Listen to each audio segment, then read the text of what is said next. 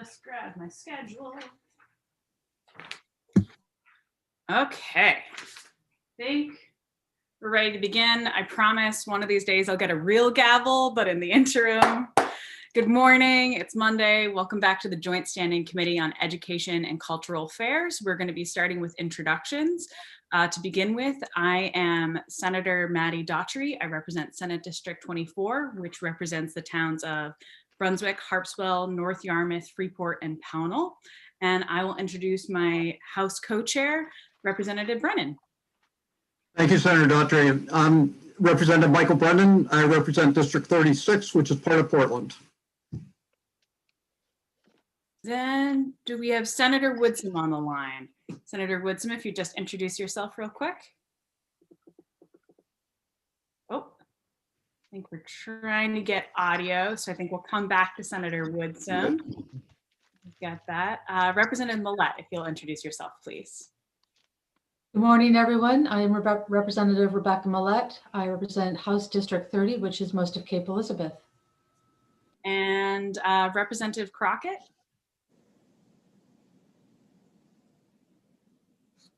Unmute first. Good morning, everyone.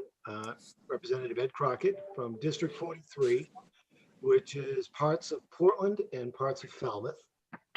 And knowing our morning group this morning is higher education, I am a proud Maine black bear. Good reminder. And then up next, Senator Woodsum, if you'd like to introduce yourself. It looks like you're connected to the audio now. Oh, you're on mute.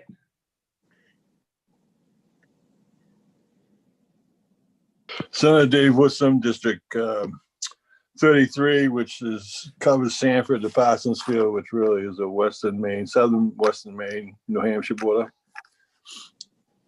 Perfect. Thank you very much. I think our introductions is our mute time test. Make sure we're all awake and know how to get it going. Representative Dodge. Good morning, everyone. Representative Jan Dodge, House District 97, Belfast, Northport, and Waldo. Thank you for being with us this morning. Representative Lyman. Good morning. I'm Sheila Lyman, representative of District 74, which is J. Livermore Falls and part of Livermore. Thank you. Representative McCray. Yes, good morning. I'm Dave McCray. I live in Fort Fairfield up in the center of the county. I represent the communities of Southeast Presque Easton, Fort Fairfield, Limestone, Caswell, Hamlin, Sear Plantation, Connor, and Stockholm, which is District 148, and I'm happy to be here. Thank you. Representative Roach. Yes, good morning. Representative Tim Roach Wells, District 7. Representative Salisbury. Did I get it right this time? You did. Perfect. I'm Representative Sue Salisbury, and I represent District 35, which is part of Westbrook. And Representative Sampson. Good morning. I represent the good people of House District 21. That's Alfred, Limerick, Shapley, Newfield, and Parsonsfield.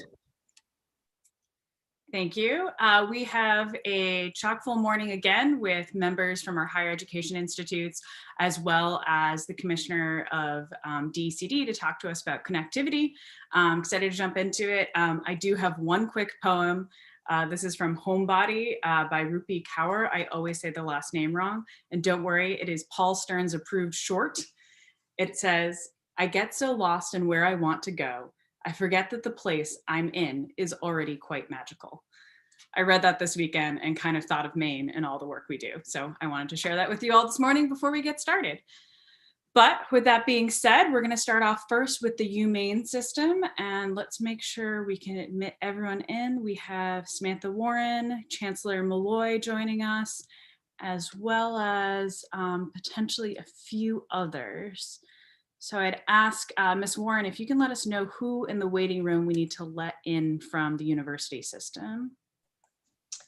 I believe it is just the Chancellor who is in. Perfect. I'm in.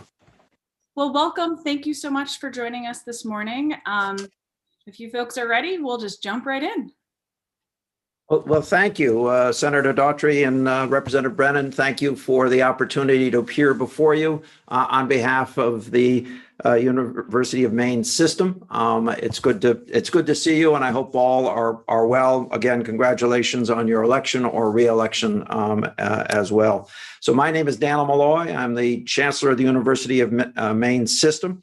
I will note that about 10 and a half months ago, I stood before this very committee and announced that our students would not be returning from points unknown after their spring break. I know that caused a fair amount of consternation amongst some of the members of the committee. But ultimately, we felt an obligation to do what we thought was best to make sure that we were not going to be people who were introducing the virus en masse following a spring break, when many of our students were planning on traveling to places far and wide, and where they were far more likely to come into contact with the virus and bring it back to our campuses first, but to the broader Maine community. I continue to believe that we acted in an appropriate way in making those decisions. And ultimately, we acted in an appropriate way in completing that semester with a completion rate that was on par with completion rates for the semester that we would normally have experienced in a non-COVID environment. We're very proud of that. We're also proud that we led the nation in reimbursing our students and adjusting room and board costs, reflecting that in their total adjustments. We returned some $12.8 million. We continued to pay, to make payments on behalf and benefits on behalf of employees, student workers, even if they were unable to work remotely. We provided pass-fail options in recognition of the extraordinary transition students, faculty, and staff were experiencing. We made rapid investments in technology to support quality distance teaching as well. And we were among the first institutions in the country to get federal CARES emergency relief to students, with more than 20,000 students receiving automatic payments of up to $675 and making available additional aid to those with further need using federal and privately raised funds. Ultimately, 98.5% of our students persisted with their classes during that semester. At the same time we were supporting success of our students, we were stepping up our efforts to serve the state as a whole.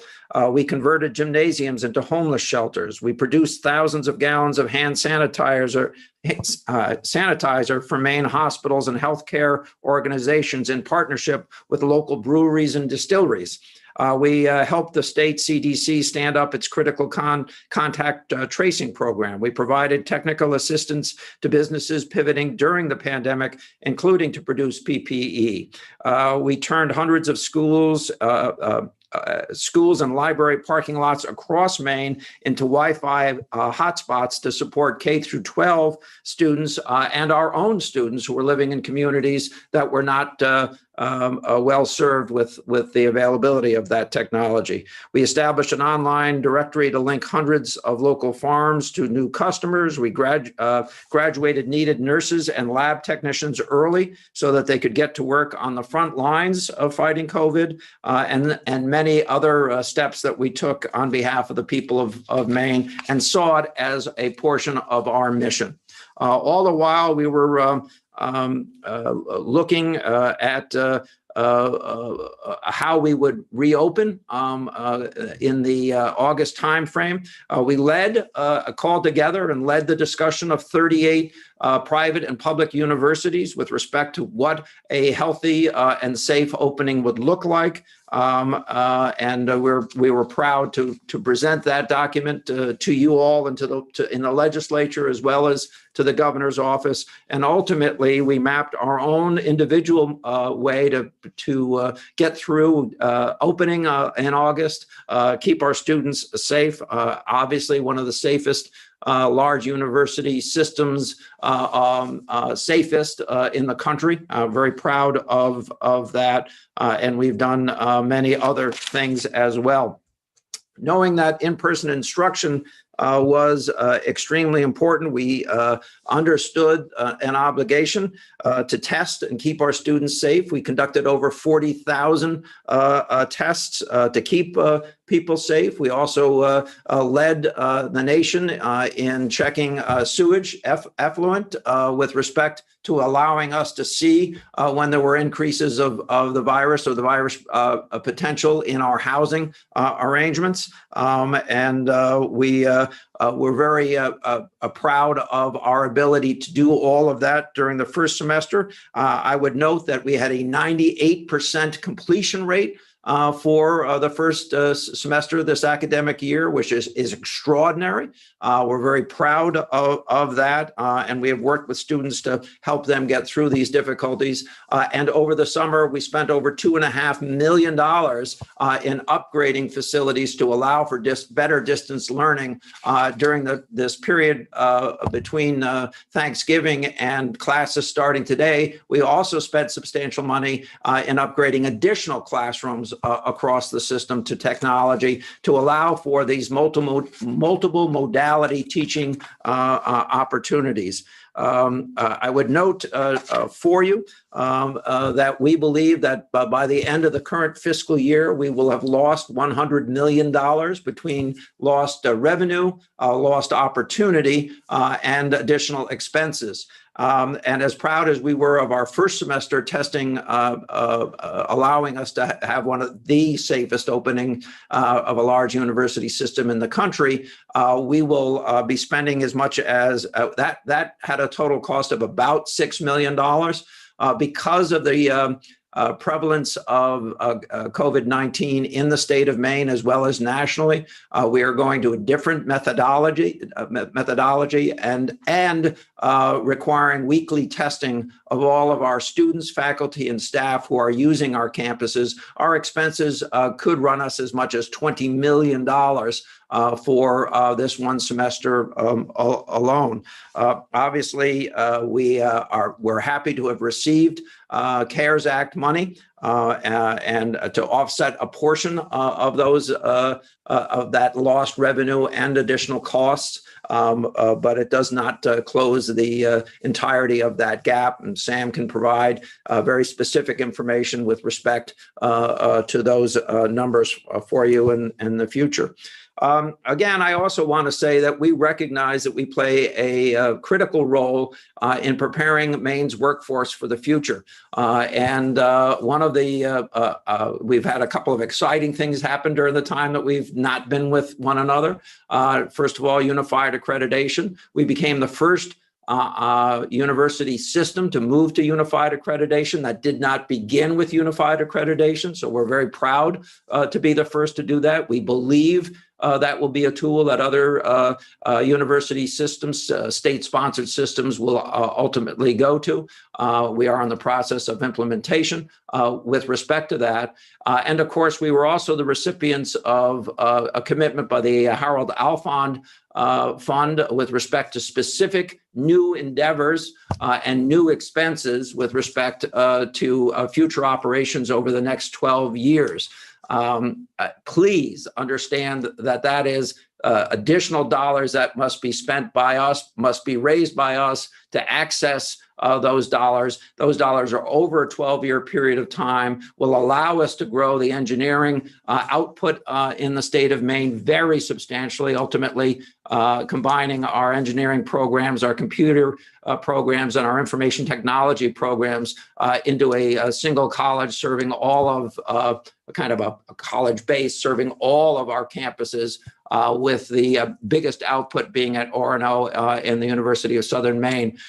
Those are not dollars that we can replace the monies that we rely on you for, or our tuition dollars and our room and board dollars that we rely on for our ongoing operations. But it is a tremendous a vote of confidence by the Harold Alfond Foundation to our university system with very specific expectations. One, I've mentioned engineering, computing, and information technology. Another is student success and retention, which we will be working on mightily. And additionally, with respect to the Maine Center Ventures, or otherwise known as our combined graduate programs, including law, and these dollars are to be expended over a long period of time. Other steps that we have taken to in the COVID experience is to make sure that we're reaching out to students who may be underserved in a pre-K through 12 system that is as struggling as hard, if not harder than we are with respect to the current circumstances. We are doing everything in our power to reach students, to help them apply and understand the significance of higher education in their trajectory, life's trajectory, including a new effort that begins this week over the next 12 weeks, where we'll actually be sponsoring events throughout the state online, interviewing students, helping them complete the FAFSA forms, helping them complete applications. We're very proud of that effort and new undertaking. That is what we're working on, and we're working with partners throughout the state in that regard. So I haven't read every word that Sam so diligently wrote out for me, because I wanted to be in a position to take questions. So Sam, I apologize not using every one of your words, but I think I've done a pretty good job of covering what needed to be covered. Ms. Warren, any comments you wanted to add before we get to questions, or? No, I again, gratitude. I hope we've made you proud, quite frankly. That was one of our driving forces, that Maine understand the significance of our institution in all of our communities throughout the state of Maine, and that we responded before being asked to rise to the occasion in helping the overall response to COVID-19. Wonderful, thank you. Any questions from the committee at this time? Representative Salisbury. Thank you, Madam Chair. Chancellor Malloy, I was wondering if you could just quickly explain to me what unified accreditation is. Sure. So historically, each one of our universities was accredited by our regional accreditor, NECHI. These are done by districts throughout the country. So we're in the New England district, if you will. That's a very time-consuming process for each one of those individual communities. But most importantly, the absence of a unified accreditation was hindering our ability to offer multi-campus offerings, or to allow a student at one campus to take a class at another campus and have it apply seamlessly toward their completion of their program. Actually, it was one of the initial concepts for setting up the system, but the system existed for the better part of 50 years without getting that done. We were able to finally get that done this past year. And are in the process of implementing it. So if you could think about it this way, a student in Fort Kent may have a desire to take a course towards their major or a minor, or just as part of their ongoing general education at a different campus in a time frame where, quite frankly, we will probably be permanently offering a lot more opportunities for multiple modality learning. We're now in a position to do that. Now, we have a lot of work to do over the next year or two to fully implement that program and to have it be as useful as possible. But we've already stood up new programs. For instance, a cooperative master's degree between multiple universities in cybersecurity, for instance, which would not have been allowed but for the fact that we were receiving unified accreditation. So now we have UMA and University of Southern Maine cooperating and recognized to grant that degree together, or to operate that program together, as an example. Perfect. Thank you so much. And Representative Crockett?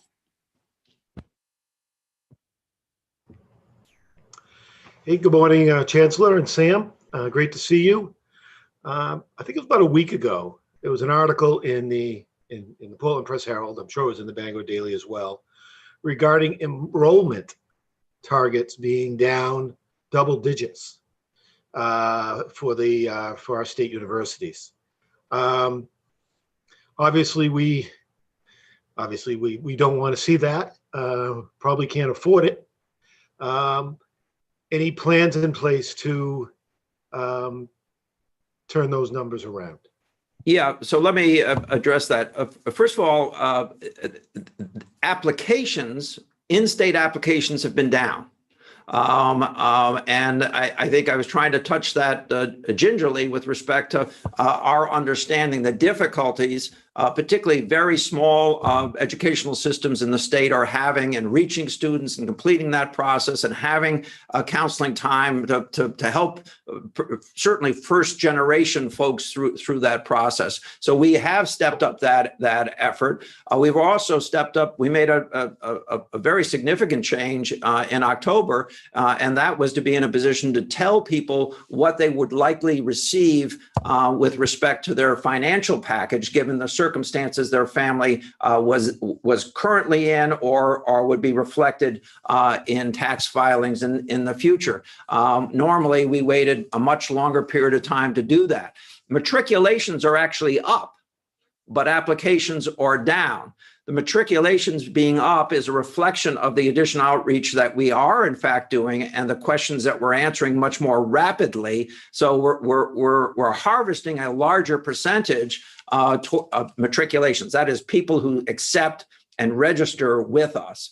What we are hoping is that in the efforts that we will conduct over the next 12 weeks, that will reach more of those students, particularly first gen students, and help them through the process. And so that's a specific effort that we're coordinating. Understand that we performed amazingly well in total numbers with respect to opening in August, where we were down about 0.2 or 0.3%, which is very at variance with the national average and certainly at variance with other higher educational institutions or systems. A part of that is an uptick in graduate programs, students whose progress in their career may have been interrupted by COVID-19, deciding to take graduate programs. So we did see a larger decrease of perhaps 2% with respect to undergraduates, made up for most of the way by expanding graduate programs. Really what we're struggling with right now is the difficulty that pre-K through 12 systems are struggling with throughout the state, and we are stepping in to help. Thank you, Chancellor. Representative Millett. Thank you, Madam Chair. If I may, this is actually not COVID related, but so I preface this by saying this is kind of coming out of left field, so I don't expect answers. It's kind of a request that we have these conversations at some point. There were a number of MEPRI reports that came out this fall and summer that dealt with teacher preparation and teacher supply. I think we are all very aware of the headlines around teacher shortage and the fact that many of our schools are shutting down for the lack of teachers. And so there's the Grow Your Own programming that they dug into and basically said Maine doesn't have any or any sort of real substantial statewide resource support for this work. I believe that the UMaine system may have some participation, but not anything that's statewide. And I'd love to hear more about that, as well as the report on Maine principals' perceptions of beginning teacher preparation. There was it was noticeable that principals repeated in different fashion in multiple ways the need for more teaching experience before they hit the classrooms. We've had this conversation around some bills that I've introduced around supporting our teachers with salary and prep. And I would love to hear again what UMaine system might be thinking in terms of ways that we could provide our new teachers with stronger class management skills, because that has been identified by our principals and our administrators over and over again, and our educators, I think, would say as well. There are obviously other aspects about mentoring and all of that, but that's for our superintendents and principals to discuss. So I thank you, Senator, for allowing me to bring this up. I definitely don't expect, Chancellor, that you address these this morning because this came out of left field, but I got you here, so I just wanted to raise this up. Thanks so much. Well, we'll get you a more detailed answer. Obviously, Maine has a shortage of teachers, even though we have about 2,000 people in educational programs. Imagine how bad the crisis would be if you didn't have the programs that we have at UMaine and Southern Maine and Augusta and out in Farmington. And almost all of the doctorates represented throughout the system, the pre-K through 12 system, the doctorate degrees are actually supplied by one of our universities as well. So we do play a major role. I would say that some of the difficulties, quite frankly, are based on the and I don't want to be political, but we lose some of our in-state talent to other states based on payment and job availability. And I'm not getting political, but that is a case that people that we're educating can find jobs in any of the 50 states, and so we have to understand that. We are attempting to stand up those efforts. I would also say that we look forward to working with more superintendents with respect to creating the availability of additional learning opportunities in classroom and related, even if not formally. And we would welcome that opportunity in the future. But Sam will get you some additional information, and I take to heart everything you've said, and has spent a long time of my other careers involved in education and improving outcomes. Thank you. Any other questions? We have probably time for maybe one more. Seeing none, going once, going twice. I want to thank you so much, Chancellor Malloy, for taking the time to meet with us this morning. I'm sure this is just going to be the first of many meetings. And thank you, Ms. Warren, for the materials that you've sent us as well. We look forward to being partners and talking more. So thank you. Great.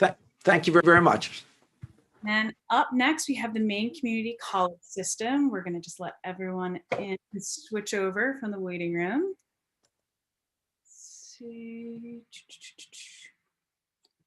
Make sure I have everyone. Just need Janet. Okay, give everyone a chance. I think we have Chancellor Dagler. Let's see, do we have everyone from the community college system that we are supposed to have on the table? Yes. So giving me a nod, and let's just jump right in.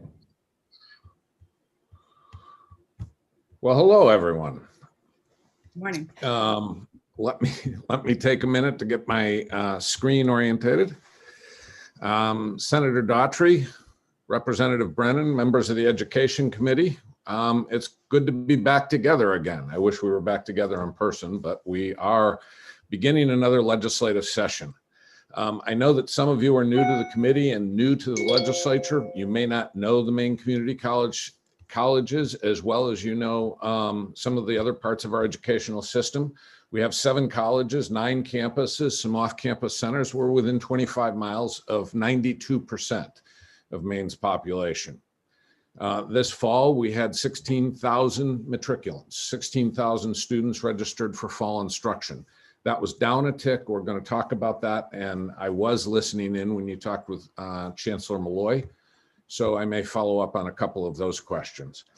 I have asked the Chief Academic Officer, Janet Sorter, and the Chief Workforce Development Officer, Dan Bellier, to join me to explain those programs, to go a little bit more deeply in some of our academic work and the work that we're doing through the Maine Quality Centers, including the work that we've done as we have responded to this pandemic. Before I turn to Dan and Janet, I do want to talk a little bit about what shaped our COVID response last fall. We felt that we needed to step back and make sure that we focused on keeping our campuses, specifically our faculty and staff, as safe as humanly possible. because without them, we could not serve our mission of educating tomorrow's workforce. We then focused our attentions on making sure that we fulfilled our mission and we continued teaching and learning. And our third priority was, it's just part of our DNA to be as fiscally responsible as possible.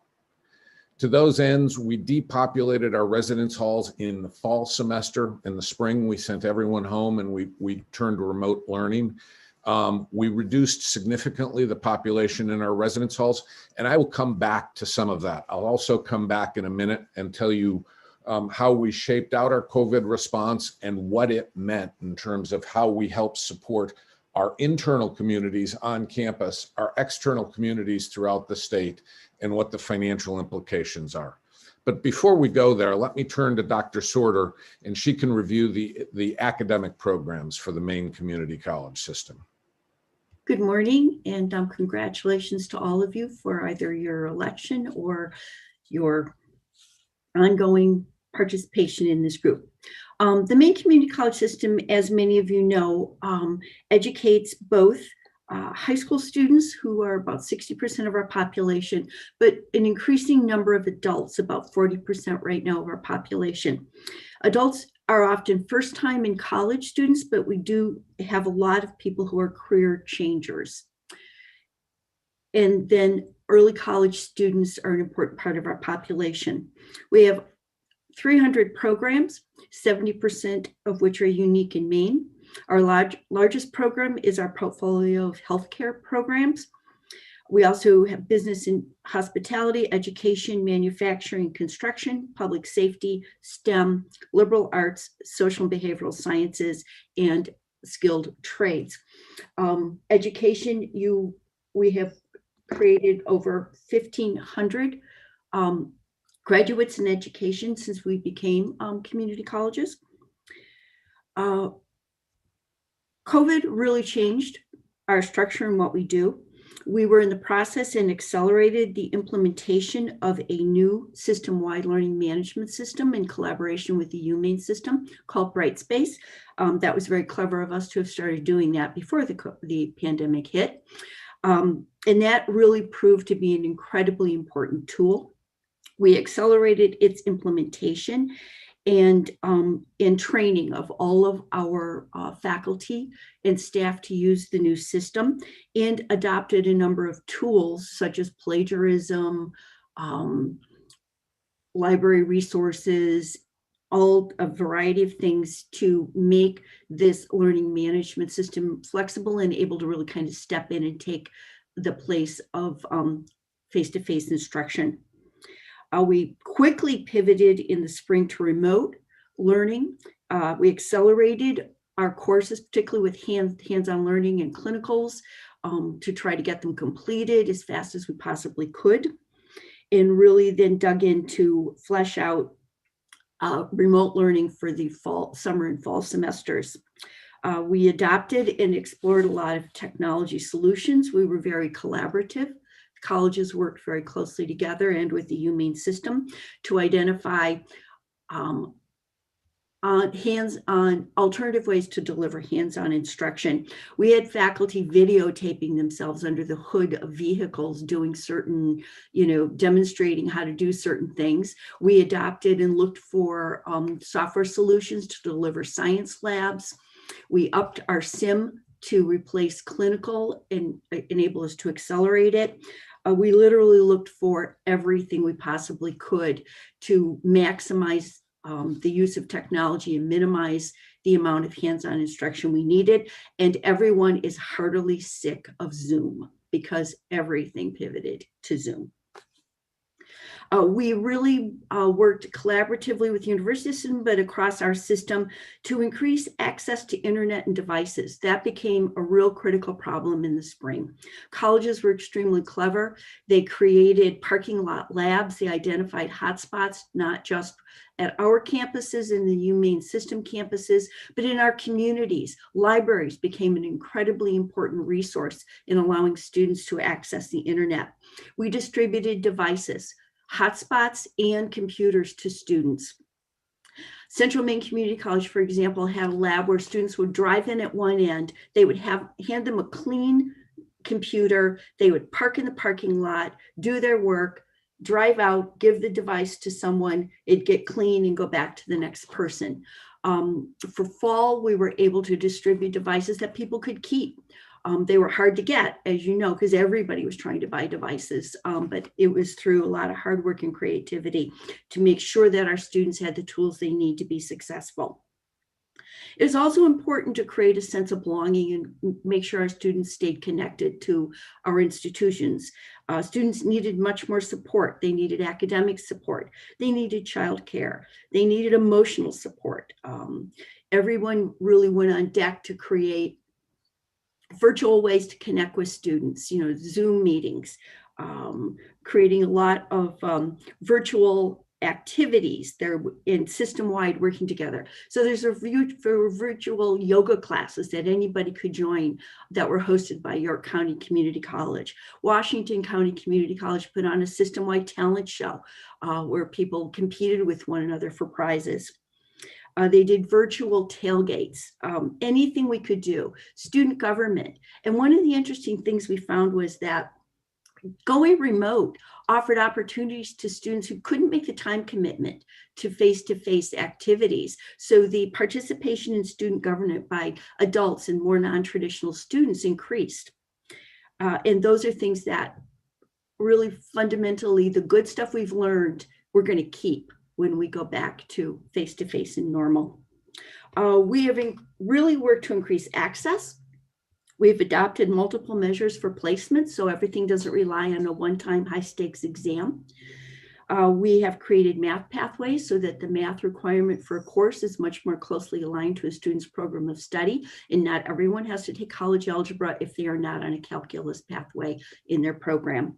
We are developing career pathways in collaboration with our high school and CTE partners and with the university system so that students can get onto a pathway and narrow it further and further to the area of study that they will eventually focus on and not lose credits.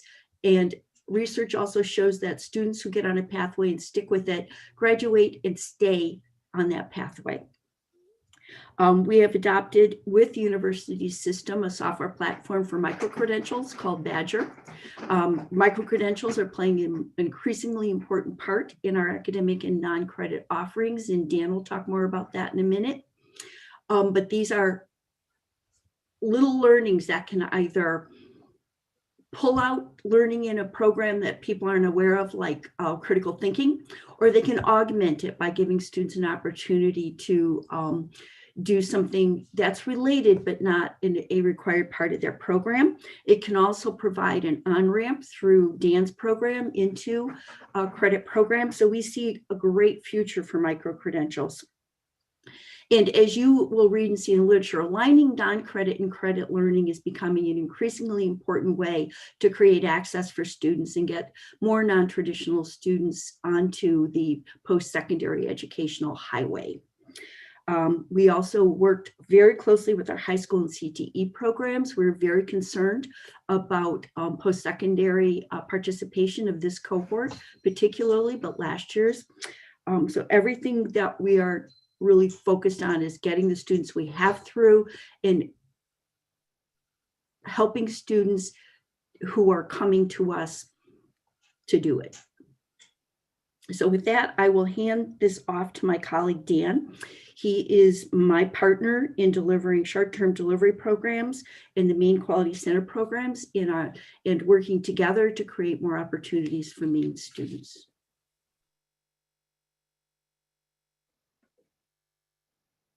I think you're on mute, Dan. You're on mute, Dan.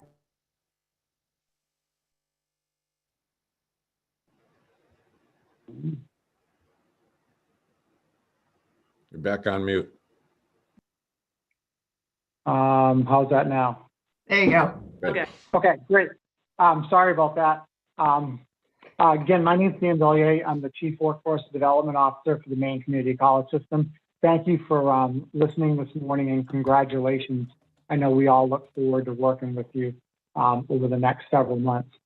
A couple things that I'd like to go over with you folks is the work we've done starting last year in April as COVID-19, or actually March as COVID-19 took us over. I manage the Maine Quality Center program, and we have a number of short-term training programs that we work through every year. Currently, right now, we have about 110 workforce projects happening across the state, from Wells, Maine, all the way to Presque Isle, all the way back across to Calais. In April of last year, through the governor's executive order, we quickly pivoted to a number of COVID-related training programs. And we started 47 programs in areas such as insurance billing and coding, medical specialist, drug and alcohol counselor, dental assistant, behavioral health, and a number of the medical terminology, and a number of online programs help those folks who are adversely affected by COVID-19.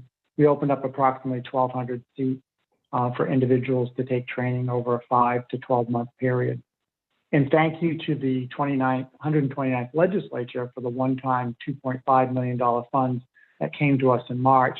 That allowed us to be responsive during COVID-19 and launch a number of programs that are currently either finished or ongoing. And those areas are certified nursing assistant, medical assisting, LPN, EMT, advanced EMT, pharmacy tech, phlebotomy, and there's several others. We're actually working on a surge tech program right now in southern Maine and in central Maine.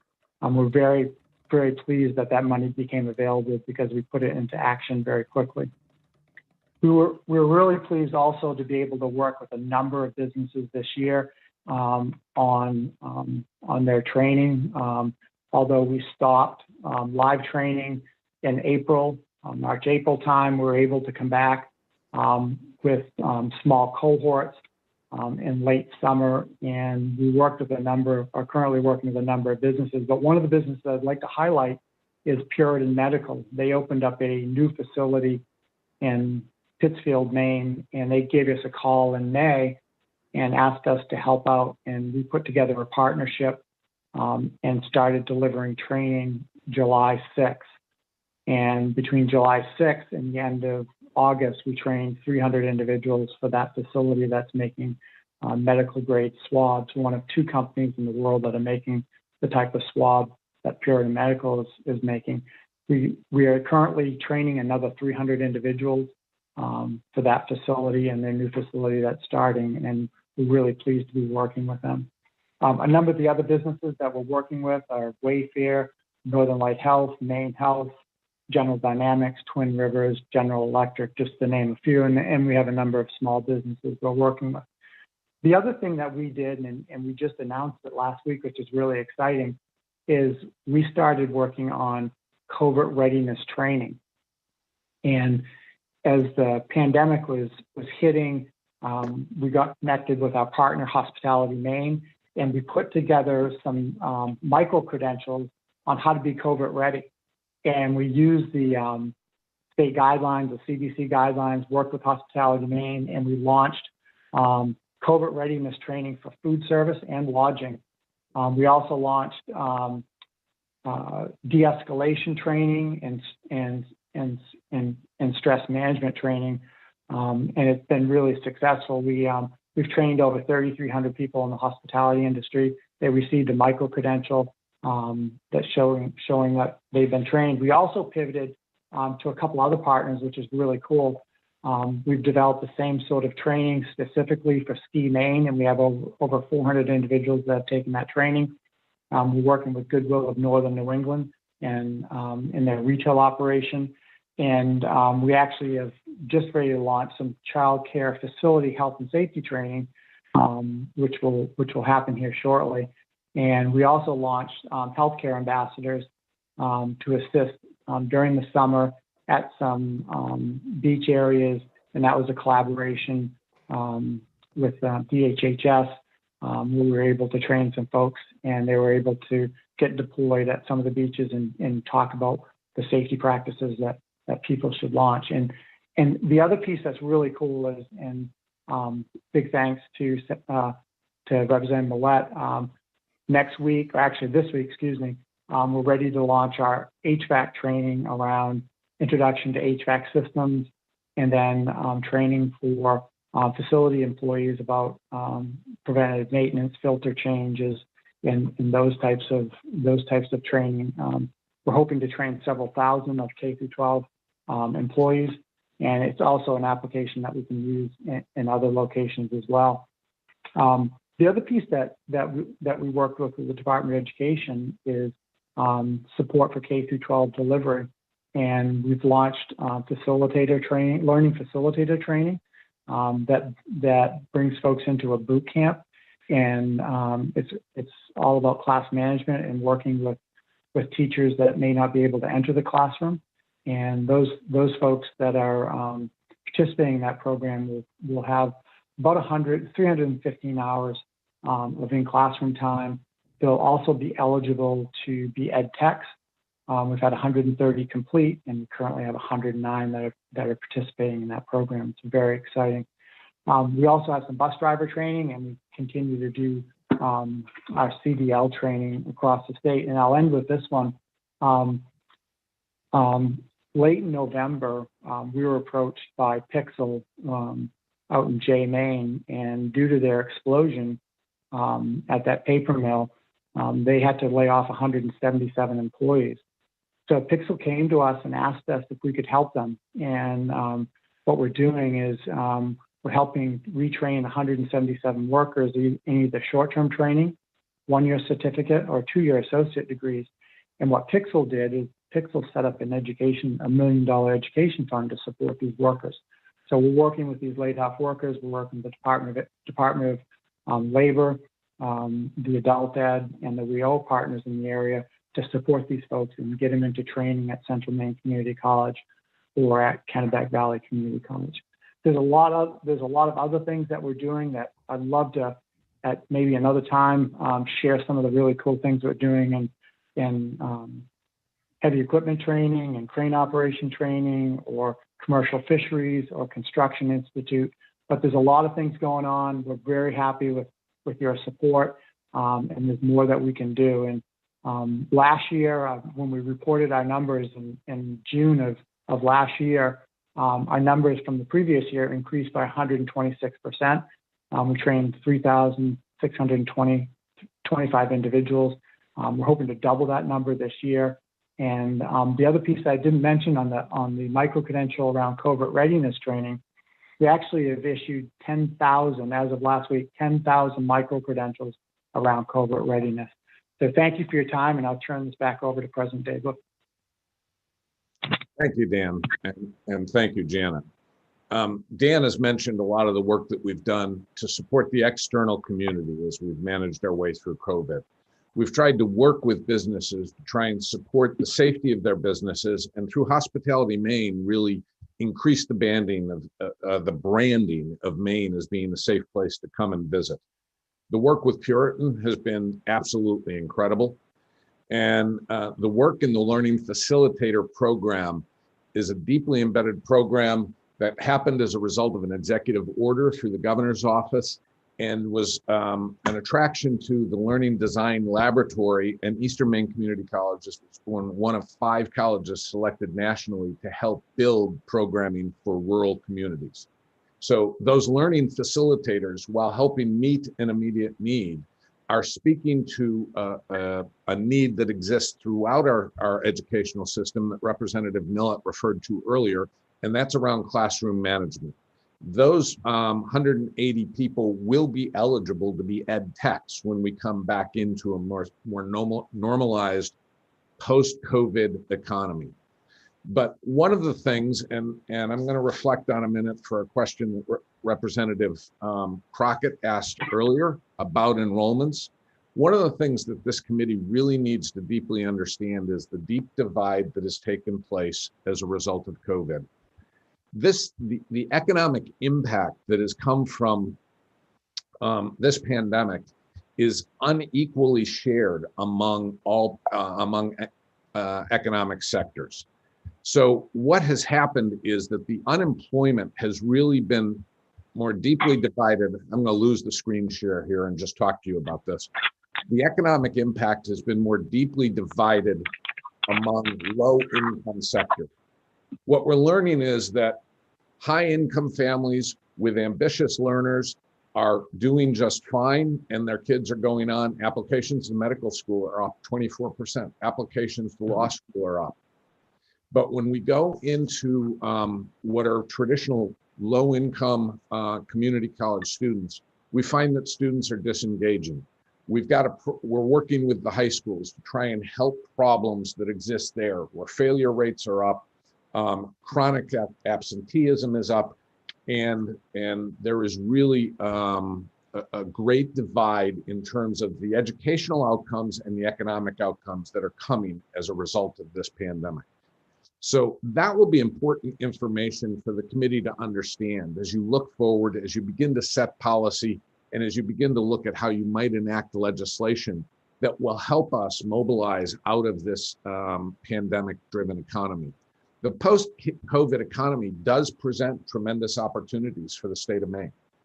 We have actually managed the pandemic better than most states in the country. Maine's infection rate is still the second lowest in the country. Our vaccination rates are in the top 10 in the country. If we can step out sooner, if we can invest in our workforce and stabilize our businesses, we have an opportunity to reposition Maine in this economy.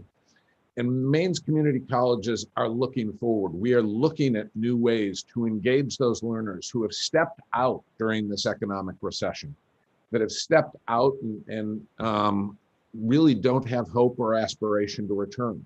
We're looking at new ways to bring them back in. We're looking at tying Dan's short-term training programs into Janet's longer matriculation programs and using that as a new on-ramp. We're working and focusing our efforts in building a healthcare economy, in building a sustainable energy economy, in building the education workforce, and in building out and improving the traditional occupational trades. And if we can do that, and if we can do that well, we stand an opportunity to really leapfrog other economies as they come out of the recession that's been driven by this pandemic.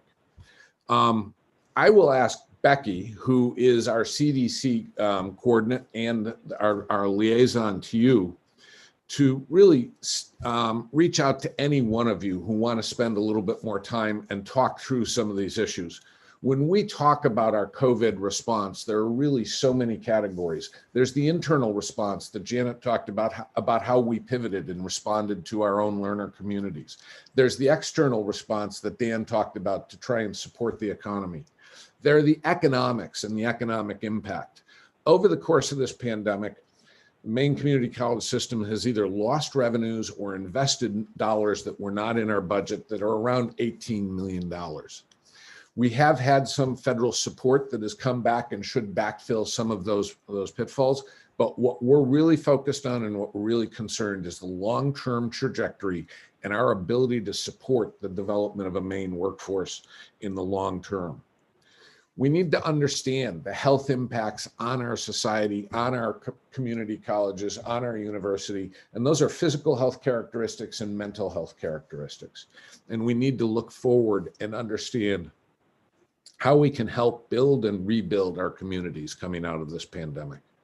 So with that, I'm happy to pause, answer any questions, and open the opportunity for you to reach out to Becky. Becky will reach out to you, and we can have deeper conversations in the areas that interest you the most.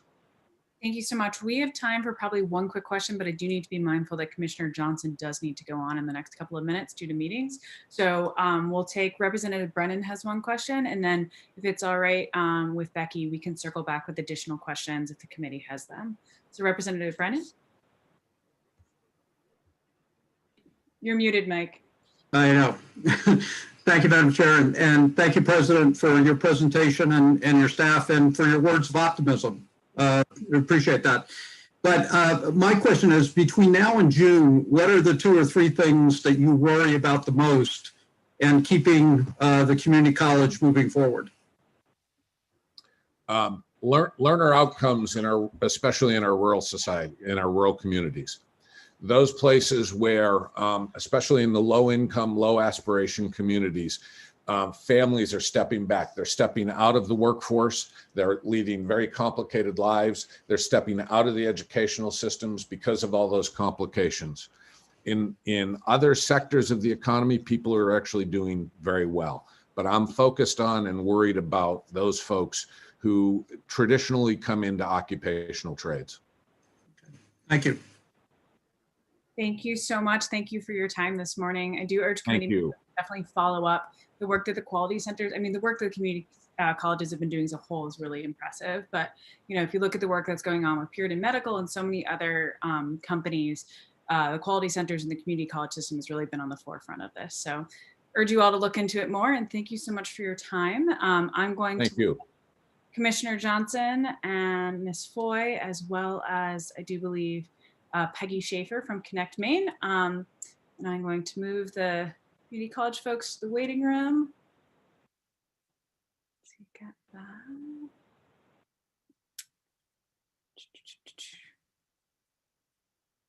Gotta be a faster way, like to hit some like hotkey or something that makes us go faster. With that, Commissioner Johnson, Ms. Foy, I don't know who wants to go first, but if we want to just jump in to be mindful of your time, and welcome. Great, good morning. Thank you, Senator Daughtry, Representative Brennan, and distinguished members of the Education and Cultural Affairs Committee. My name is Heather Johnson, and I'm the Commissioner of the Department of Economic and Community Development. It's good to see many of you again this session. Nice to get started back. Senator Daughtry, do I share my screen? Is that the easiest way to do it, or will somebody? That's totally the way to go. Okay. See if we'll, let's see, here we go. Great, so we sent over some information. I think Peggy Schaefer will be joining us as well. Peggy is the director of the Connect Maine Authority, and so, oh, there she is. So Peggy and I will walk through some thoughts. I think the discussion was intended to talk about the Connect the Kids program and connectivity in general for students in Maine.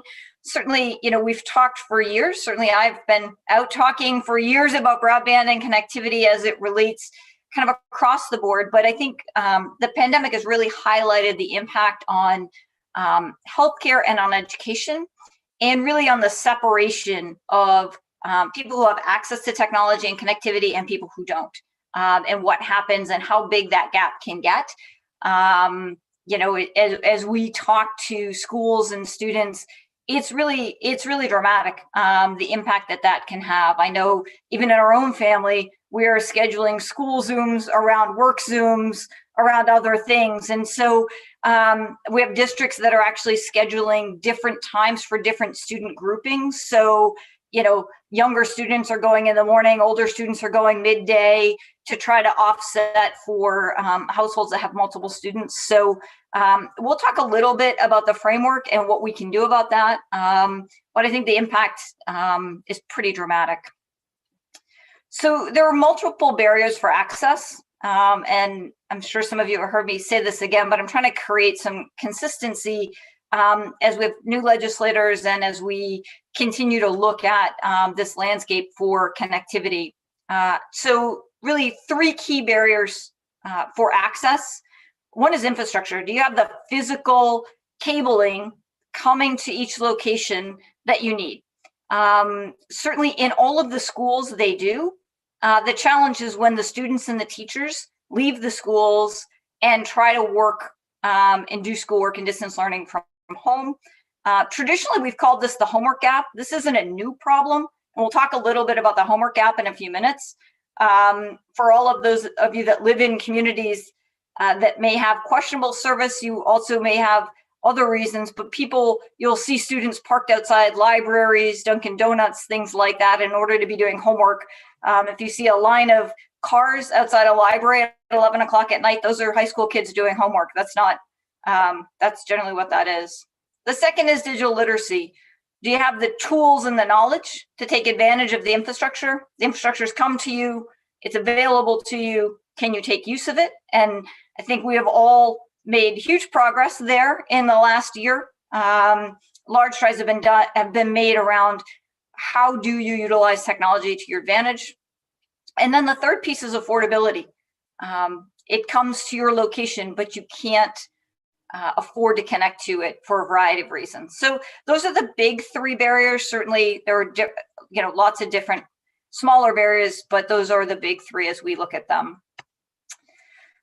So the Connect the Kids program, at the end of last year, at the end of October, Connect Maine was given some CRF funds to go work to connect students.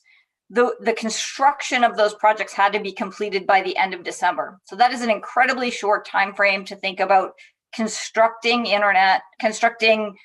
projects to bring internet to homes. And this is just a good example of part of what happens. So the poles are owned generally by either a large utility, so CMP or Versant, and in some cases by Consolidated.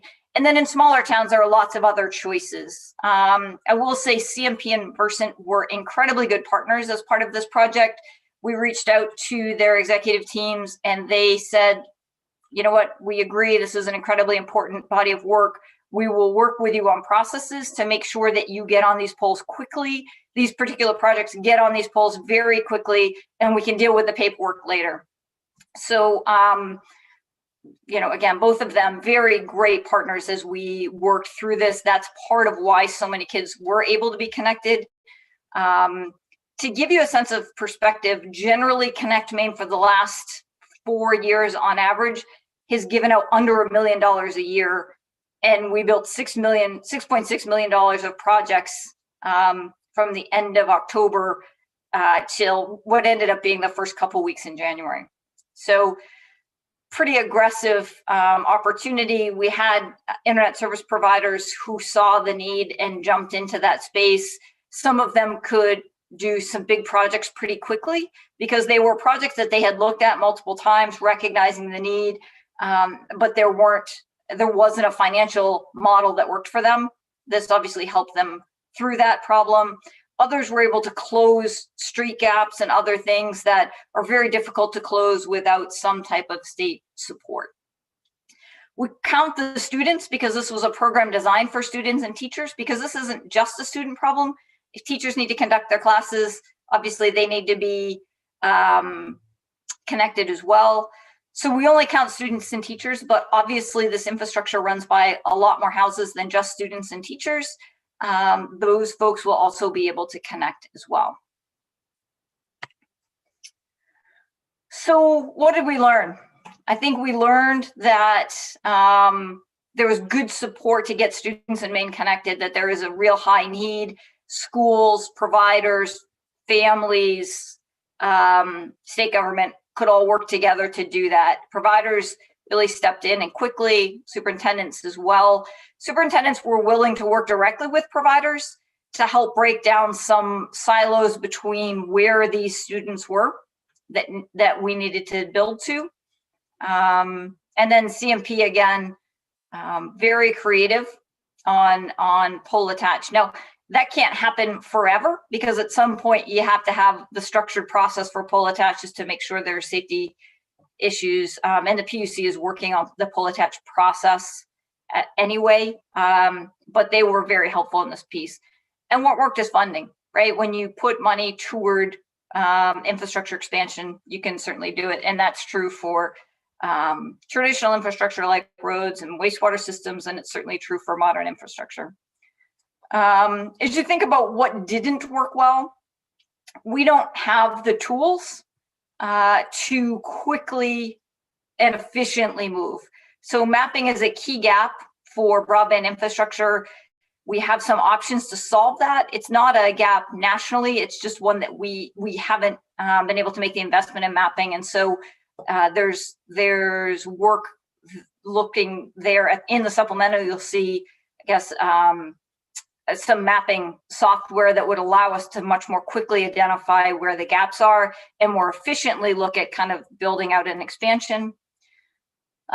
We should be looking at a federal strategy around funds. There are funds coming from multiple places at the federal level right now, and we expect a significant amount of money broadband money to be available at the federal level that we will have to go compete for. In order to do that, you need the right tools and you need a plan to be able to act quickly.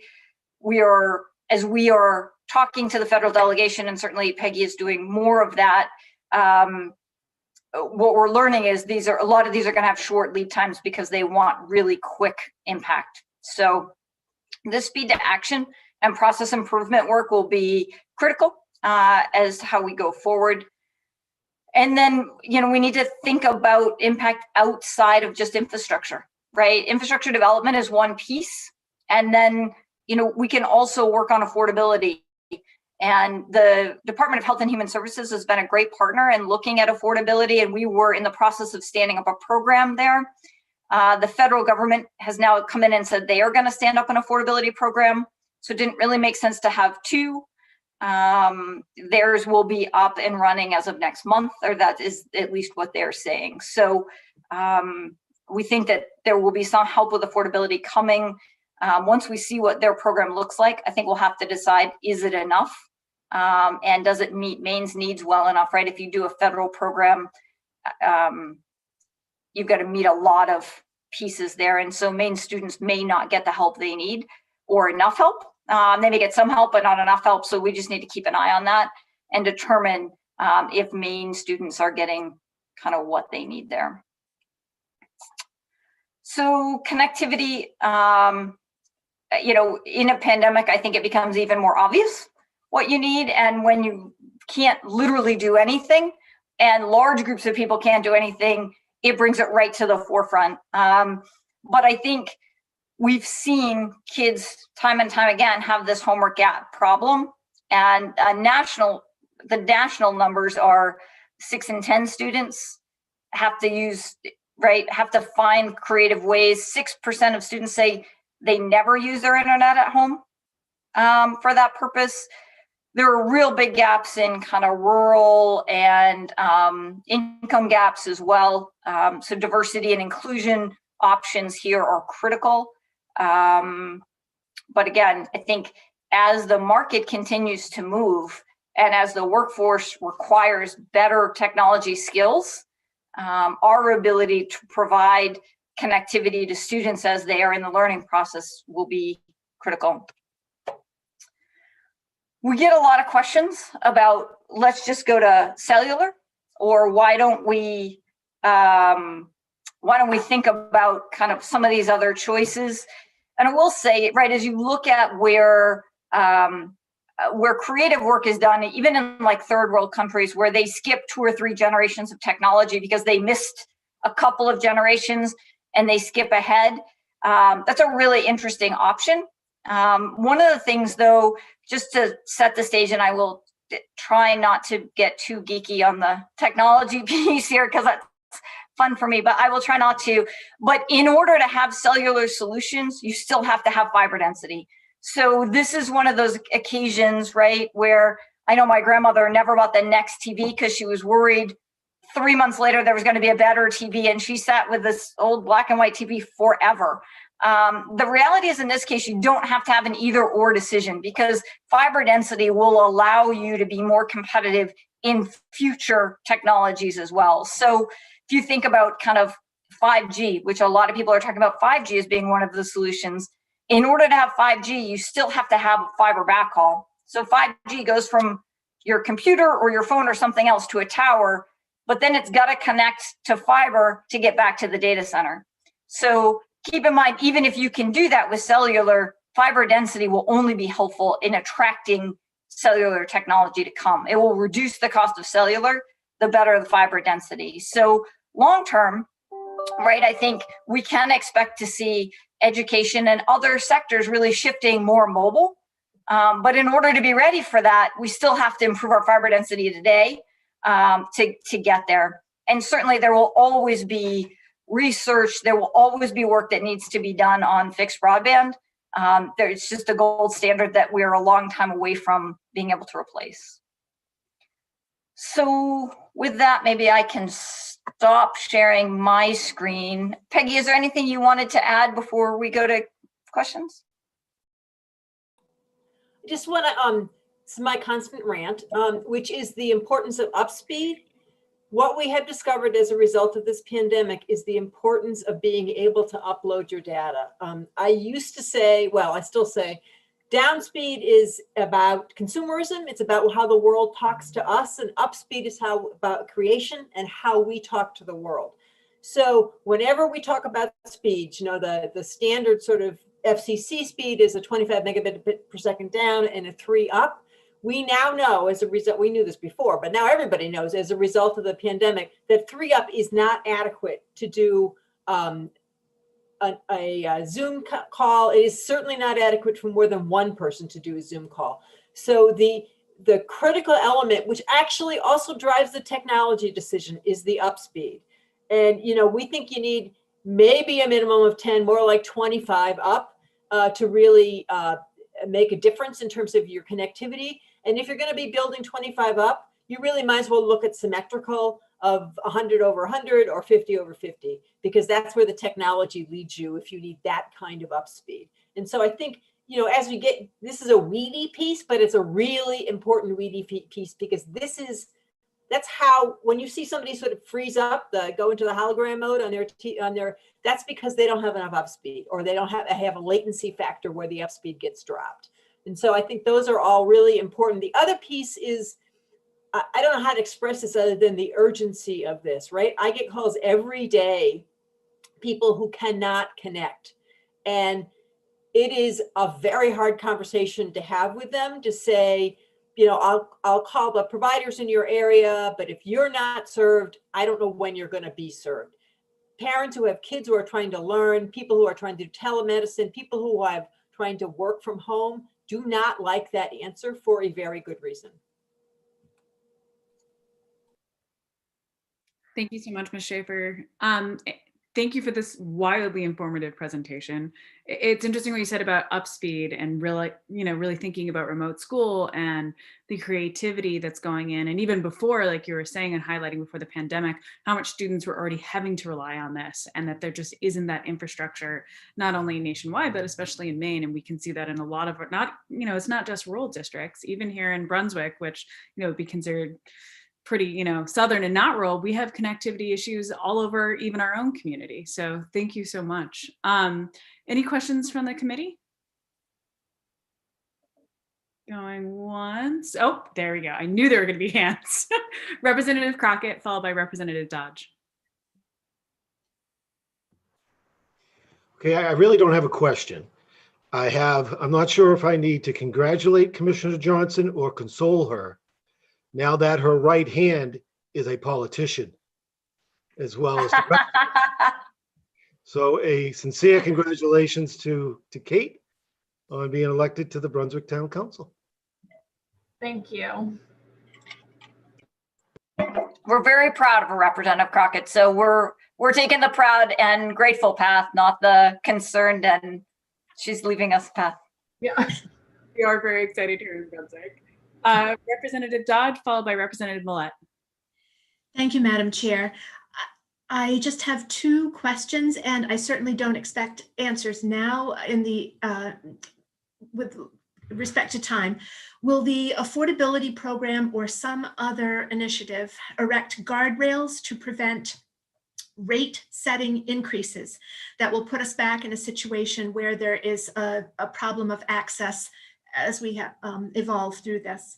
Second question, is there a protocol for legislators so that we may advocate for access in our area? Thank you.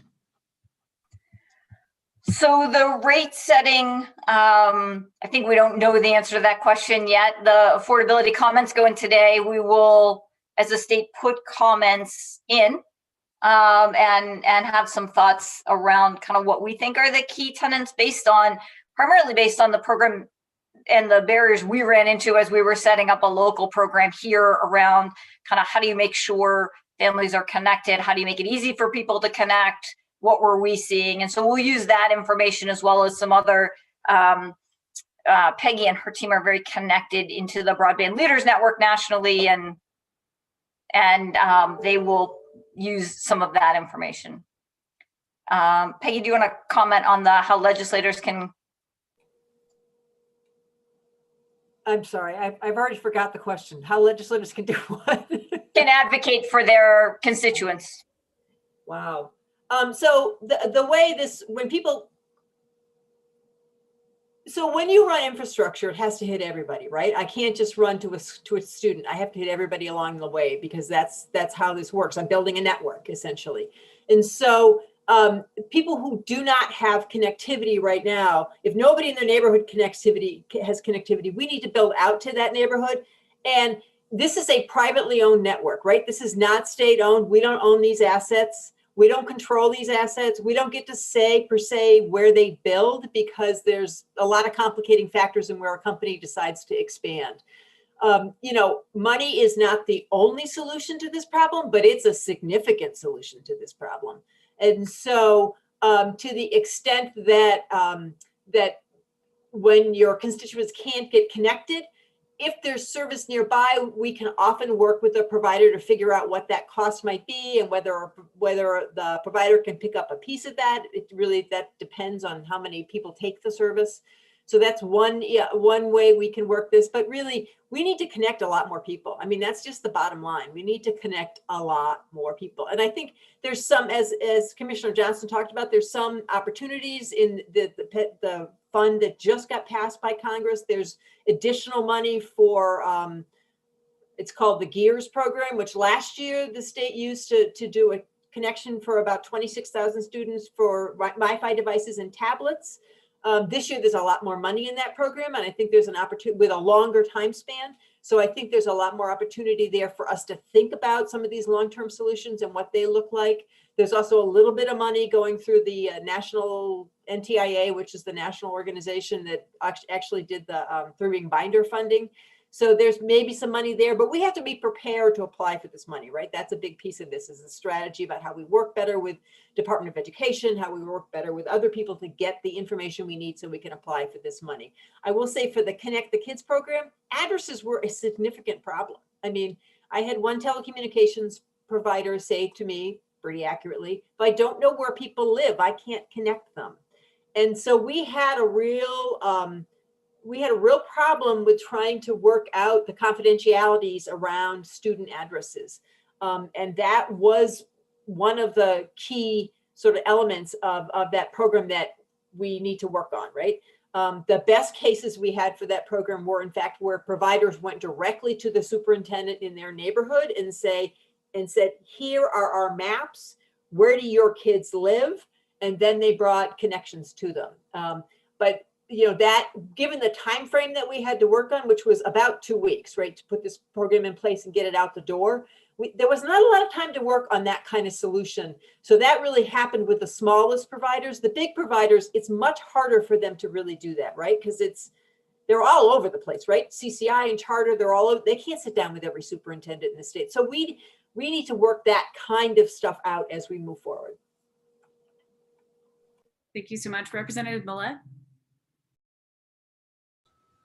Thank you, Madam Chair.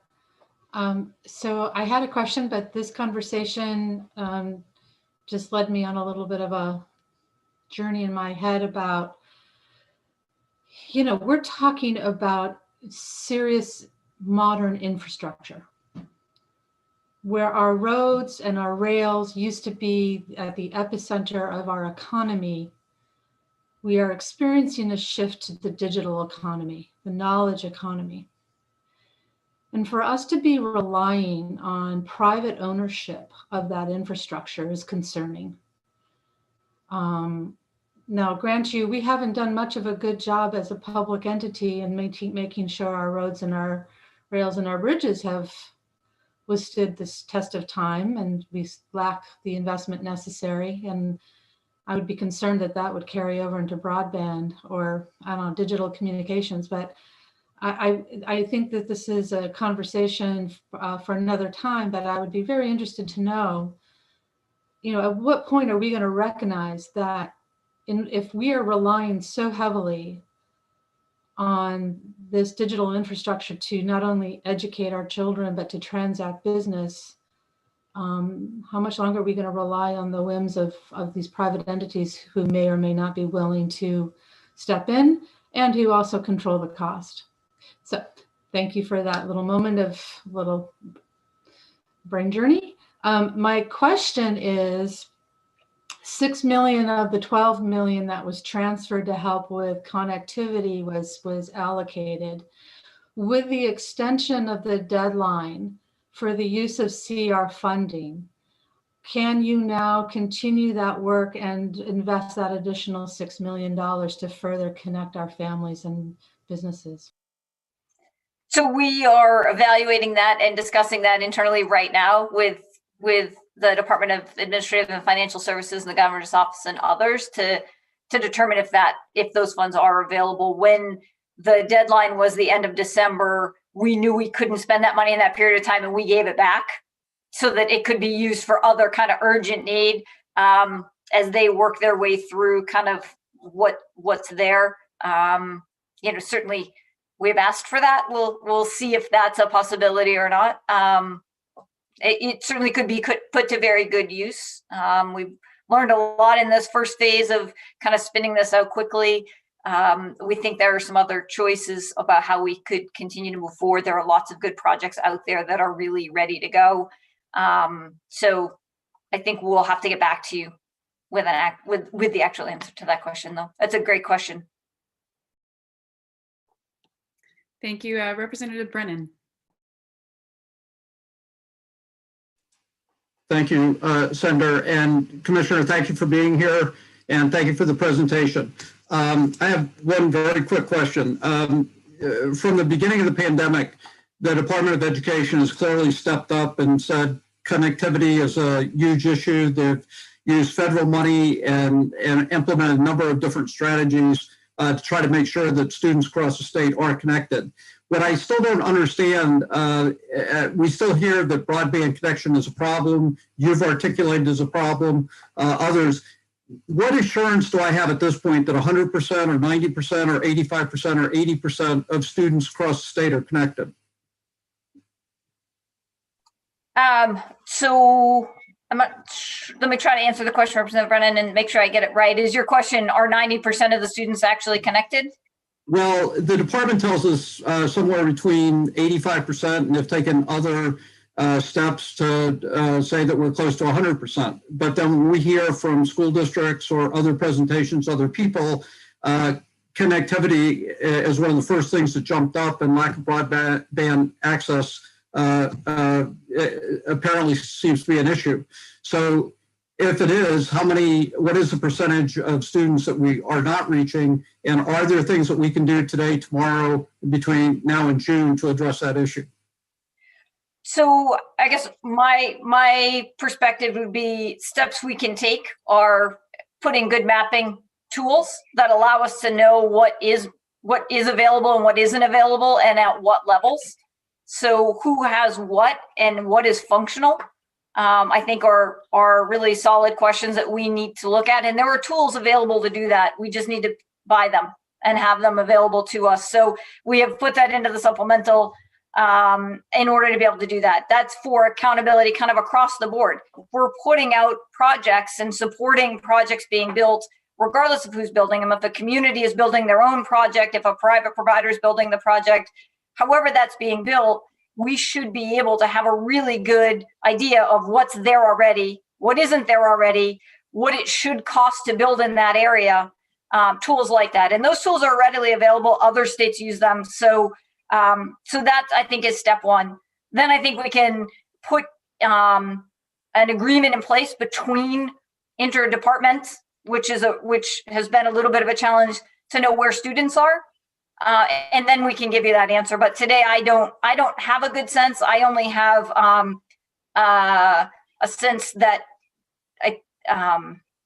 of the students that we talk to at Connect Maine and at DECD, and of the districts that we talk to, it's a challenge. We know students are sharing and going to libraries and going to YMCAs and trying to find other solutions, right, to make sure that their students are connected. So if the question is, are people finding creative solutions to get there? I think the answer probably is yes. But I think broad ubiquitous access doesn't exist, and it doesn't exist effectively. If you look at how both students and business people are, and healthcare, all of that is happening in our state. You're seeing very creative solutions. As I look around, it looks like everybody here can work in remotely, which is good. I will say there are times you're on these calls and lots of people are in different places, and they're in different places because they can't be where they should be or where they choose to be. And that's, Maine shouldn't have to operate that way. Back to the modern infrastructure piece, if we want to have modern infrastructure, you need to be able to just create access wherever you are. So, sorry, Representative Brennan, I don't think that's a great answer to your question. I don't know the answer. I don't think the answer is actually knowable without good tools.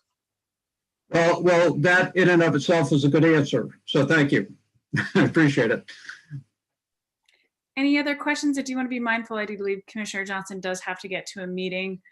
I'm not seeing any hands going up. So I just want to thank you all for coming this morning. I think this was a great example of how policy and committee work doesn't exist in a silo, and that oftentimes there's sort of, interdisciplinary items. And this is especially one of those that, getting this connectivity and this infrastructure will benefit all areas in our state and all types of policy work. So thank you for taking the time this morning. Absolutely. And thanks for having us. This is a really critical discussion that we look forward to working with you throughout the session. Absolutely. Thank you so much. Thank you. Hi, thanks everyone. Okay, up next we have Maine Maritime. Let's make sure we've got everything here. See, President Brennan has joined, so let's just give him a split second to get settled. I do just want to say that, if you do have any questions, if you're mulling over something that came up in a presentation, please send your questions to, Representative Brennan, I, and Hillary, and we can try to make sure that we get you those answers at a later date. And with that, I think we're ready to start. President Brennan, do we have you on the line? Ah, there you go. Perfect. Good morning. I think it's still morning. It's morning in my world, Senator Autry and Representative Brennan. It's nice to see all of the members who have returned, and it's a pleasure to meet those of you who are new to the legislature and to the committee.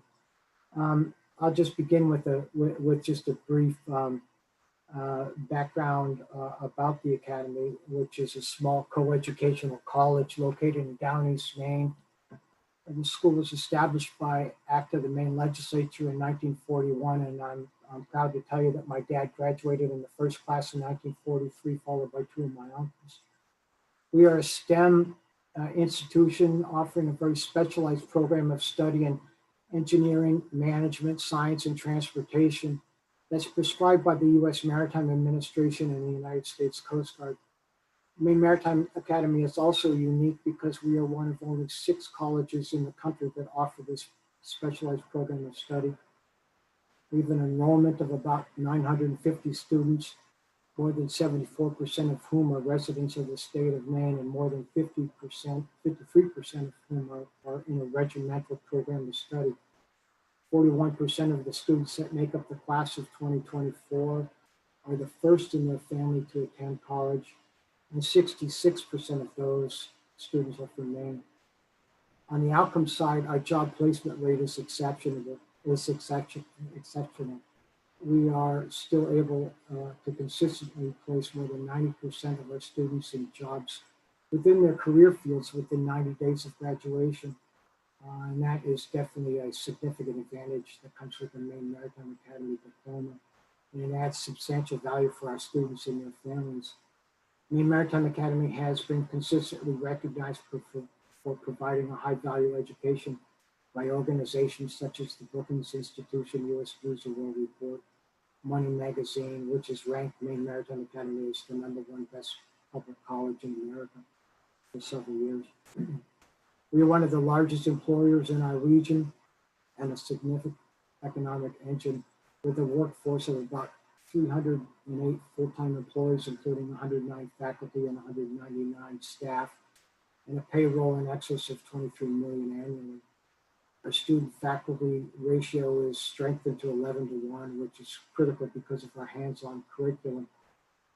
Given the nature of our specialized form of education, the majority of our students are in a compulsory drug testing program through the requirement of the licenses they seek upon successful completion of their studies. Our students are focused and driven, and in many respects, that helps define us and set us apart from other colleges. 36% of our student body made Dean's List last semester, and many of our students are active in local community volunteering in the local elementary school, in the fire department, hours, EMPs with the local ambulance corps. Much of our experience during the pandemic is similar to that has been described by Chancellor Malloy and President Dayberg, although at a different scale. Nevertheless, the specialized nature of our program, as mentioned previously, has created some unique challenges for us. The United States Coast Guard regulation of our program requires what is referred to as competency-based demonstration of proficiency. That means that a student must demonstrate to instructors that they can perform the function or process subject to the aspects of the curriculum. Federal statute links the receipt of the baccalaureate degree to the successful completion of the Coast Guard's license requirements.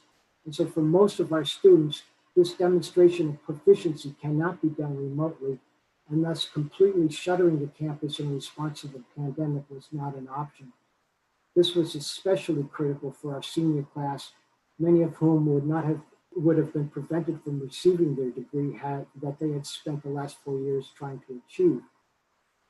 We've been extremely creative in developing a means for our students to remain on track. For example, the annual sea semester aboard our 500-foot training ship could not be conducted as usual this past summer. Working in partnership with Puritan Medical Products and Jackson Labs, we were able to develop a testing protocol that enabled the use of the training ship for our senior class who achieved the necessary sea time to graduate. Planning for the sea semester has been among the most challenging challenges that we continue to confront, and it will continue to be the case as we try to provide all of our students with the sea time that they'll need. And this will likely cause us to alter the academic calendar and other aspects of the curriculum to enable to add a couple of 3 cruises within 1 year. Of course, managing a higher educational institution in the face of a pandemic is fraught with many challenges, least of which is the impact upon enrollment. Last March, our new student deposits for the fall of 2020 were 10% ahead of the previous year. We anticipated a much larger class based on those early numbers, but by April 1st of last year, we fell 10% behind deposits from the previous year. Student who requested refunds cited financial pressures on their families caused by the virus. On September 1, the incoming class was 20% smaller than the previous fall. And this, of course, will have an impact upon our operation and upon our revenue throughout the next 4 years. Returning students also cited financial concerns as well as worries about remote learning when requesting a leave of absence. A lower percentage of sophomores and juniors retained compared to previous years. Overall, our fall enrollment was 7% lower than in previous years, and it's not yet known what the impact of COVID will be on our fall 2021 recruitment. While we've been able to reach more students geographically through remote engagement, our population often relies upon on-campus visits to make their final decisions. And while we are doing limited in-person visits, we cannot hold our usual open house events, nor can we travel to visit students in person. And furthermore, our ability to give merit scholarships for qualified students was limited this year by financial constraints caused by the virus. The impact of the virus upon our fiscal situation has been significant. Maine Maritime Academy has experienced a $6.1 million financial impact to operations from a decline in enrollment, implementation of safety measures which forego revenue in order to reduce density in student housing, classrooms, and labs, and cancellation of conferences, clinics, and fundraising events. This decline represents approximately 15% of our annual operating budget. The impact Also includes unplanned costs associated with student and employee testing, purchase and distribution of PPE, infrastructure renovations to enhance social distancing, disinfectant and sanitization, and IT requirements to support remote instruction and overcoming disruptions to instruction from COVID-19. MMA experienced unique expense in order to conduct the operation of our training ship, as I pointed out last summer, and the delivery of makeup classes in order to keep students on track. With respect to emergency funding we received last March, we were approved for a $3.8 million PPP loan to cover 10 weeks of salary and payroll expense during the campus shutdown. The state of Maine awarded $800,000 of coronavirus relief funds to MMA toward reimbursement of costs to test students, staff, and faculty, quarantine housing, purchase of PEEs, IT costs, cleaning and physical distancing, and work to improve air quality and ventilation in our dormitory. With respect to the other relief funds that became available over the past year, MMA received CARES Act Higher Education Emergency Relief Funds of $876,000 that was entirely directed to students intended to offset costs associated with the disruption of instruction. And the Academy received $1.2 million in instructional funds to offset revenue losses, enhance the delivery of remote instruction, to fund temporary additional expenses to reduce class size and enhance student faculty safety. And we also received $166,000 from the Federal Maritime Administration in association with the operation of our training ship. So that in essence is a thumbnail sketch of the institution and the impacts of the pandemic upon us. And I'll stop here and stand by to respond to any questions you have. And I thank you in advance for your courtesy. Thank you so much, President Brennan. Are there any questions from the committee? Waiting.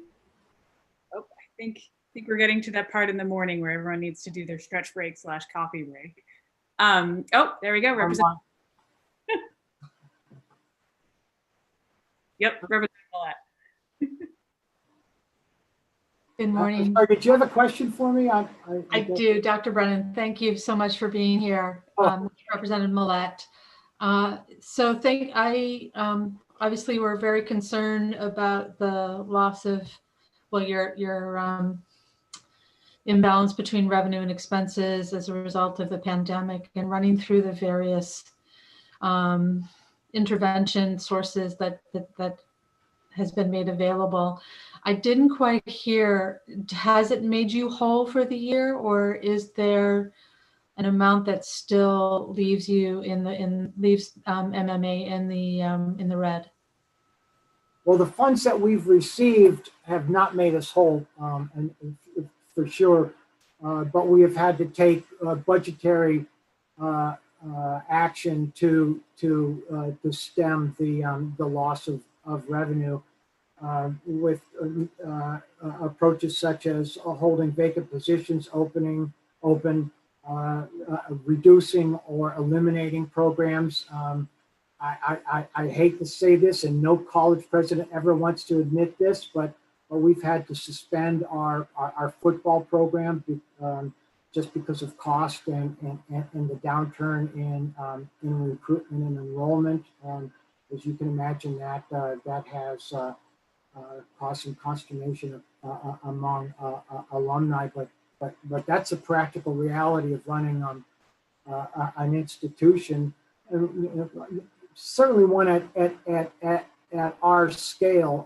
There's far less availability of rejiggering resources that might be available in a larger institution. So we have a lot of experience in trying to manage close to the bone, and we continue with that. Thank you for the question. Thank you so much. Any other questions? I think that that's it for questions from the committee. I want to thank you so much, President Brennan, for taking the time to meet with us. And I think I imagine things were probably pretty hard with the education and rigor of MMA, and my eyes have definitely been open on how difficult it's been on your institution. So we look forward to working with you and helping you in any way we possibly can. And thanks for bringing this even more to our attention. So thanks for joining us.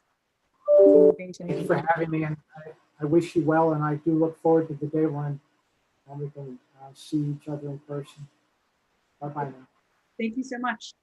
And building off of our prior conversation, my internet just flagged itself as unstable. So if I disappear, that's what's going on. We're waiting for, I think Dan Walker was supposed to be joining us from Maine Independent Colleges, but we do have, let's see, this.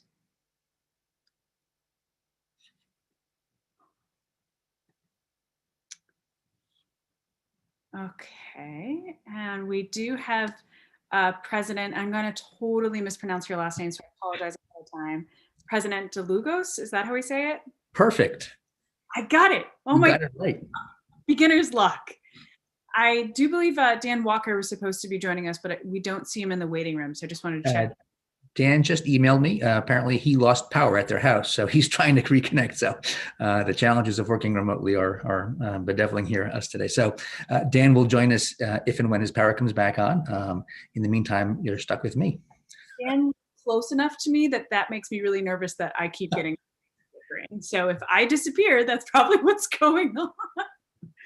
But with that, I'll have you please jump in without Dan. Sure. Thank you. Senator Daughtry, Representative Brennan, members of the Educational Committee. My name is President Jim DeLugos of St. Joseph's College of Maine. I'm also serving currently as the president of the Maine Independent Colleges Association. And Dan may or may not be with me as we go around the corner. He was going to project an image, so we're absent that, but it was simply a map to show you where the 11 independent institutions are in Maine that Micah represents. We're comprised of Bates College, Bowdoin College, Colby, College of the Atlantic, Husson University, Maine College of Art in Portland. The Rue Institute is a new member, St. Joseph's College, Thomas College, Unity College, and the University of New England. And so we are institutions of all different sizes all over the state of Maine with a vast array of programs. We share a commitment to students and to our communities. And so we're delighted to be able to share some information about Maine independent colleges and the impact we have faced from the COVID crisis. I was able to listen to several of the earlier presentations, and our story is fundamentally the same. In the last spring, we pivoted from campus-based instruction to remote instruction very quickly through a variety of mechanisms. Those of us who had more robust online learning capacities were able to do that a little bit more easily. We have been at St. Joseph's, we've been using Brightspace, which is the LMS, which I heard earlier, the community college system and the university system is adopting for several years now. That helped us in particular to make that transition fairly smoothly. Over the summer, we spent all of our schools spent a lot of time planning to bring students back to campus. And I want to give a shout out to the collaborative work that was done between the Maine independent colleges, the state university system, and the community college system to develop a set of protocols for reopening Maine's higher education in a consistent and safe way. And I think the results that we saw in the fall in terms of the number of cases of COVID associated with Maine higher education relative to the rest of the country reflects the quality of that work. We were quite fortunate. Now, we recognize that Maine had a lot to do with that and that our basic ground conditions here helped us tremendously. We were delighted to be able to function in Maine during that fall term. Over the summer, schools did a lot of work in terms of upgrading facilities. Each school developed its own protocols based on its particular needs, but they generally included upgrading technology. At St. Joseph's, we upgraded all of our classroom instructional space technology to allow us to begin doing in the fall what's called high flex instruction, which is synchronous but remote education.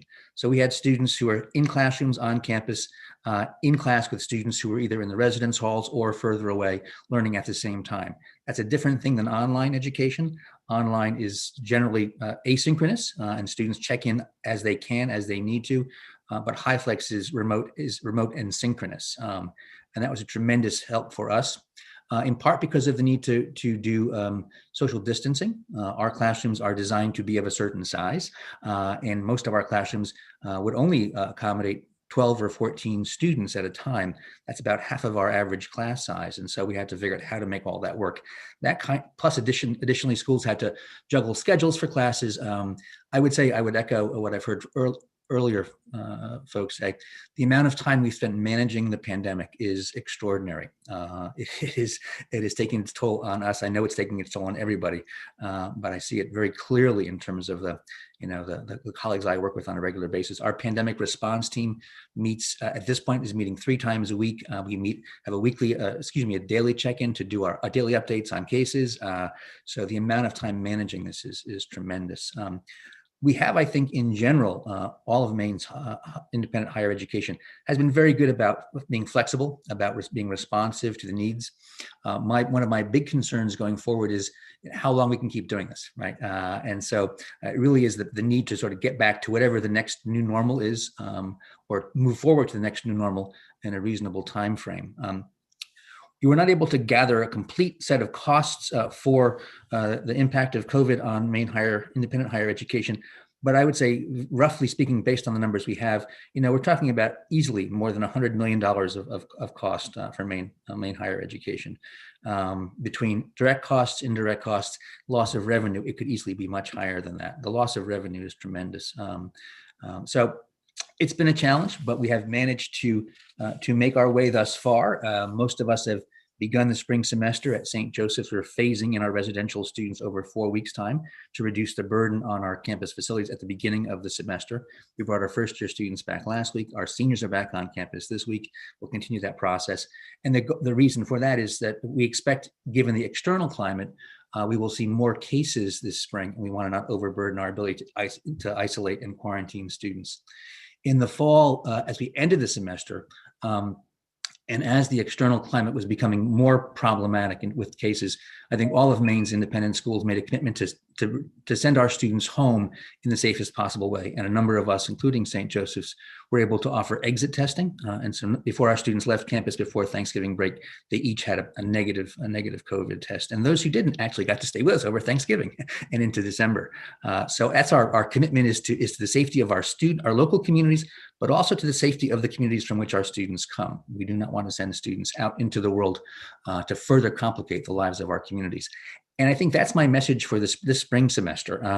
While we have the hope of the vaccine on the horizon, we all know the challenges that are coming along with distributing the vaccine. I think our job is this semester to keep our students on campus as long as we possibly can. To go to extraordinary means to not send them home, not have them go home, because they are safer, actually, frankly, on our campuses, and they'll be less of a challenge and a burden to their home communities if they're returning home. So we will spend a lot of money this spring in terms of testing, in terms of protocols. We're able to do wastewater testing at St. Joe's, and so we have several layers of our testing protocol. The science is very exciting. The CDC and we've been working very closely on that, and there should be a publication out soon that talks about our use of wastewater testing to early identify cases on campus. I would say in terms of the things that I would a couple more points. One is we have been Maine's independent colleges firmly believe we are very much a part of not just Maine higher education, but the state of Maine, and we work hard on a regular basis to make that real, like commitment real. In the fall, 2 of our presidents, President Lori LaChance from Thomas College and President James Hebert from the University of New England, actually served on the Governor's Economic Recovery Committee. Lori was actually the co-chair of that committee, and James was the Talent Subcommittee co-chair. So we commit our time not just to our institutions, but to the well-being of the state of Maine. In terms of things the legislature or anyone could do to help us, I mentioned the vaccines. That would be a tremendous thing. And I think one of the discussions we're having right now is while we're trying to sort out where our faculty are relative to the phasing of vaccine distribution. For those of us with significant residential programs, actually access to the vaccine to our frontline workers, to our food service workers, to our housekeeping and facility staff is almost more important than it is for faculty. Faculty can teach remotely. We can't deliver food service remotely. We can't deliver daily housekeeping and maintenance remotely. Oh, Dan has joined us. Hey, Dan. So, I think that the whole issue of the ecosystems of our organizations and how they function, it needs to be part of this conversation about how vaccines are distributed across the state of Maine. I think obviously any additional funding support would be of tremendous value, importance to us. I think probably I can again speak from St. Joseph's College. We will have run a small budget deficit in last year, even after support from the PPE program and from the first CARES Act. We'll probably have a small deficit again this year. Our deficits don't roll, and so it's got to come from somewhere at the end of the year. It comes from reserves, it comes from endowments. So the long-term impact of not quite having revenues that match the expenses and the extraordinary expenses of COVID, we will spend this fiscal year at St. Joe's about $1.3 million directly on COVID-related testing and protocols of various kinds. So it's a real challenge for us to be able to continue to serve our students with those constraints. It's also certainly true, and I heard the community college discussion, Maine's independent colleges have a number of first-generation students and order students who benefit from the Maine State Grant Program. And we know that program is very important, but we also know that last fall, many of those students did not come to college, the same as with the community college system. And that is a tremendous concern for us. We cannot afford to have an entire generation of students miss out on this next step in their educational journey. We believe firmly that every student needs to continue his or her education past high school, not in the same ways. And so we fully support this diversity of educational programs and models across the state of Maine, and are happy to partner with the state system and the community college system to make sure that we have access for all of our students and the kind of supports that they need to succeed. But that's a particular concern right now, that we have students who are not going on to college or to post-secondary experiences. We are very happy that the MHIFA has begun to function again. We were part of St. Joe's was part of a small offering that they made in the fall that will help us do some essential infrastructure work this spring. So access to capital funding is going to be very important for schools as we continue to make adjustments to our existing infrastructure to deal with what we've learned from COVID. We've begun to think about the fact that this is not going to be the last pandemic we see for 112 years. We will have another one, at some point in our lifetimes, which is a little bit unsettling. And so we need to begin to prepare now for what that means in terms of ventilation systems. Some of the same things we heard about earlier in the earlier presentations. We must make our campuses, our learning spaces, pandemic ready. Not pandemic proof, but pandemic ready. Our goal has always been to mitigate the impact of the pandemic, to keep our communities as safe as possible.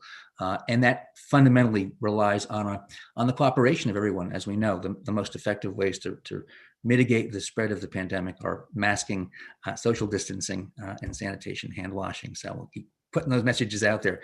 We've been delighted with our partnership with Maine CDC over the last 8 months. We found them to be very available to us to answer questions, even while their workload is just incredible to overwhelming. And so I think that part has worked very well for us. And I might just end I know you're heading toward lunch, so I'm going fast. The last thing I would say is that I was listening in on the discussion about the broadband and access. Absolutely. That is a huge priority for all of us in all kinds of ways. I am working, as you can see from my kitchen. Most of us, those of us who can work from home, are working from home to reduce the burden on the campus. But beyond that, just for our learners, in the spring when we sent our students home at the end of the semester for the last 4 or 5 weeks, they had to use whatever they had available to them at home to make it work. In the fall, we had our students on campus. What we heard from faculty was that even with doing remote learning with students on campus was much more satisfactory because we had stable internet access. We had higher upload and download speeds. The importance for education, the importance for business continuity, the importance for creativity and innovation, we could not be more clear in our strong support for whatever Maine can do to upgrade its investment in broadband technology. It's crucial for all of us. And at St. Joseph's right now, we've got an initiative focusing on aging and wellness. Rural isolation for older populations is a huge health issue. We know one of the biggest challenges for them is also broadband access. When the screen freezes, people think it's their fault, not the infrastructure's fault. And they give up because they think they don't know how to do this, and it's not their fault. We've got to figure out how to make it possible for folks to stay in that game and to actually work effectively with each other in a distanced environment. So I'll end there for now to leave a minute or maybe 15 seconds for any questions you might have, but we would be happy to answer questions additionally or to follow up with anybody who has a question. So. Absolutely. I was going to see if Mr. Walker wanted to add anything, but it appears that we have lost him again. Further emphasizing the issues with infrastructure. Do we have any questions from the committee? Trying to see. I just want to say thank you for your work, and it's always great to have Mika here just to sort of emphasize the wide breadth of higher education institutions we have. I mean, my district encompasses, the community college as well as UMA and Bowdoin College too. So we have a plethora of opportunities in our state. Okay, folks, going once, going twice on questions. Looking for any hands? Seeing none. Thank you so much for your time this morning. Thank you. Have a great day. Good to be with you. Bye now. And committee, that actually, unless I'm missing something, that concludes our work for the morning. I'm just going to double check. We don't have anything else. Representative Brennan or Hillary, do you have anything you want to add before we break for lunch? Only thing I'll add quickly is for the afternoon's presentation, those of you who haven't gone and looked over all those materials, they are up on the committee webpage under the link for the independent review of the state's early childhood special education services. Does anyone need a refresher on where to find that link? Okay, that's good. Representative McCray? You're muted. Representative McCray, you're still muted. I'm going to take a little break at around 2 o'clock to register for my COVID-19 vaccination. Yay! We are hoping. Okay. Fingers crossed. Yes. Representative Brennan, anything to add before we break? No, are we going to try to stay on the line to do scheduling, or? Were we going to do that afterwards, after the afternoon session, or now? Hillary suggests we might want to do it now. Doesn't matter to me. Whatever is easier for you guys. If we want to come back, were we thinking of doing a separate Zoom link? Yeah, I was just this is still being streamed live on YouTube at the moment. So Okay. I'd probably just send you a separate Microsoft Teams link. Okay. So you want to say 12:30? Yeah, let's do 12:30 to give us all a chance. And Representative Sampson was going to join us, as well as Senator Whitson. Perfect. So definitely check your email for the link from Hillary. For the rest of the committee member, Representative Dodge? Yeah, 1 o'clock. So for the rest of the let's be back at 1 o'clock. Make sure you go walk around. I know I sound like a nag, but it's really important. So thank you all for your patience and your great questions this morning, and we'll be back here at 1 p.m.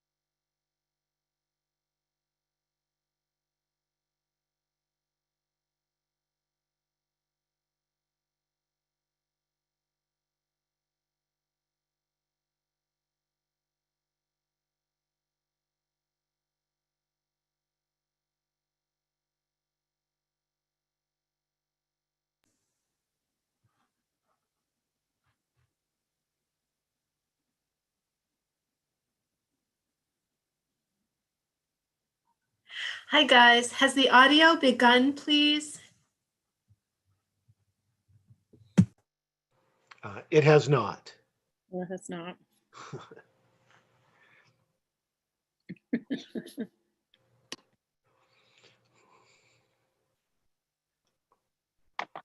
This is Dave. Can you hear me? Yes. Okay. I tried to turn my video on, but it says you cannot start your video because the host has stopped it. Now, I don't look all that great, but I'm taking that kind of personally. I apologize. That was on me. Just when we went on the lunch break, if anybody left their camera on or their microphone unmuted, I just went ahead and shut it off for the lunch break. I'm sending you the prompt now. There we go.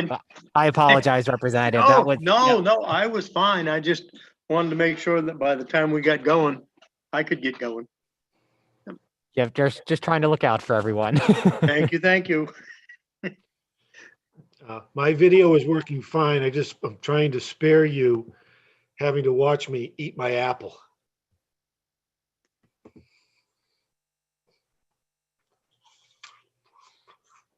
We've seen worse.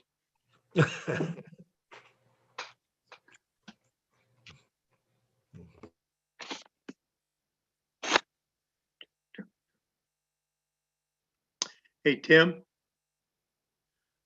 John gave me a call during our break, and he's all behind that.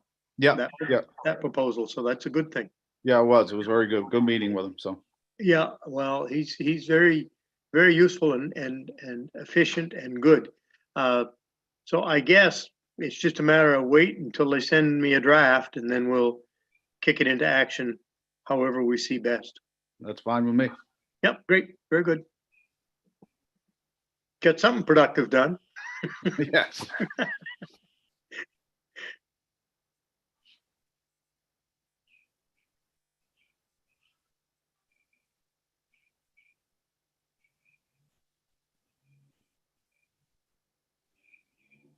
Hey, Heidi, every time I see your picture show up, I figure there's a little goat getting fed. Oh, the one where my still shot there? Yeah. Yeah. I'm in my happy place there. There you go. There you go.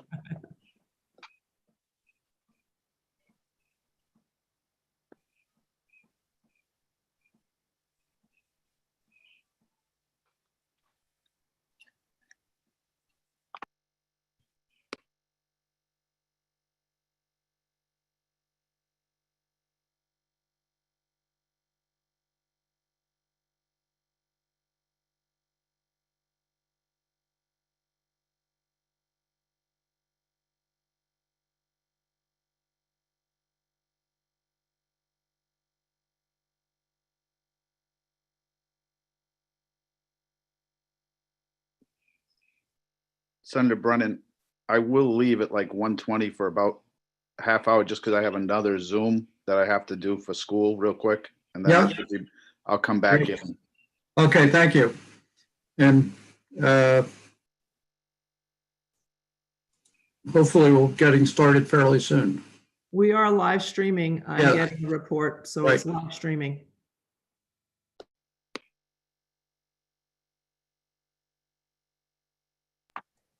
Thanks for that, Heidi. And Dave, you said you had to leave at 2 o'clock, right?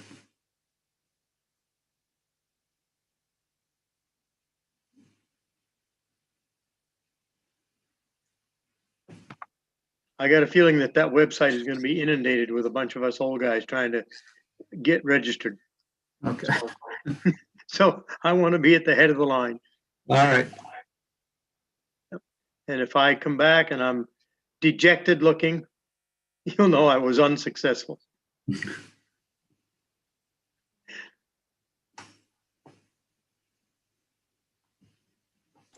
Dave, this is Senator Woodson. Hi there. How did you get notified that you could sign up? I will tell you that I've really dug into this last week or so on behalf of a bunch of constituents, but also for myself. And I was told for like 3 weeks that my physician would be contacting me because I'm in the age group with a few conflicting problems. It turns out that's not necessarily the case at all. So whatever facility that might be giving these, I would contact them. Northern Light Health is where my hospital is. And the CEO is a former student of mine, so I contacted him for information, not to get an inside track, just information. And he said, find out when they're taking these appointments down, and when they are, jump on board. It's perfectly okay to register for 2 or 3. If you find more than one avenue, do it, because you're not going to want to get 2 of them at once. And just notify the other 2 that you're not going to be able to make that because you've already got one. Yeah, but after you did that, how did they notify you?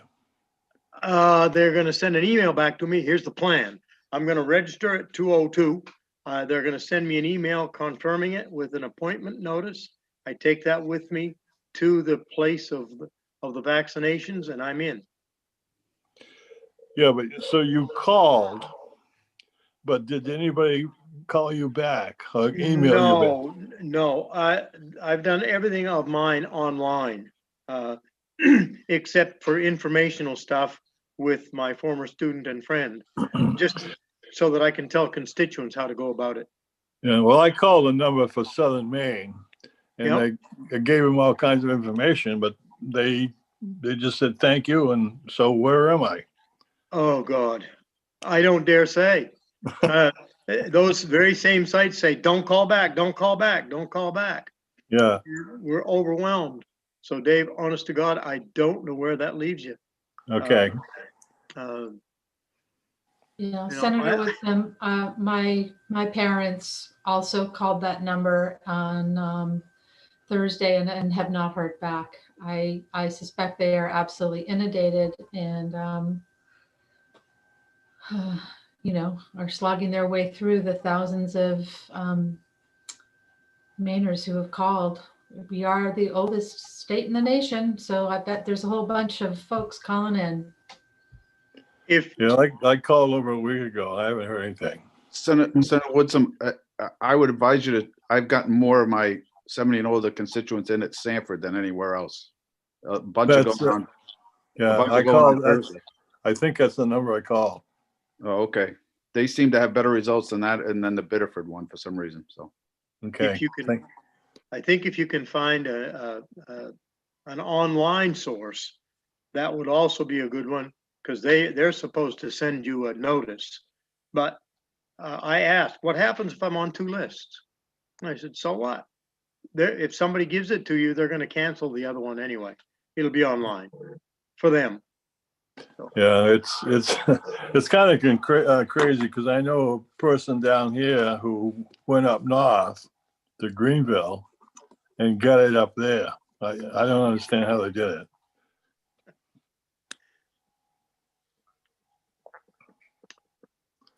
Yeah. I will add, if you are an Intermed patient, like my mother-in-law,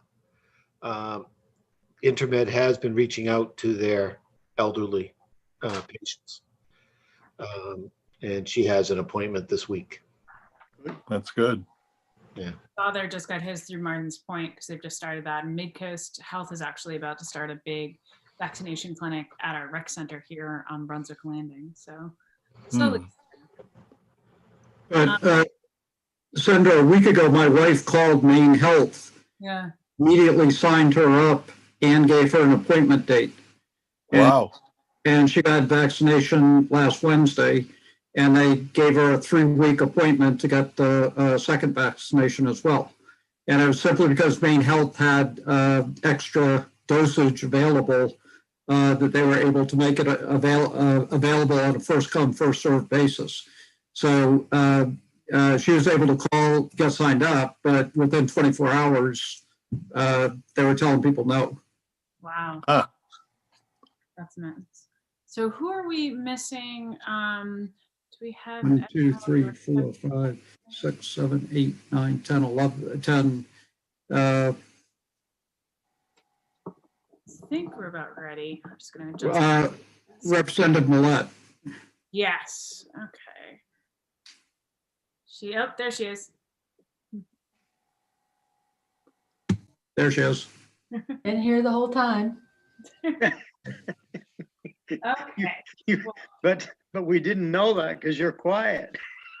Oh, no, I actually was conversing with Senator Woodson, so I'm not sure who you guys thought that was, but that was me. I actually had to reboot my computer, so I missed that. Well, with that, I guess we will gavel in the afternoon session of the Joint Standing Committee on Education and Cultural Affairs. Up next, we have our independent review of the state's early childhood special education phase 2 report presentation, which will be presented by the Public Consulting Group. I'm going to let in the consultants that we have.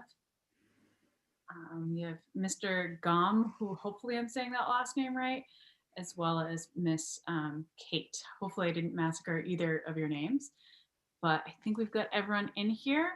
And we are ready for your presentation whenever you'd like to begin. And welcome. Oh, I see.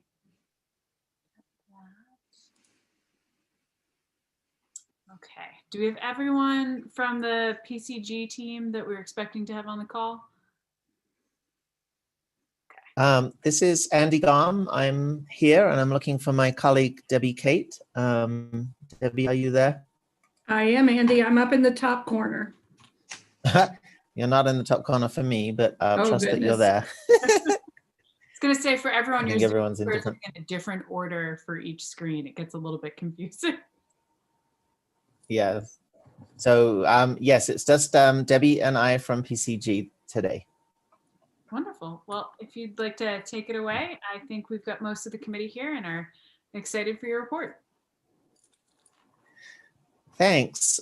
So just a little housekeeping, and it's Senator, how do you say your last name? Doughty? Yeah, it's a mouthful. Okay. No, that's fine.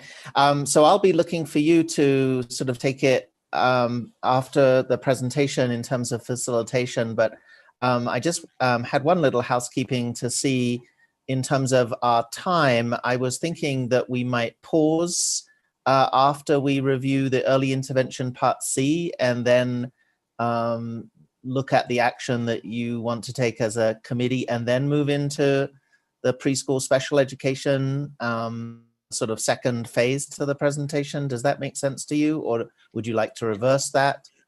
I think that works. And then just if you're comfortable, if questions come up as you're presenting, are you comfortable with us interrupting to get some clarity as you're going along? Yes, absolutely. And of course, we'll be here for the whole session in terms of answering questions as well. So I am just trying to get my. If you have a question, try to use the raise hand icon within Zoom. If that doesn't work, the good old flagging us down is the way to go. But I think other than that, that sounds like a plan. Okay, sounds great. And I will be referring to the phase 2 implementation report that I believe you all should have received. I will, where appropriate, bring that up on the screen, but that is something, as well as the PowerPoint presentation, that I'll be referring to. And I know not all of you have probably been able to print that out. But let me go ahead and share my screen, and that might, you're going to have to help me see. I've got 3 screens open, and it's always hard, as many times as I've done this, to see. And before you begin, I should to see which screen you're actually seeing. Yeah, no, we definitely have your PowerPoint up. Go ahead. So great. And for folks who are following along on YouTube, if you'd like to access the report that's being discussed today, it can be found on our committee website. If you click on committee materials, you'll be able to access the report and contact our clerk if you have any difficulties finding that, as well as Ms. Risler, who can connect you with that material. But with that, take it away.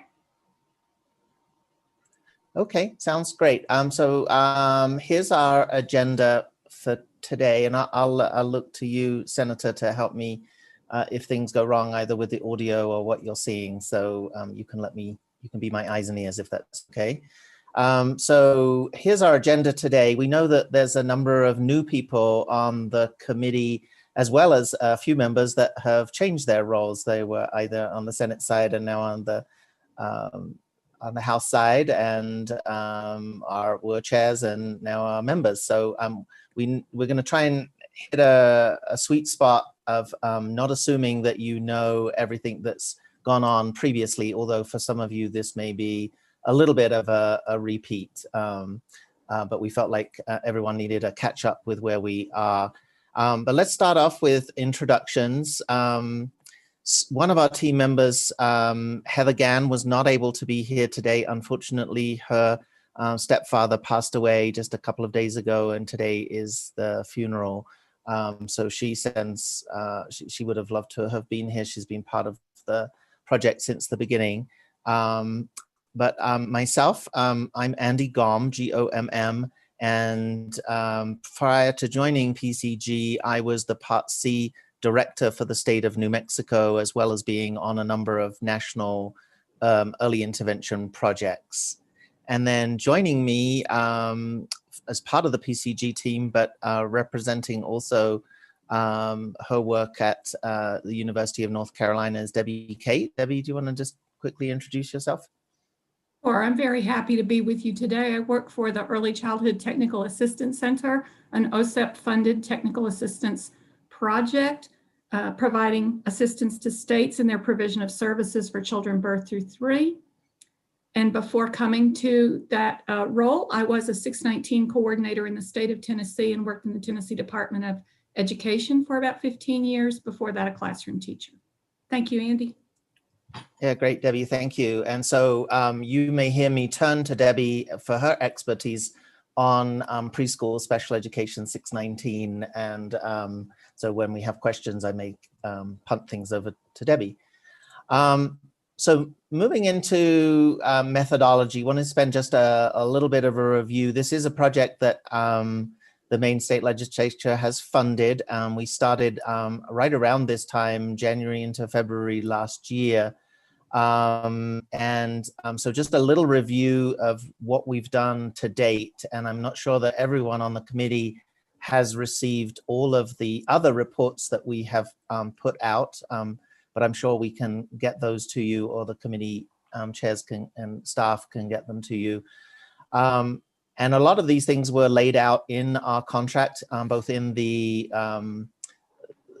legislation that required this report to be done. And so we did analysis of previous reports. And maybe I should just start off by saying the contract was to do an independent review of CDS, Child Development Services, provided under the Maine Department of Education, to look at how those are going.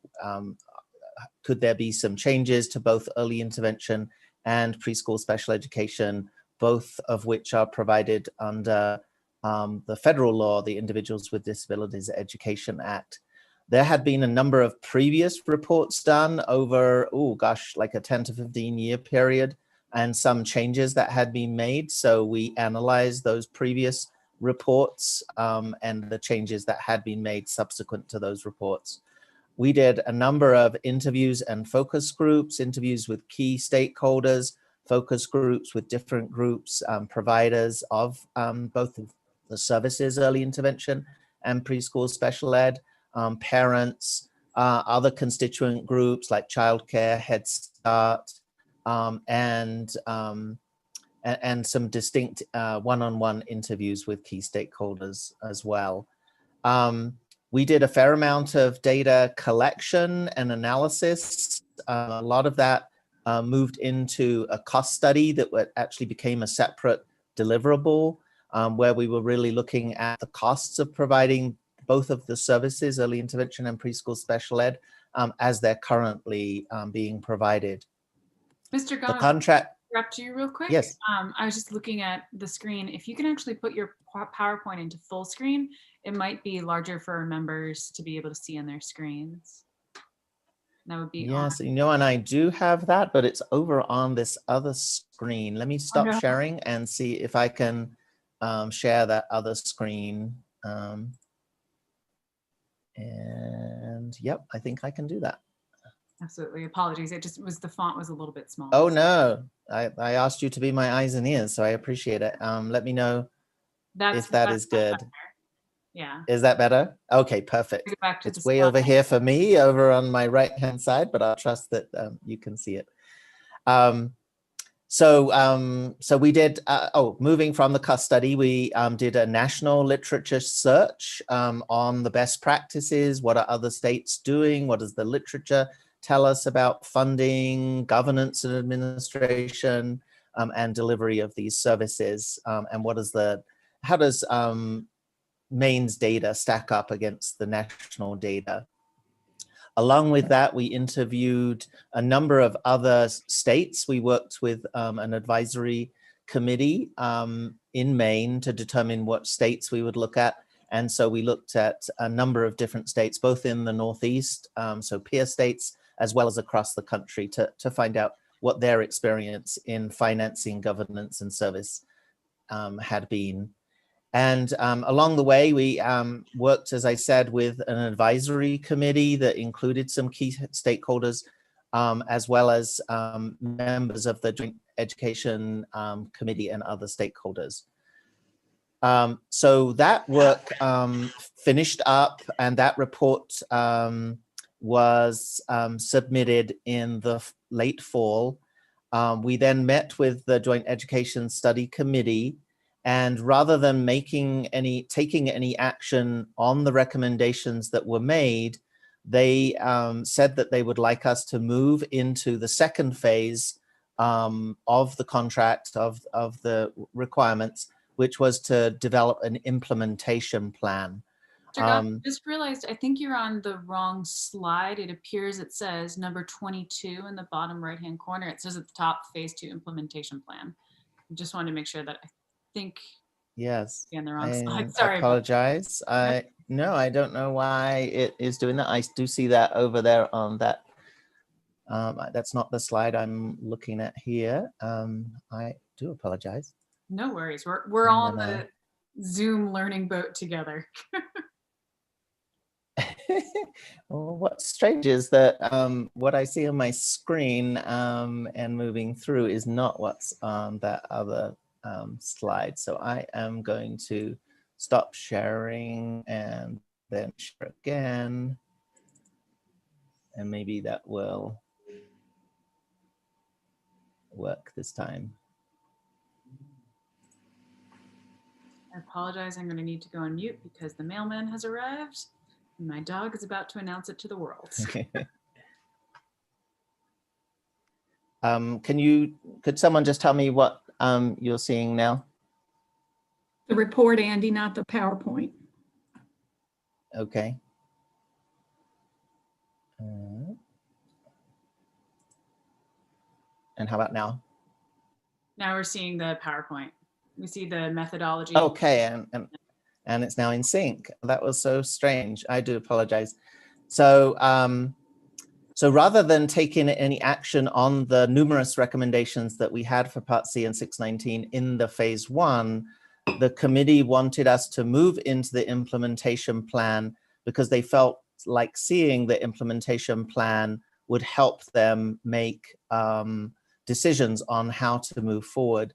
And one of the things that they wanted to see was which of the changes would require statute changes, which of them would require regulation changes, which of them could just be done administratively or other changes. So you'll see that in our presentation.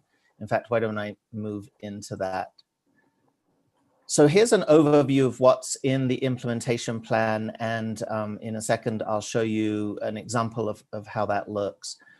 So what we've done in the implementation plan is we've grouped together things that we thought could be implemented together, particularly if you all decide not to move forward with all of the recommendations, but decide to, for an example, if you decided not to move forward with some of the bigger governance and administration changes, but decided to move forward with some of the fiscal changes, we've grouped together the fiscal changes so that it's clearer that those could be implemented together.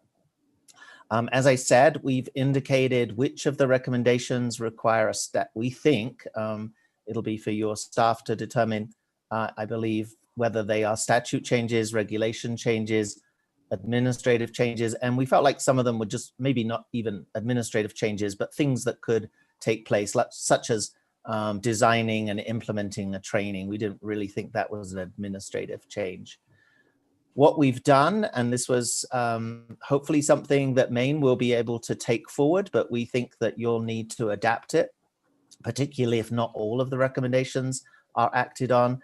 And that is pretty specific action steps. So we've broken down the recommendation into steps and timelines with responsible persons, usually not a name, but a position. And we have actually recommended some new positions, or at least one new position, in order to move this these changes forward, as well as what would be the deliverable. How would you know whether you were moving forward to make this implementation actually be effective? We did include what resources would be needed. So for example, if it was an RFP, or if there were any dependencies, things that would need to happen first, we have indicated that. And then in a couple of places, while the phase 1 report has most of the detail of why we made the recommendations that we were making, your committee, this committee, did request some further information. And so we've included that in the supporting information. And costs needs to be just clarified here. When we're talking costs, not what is the cost of actually making that change ongoing, but what would be the cost of actually during the transition or implementation period, what would be the cost of making that change. So here's an example of that. This is, of course, the red marks are just an example. So you see, and this is what we use throughout. So you'll see it'll have the recommendation or the group of recommendations from phase 1. It will indicate the type of change it is. And some of them have many action steps, 12 plus, others have fewer. The responsibility, again, usually the agency or role rather than a person. Fairly detailed timelines, and in both sections we'll show you those timelines, as well as the deliverable, and again the resources and dependencies, Andy? And any analysis. Excuse me for interrupting. Debbie? We're not seeing that slide. We're 2 slides behind. Yeah, I was just about to ask. Why is that happening? I have no idea. I'm sorry. No, you're fine. I'm going to move it into presenter's view. Will that change anything? It is not changing what's... I'm happy to try and share my screen if you'd like, but I don't know that I'll have better luck. Do you see that table now with the red font? No, we're seeing the early. Now we're on. Yes. Yeah. Okay. Yes. For some reason, it seems like I have to go to that screen and scroll it down. So I'll try to make sure they're always matching. So just to repeat, this is an example of the table that corresponds to each of the recommendations or group of recommendations. And so when we move into the action they want to take as a committee, we may bring up the actual report so that we can see these in detail. So Senator, I think I'm going to pause there before we move into Part C to just see if there's any questions from any of the committee members that would help them be oriented before we move into specifically looking at Part C and 619 in terms of where we've come so far and the structure of what we have. we have any questions from any of the committee members? Especially for new folks, if it's just any questions about definitions or anything like that, now would be a great time. I am not seeing any hands raised, so I think we're ready to go. But if I did miss anyone, just unmute yourself and just call out so we can make sure that no one's left behind. That sounds good. So I know our time is limited, so I'm going to move through fairly fast with this, but we did feel like it might be helpful to just give a little background on early intervention Part C, some of the federal requirements. So the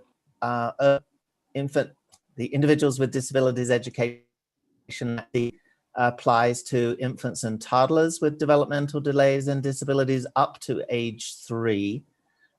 States get to define their state agency, so it is within Maine's purview to make a change in state lead agency, and different states have early intervention located within different state agencies.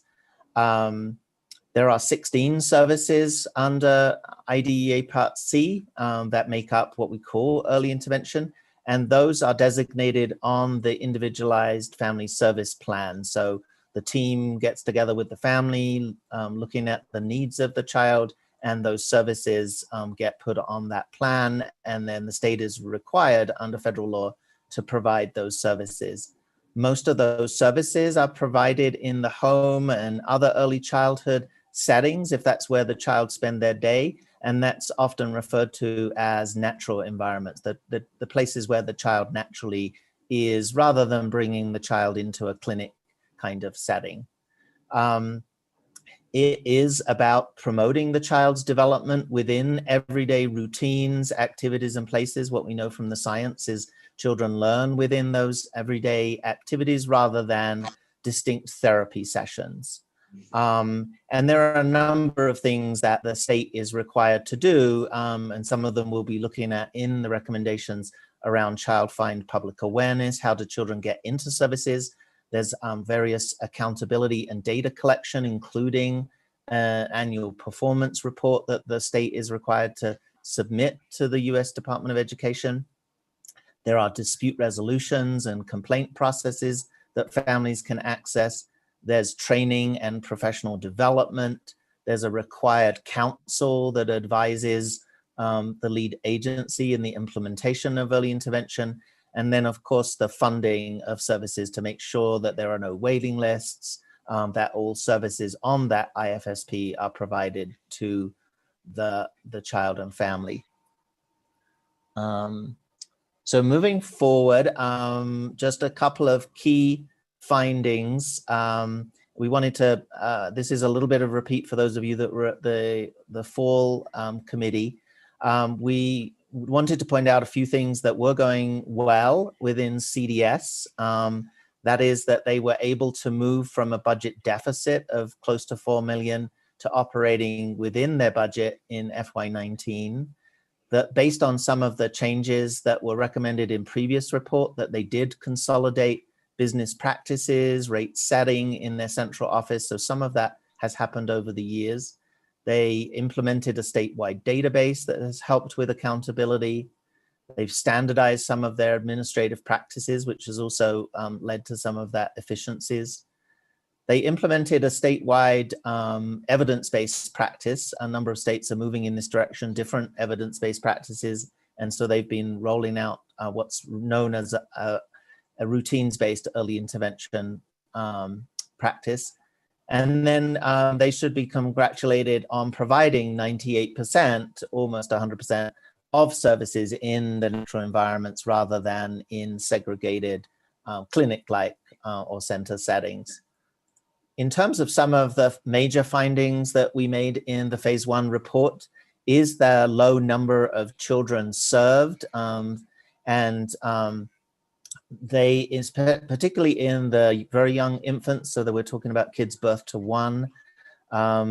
Maine is actually 50th in the nation, only serving 0.6% of the birth to 1 population, moving up slightly for the birth to 3 population to 44th in the nation, but still behind a lot of the peer states. So you'll see some recommendations around that. Andy, We next noticed. slide. Excuse me, Andy. Next slide. Thank you, Debbie. You'll be my eyes and ears too.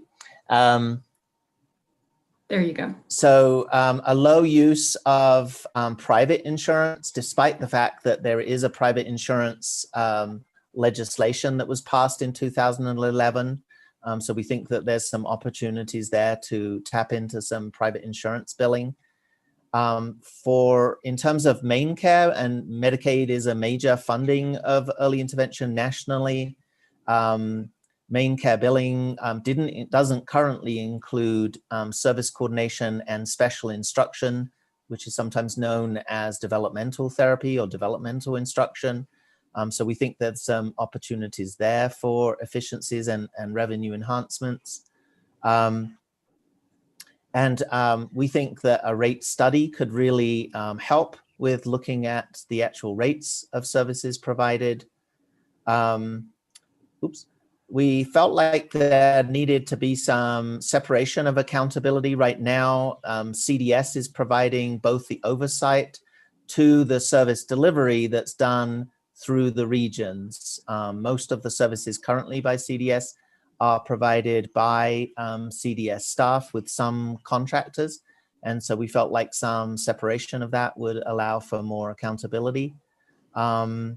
Unfortunately, CDS has been in the status of needs assistance, which is the federal ranking, for 2 years in a row. So the federal government will be providing some targeted TA to CDS in order to bring them into a meets requirements with the federal regulations.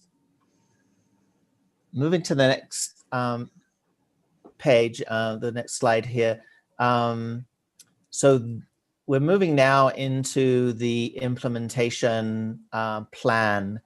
And so here you're starting to see some of the groupings of some of the recommendations that were made, as well as the timelines for these changes to be made. So we are recommending a 3-year implementation plan, but you see that a lot of the changes would be happening by the end of the 2nd year, starting into year 3.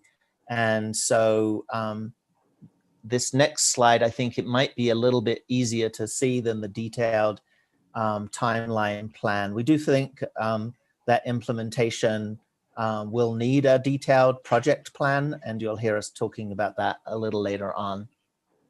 So one of the sections talks about child find. Child find is generally where the Part C lead agency is helping both families and referral sources know how to make referrals. So in order to bring up the percentage and number of children served, we are recommending that a distinct child find plan be developed, and that includes a new branding for CDS and whatever the new program would be called.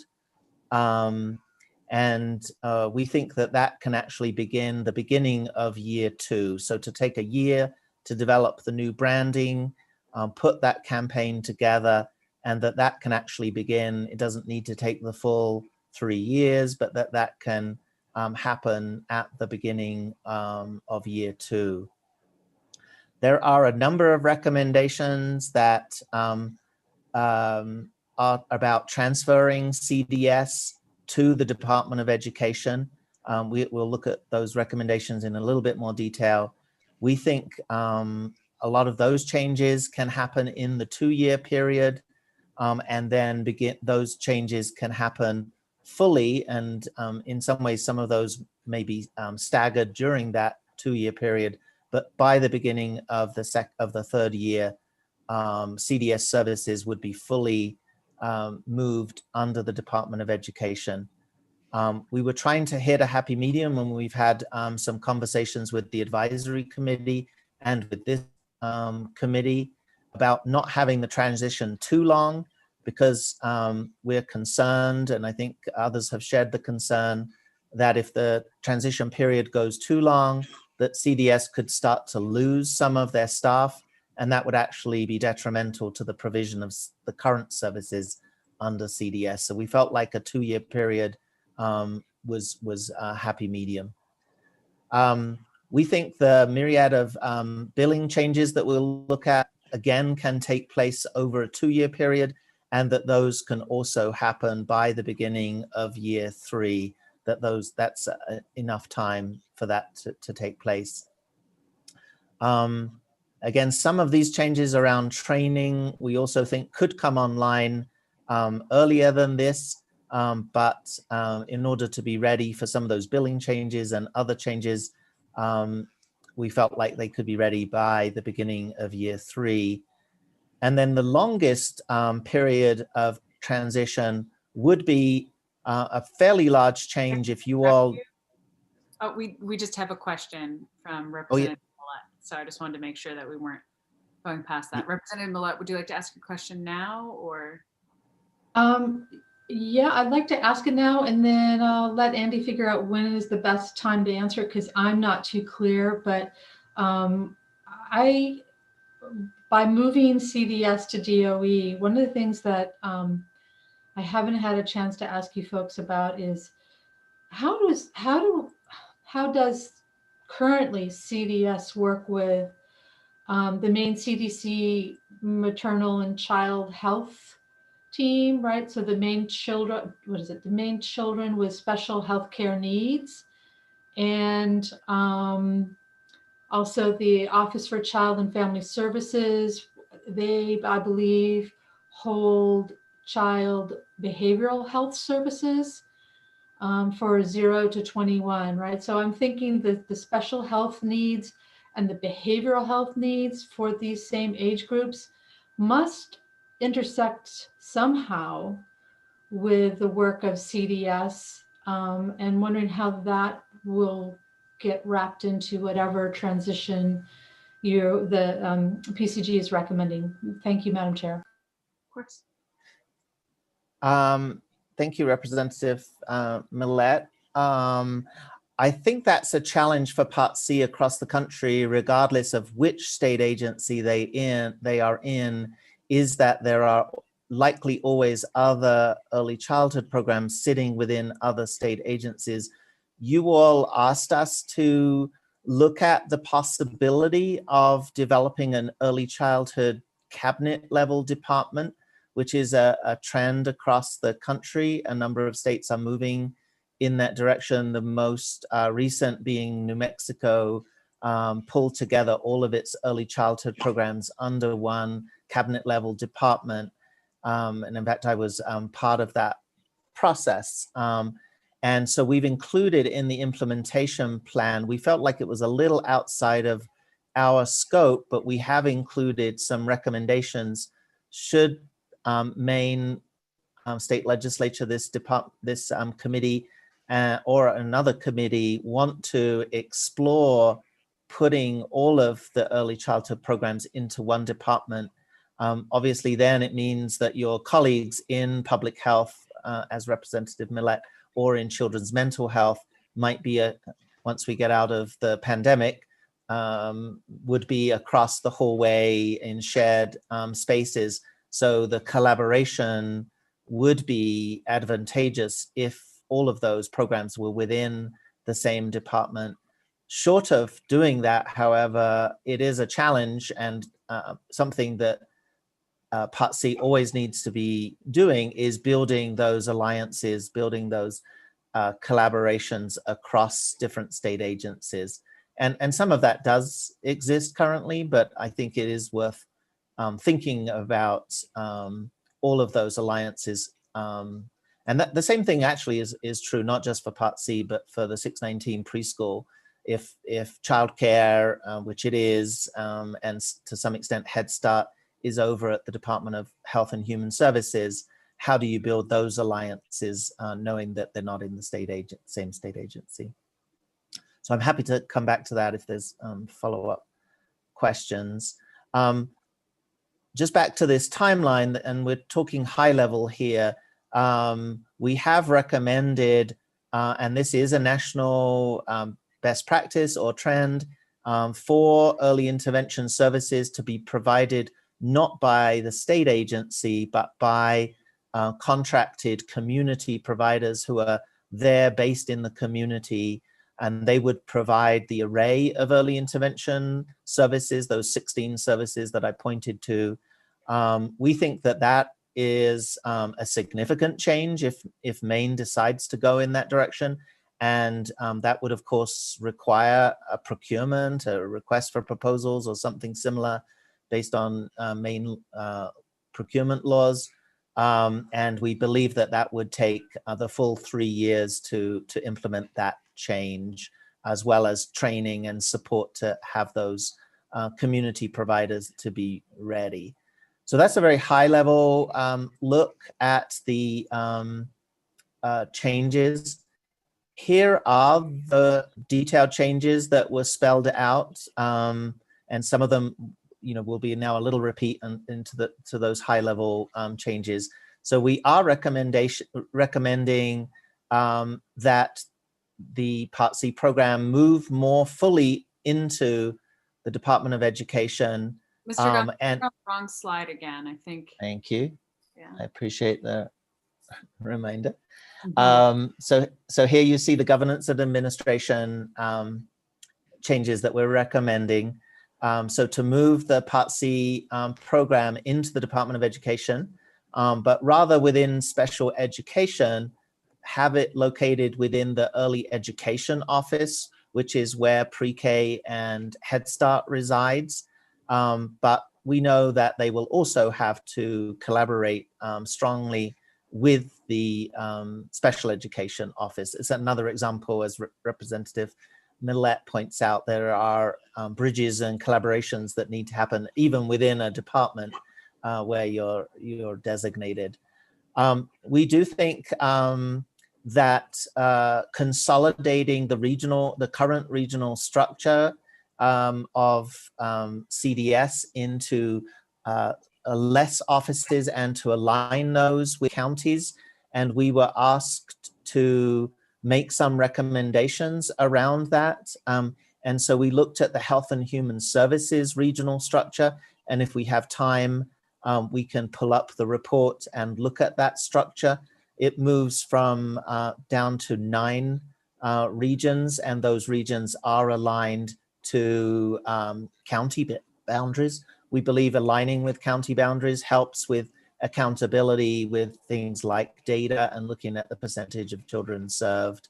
The Health and Human Services has some regional offices as well as some sub offices. So we think there's some opportunities for potentially for some cost savings in terms of when people do get back into their offices and aren't working from home to be co-located with them.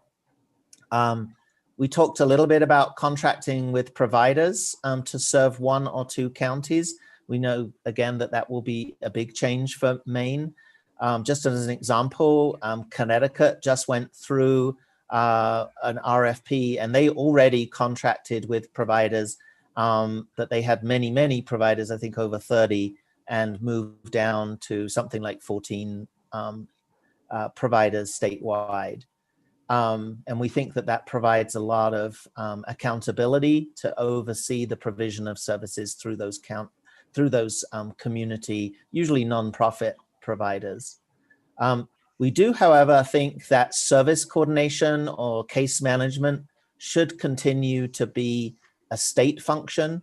So that's why we think that there still needs to be the regional office structure, partly for accountability, but also to have a place where the service coordinators will work out of.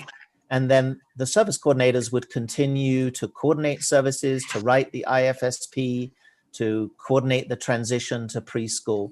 And so again, we're recommending that that remain a state function.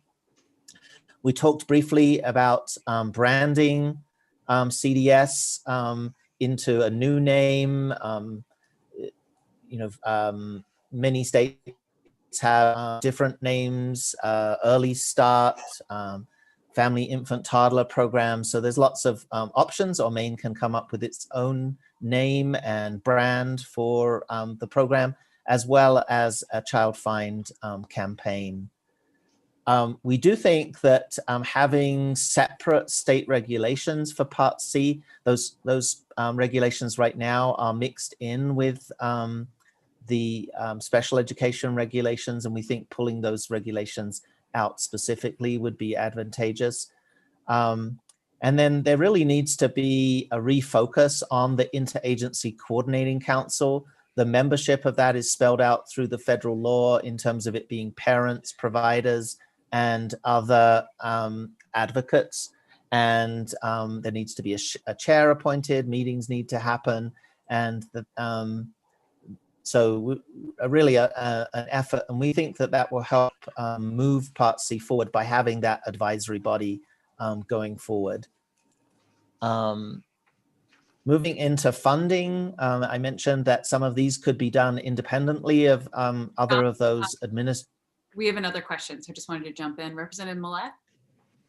Thank you, Madam Chair. Yeah, just want to clarify, shouldn't that committee be meeting now? Because otherwise we're not we're not meeting federal requirements. Representative Millette, yes, you're correct that is a federal requirement at this time. So it is something probably need to be looked at, and maybe the Department of Education, who've had these recommendations now for a while, hopefully is moving forward with. It's an example, I think, of there is no statutory change, regulation change. It is really just a matter of focus and supporting. A lot of these committees don't function unless the state supports them in terms of logistics. So you're right. It is a change that needs to happen. And if the federal government knew about that, they probably would have something to say about the ICC not meeting. If I can just jump in for Ms. Reisler, if we can have a official request to find out from the DOE about that, I think that would be a good next step. And thank you for reminding of that, Representative Millette. But we'll try to get more information to make sure those are, meeting the timelines and meeting right now. And it does require a governor appointed position, so that, sometimes that can take a little bit of time, but, the ball does need to be started to get that in place. I don't think those would be subject to Senate confirmation. So that's something, even with the governor's appointee, they'd be able to hopefully get the ball rolling on that. So we'll definitely follow up on that. Thank you. Any other questions before we jump back in? Okay, not seeing any. Let's jump right back in. Okay, and I do have the right slide up. This one is one that actually is a nice follow-up, and that we do know some progress is being made already, is in that CDS is already in conversations with the main care policy folks to look at how they can start to bill for these services. So again, special instruction, or sometimes those are the special educators or developmental specialists on the team, as well as service coordination, case management. And so some conversations have already started as to what that will take. Will that need to be a change in the state plan? Will that be a state plan amendment, or is that something internally? What will the codes? We do think that having a separate early intervention section within the main care policies that would clearly define these early intervention services, it would make clear what the billing codes and modifiers, as well as the rates that would come from actually 2.3, some distinct, a distinct rate study that can be done in different ways. They can be very comprehensive or less comprehensive, but really looking at what does it take in rural parts of Maine to provide these services in families' homes, so that you can make sure that you have a pool of providers that are adequately getting reimbursed to provide those typically home-based services. So again, a new main care section on early intervention and rates that actually support the provision of those services. It wasn't until late in our work this year that we actually even found out that our original draft said that Maine should pass insurance statute, and it wasn't until late on, no one had brought to our attention, which sort of shows that it's not well known, or at least it's not being billed. And that is that there is private insurance statute So some things that the Maine state legislature may want to look at. Currently, there is a cap, and I apologize, I can't remember what that annual cap is at this time. But it also only typically looks at occupational therapy, speech therapy, and physical therapy. Many states have been successful in including the developmental specialist or special instruction as part of their insurance, basically mirroring, well, actually, Maine Care is not covering special instruction, but assuming you can get Maine Care to cover special instruction, then the Maine state legislature may look at opening up that statute that was passed in 2011 to see if additional services could be covered by private health plans. But on a more administrative level, really looking at maximizing the funding that is being realized from private insurers, knowing that that is a requirement for those services to be covered. We do think that there is an opportunity to centralize billing. Many states have done that.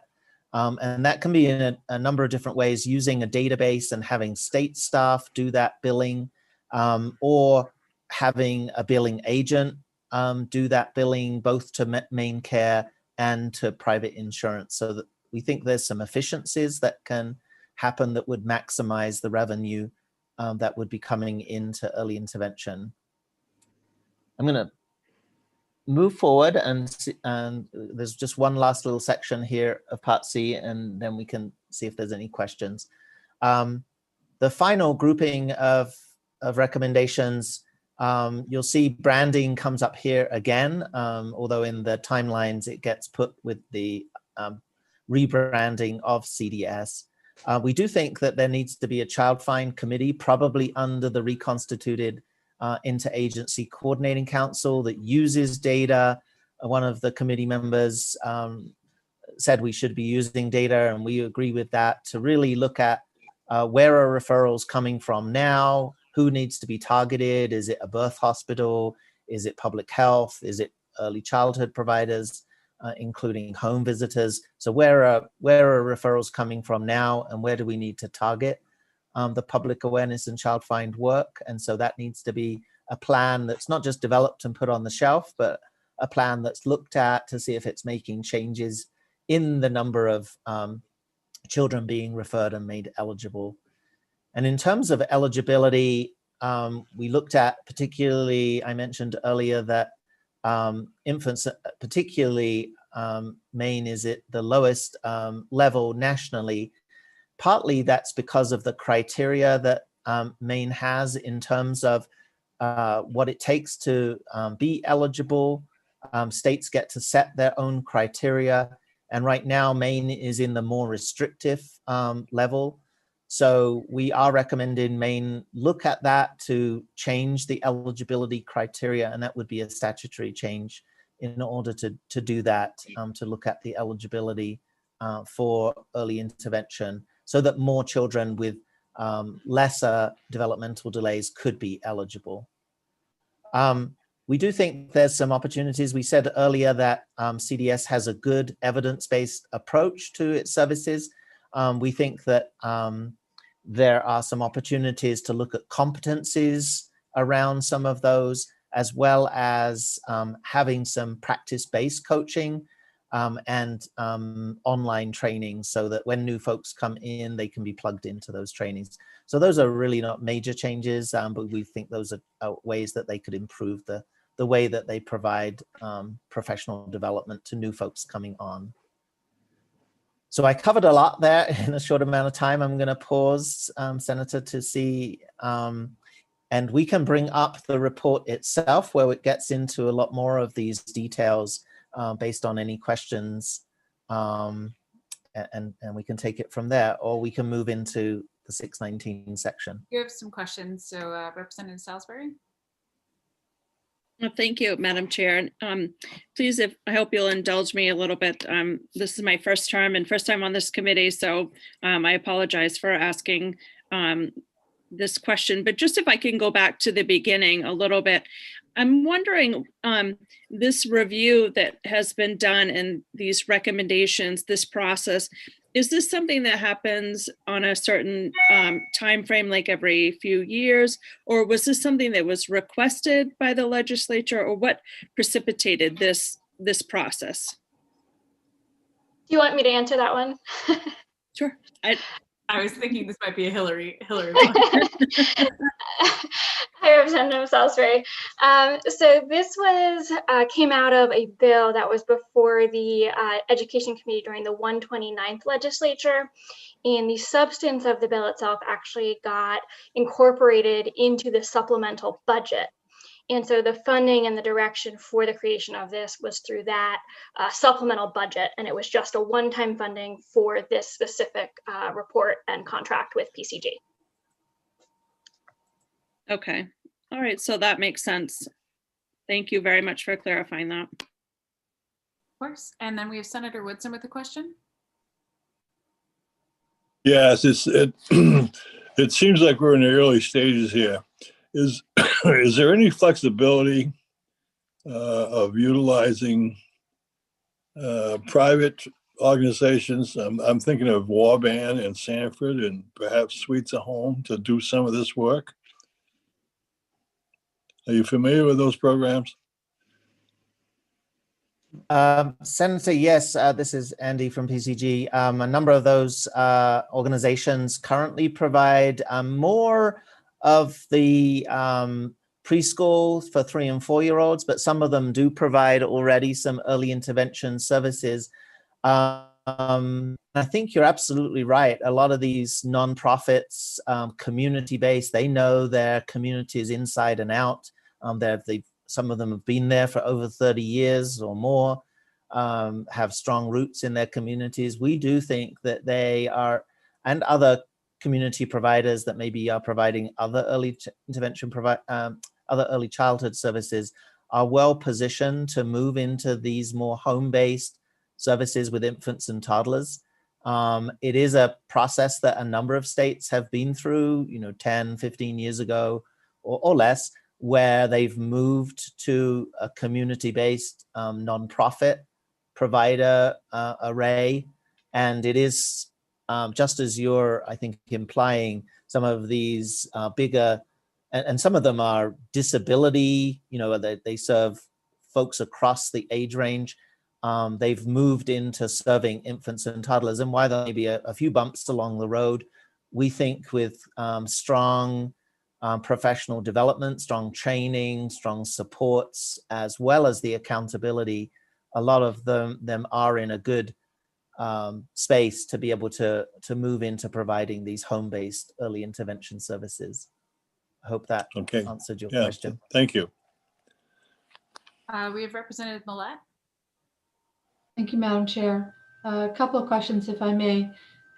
Andy, just to confirm, there already are private organizations that are contracted to provide some services. It's just that it's not all contracted out at the moment. There seems to be some sort of sharing of space with CDS programming and the contracted services. Yes, Representative Millett, that's true. Right now, the majority of services in early intervention are provided by CDS, and it tends to be independent contractors, like a speech therapist who hangs up their shingle as a speech therapist, or it could be a small group of therapists provide some therapy services, and that tends to differ from region to region. In some, it might be 90% CDS, 10% contractors. In another region, 70% state staff, 30% contractors, depending on the needs. And just to clarify, what we're presenting is that CDS, or whatever CDS would now be called, would be out of the business of providing those direct services other than service coordination, and a nonprofit or a community-based organization would be responsible for hiring or subcontracting. We realize that sometimes if you needed a speech therapist for the northern part of a county, maybe they only are serving 4 or 5 families, and that's not a full-time position. So maybe they bring on someone as a subcontractor, but it is the nonprofit or the community-based organization who are responsible for providing all of the services, those 16 services that fall under early intervention Part C. Great. I hope that helped.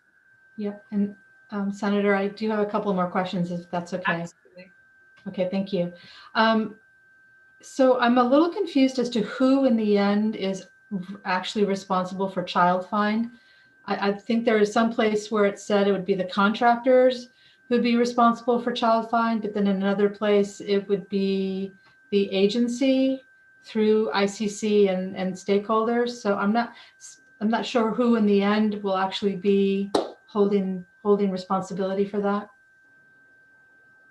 Yes, that's Representative Millett. That's a great question. I think what we had proposed is a bifurcated responsibility, in that the ICC would be responsibility for the planning, that they would look at the data, look at where targeted groups needed to be, and that could vary from county to county across Maine.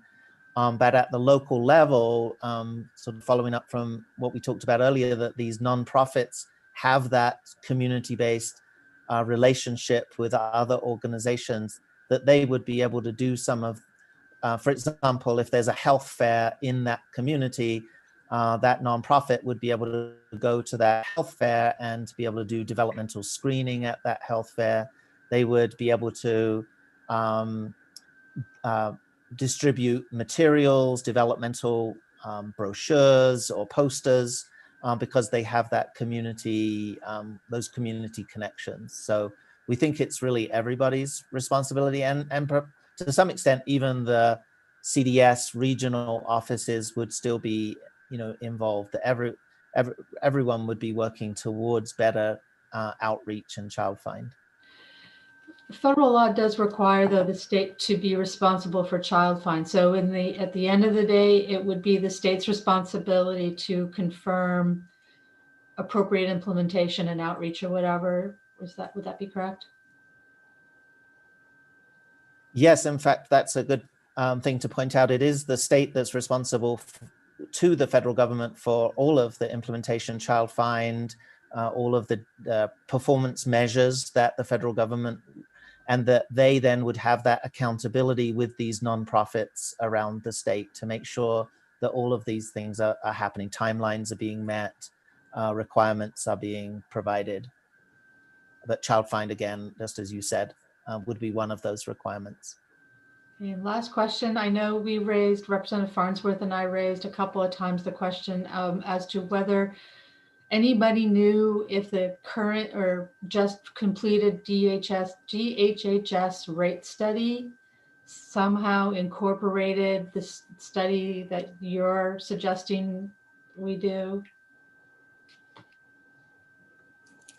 Representative Millett, yes, we did talk to the folks over at Maine Care, and while on a macro level they are not included in any form of specificity. So for example, when I talked about how much does it really cost to provide home-based services in very rural areas, it doesn't start to even scratch the surface of looking at that. It's more of a cost of living, higher level, across the board look at Maine Care costs. Representative, and then Representative Salisbury.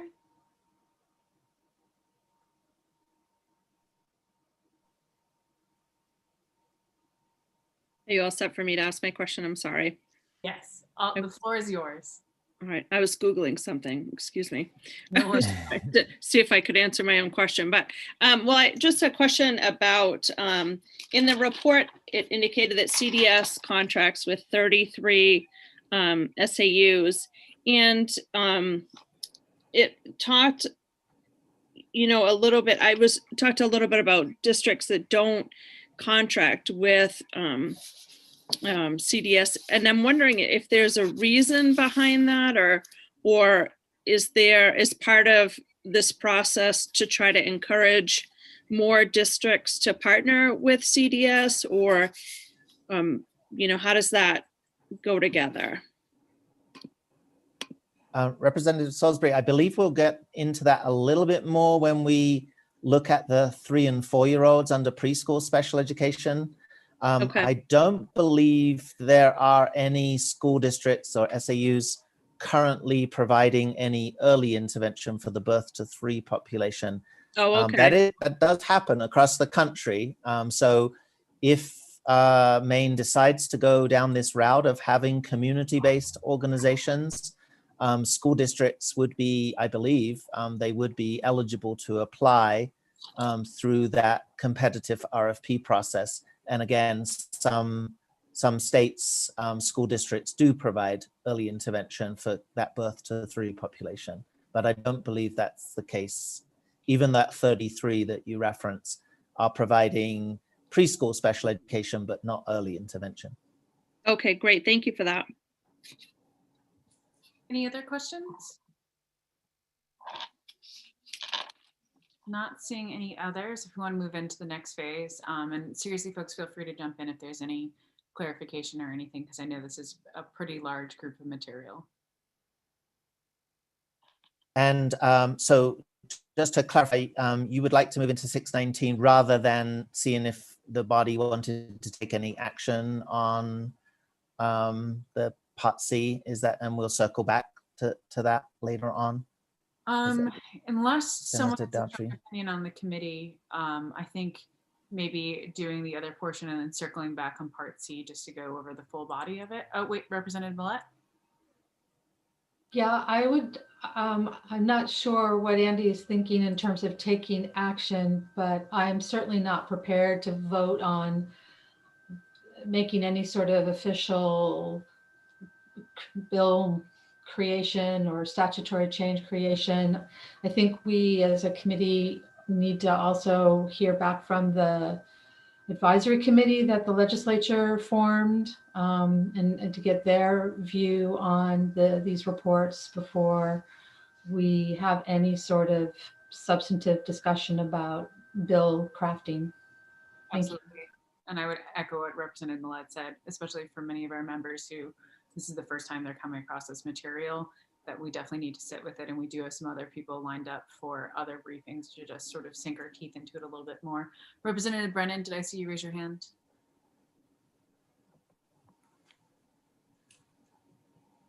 No.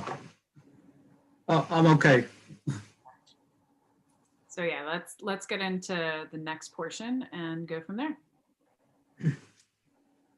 Thank you. So hopefully you're seeing this placeholder screen with this beautiful little girl. Moving now into the 619 preschool special education.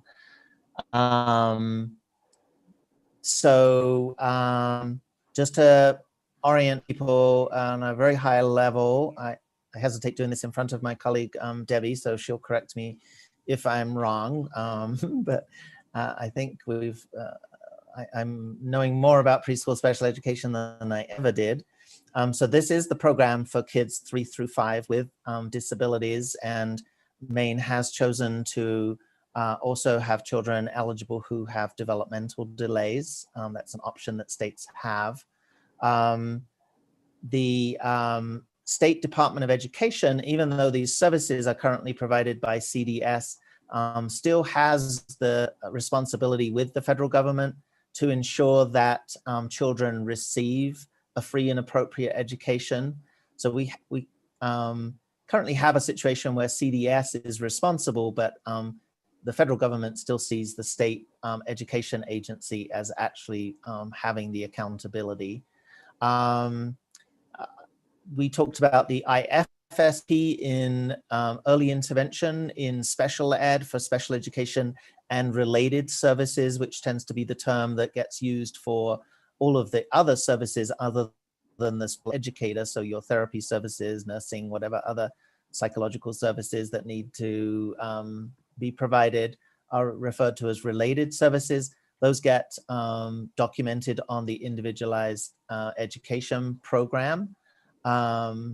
Another term that you'll hear us using a lot today is that services must be provided in the least restrictive environment. So where possible, moving to the next bullet here, that services be provided in inclusive settings where possible, and inclusive settings are referred to as being settings with 50% or more children who are typically developing, who don't have developmental delays and disabilities.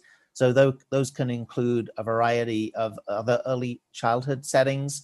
So it could be the state's pre-K system, could be the federally funded to local grantee Head Start system, and it could be in a typical childcare, community childcare setting. So where possible, the state must look, or whoever's responsible must look at those settings and only be providing services in a segregated setting when that's not possible.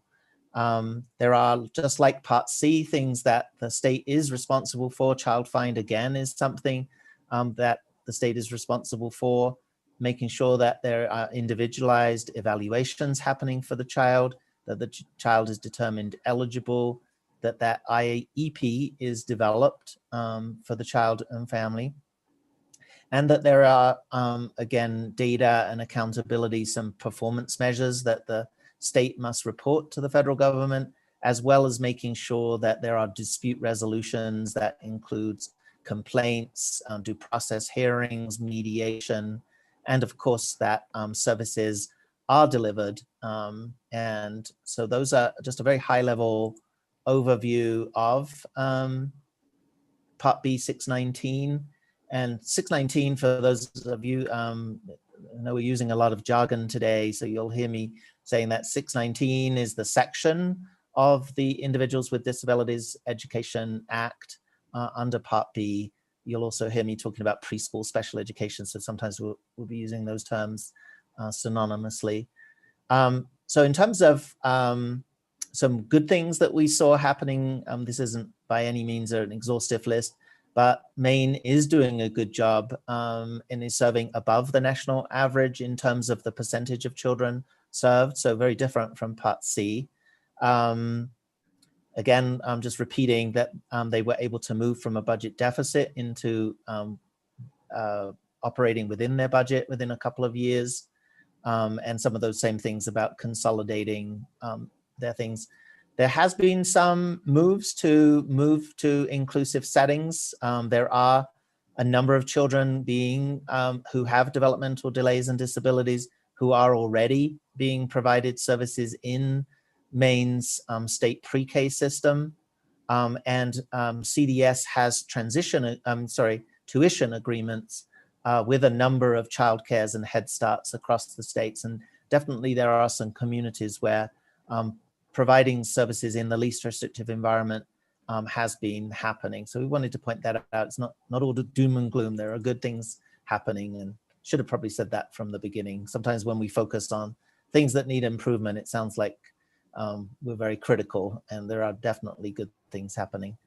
Andy, excuse me, this is Debbie. We're a slide behind. Thank you.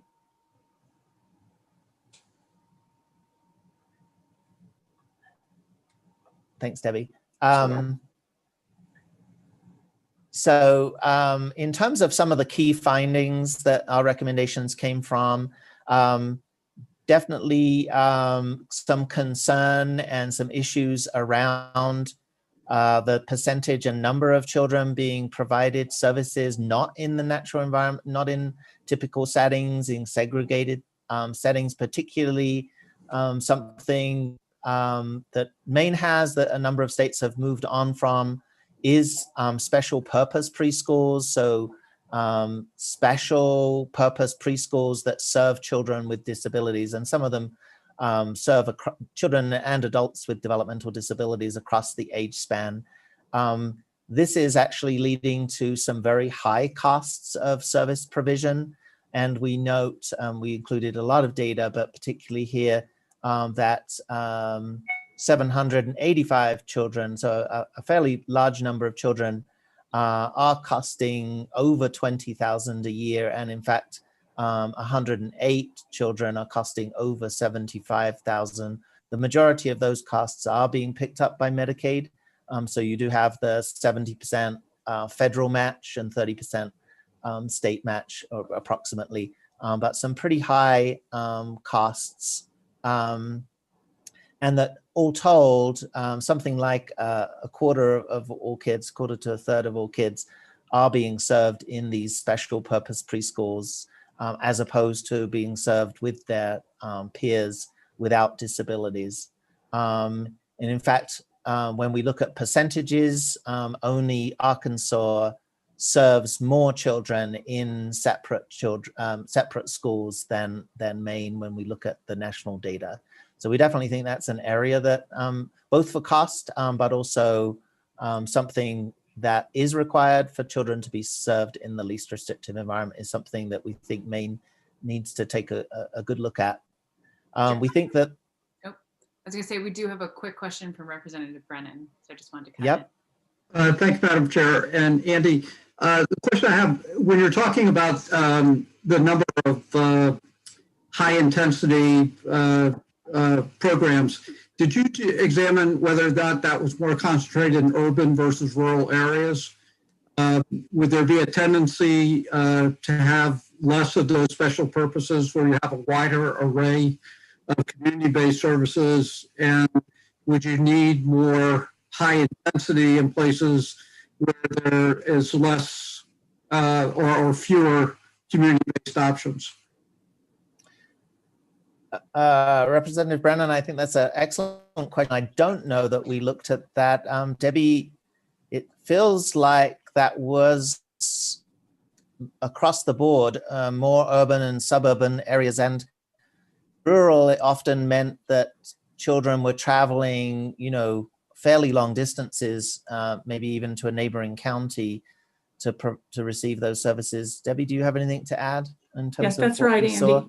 They tended to be centered around more urban populations, yes. Okay.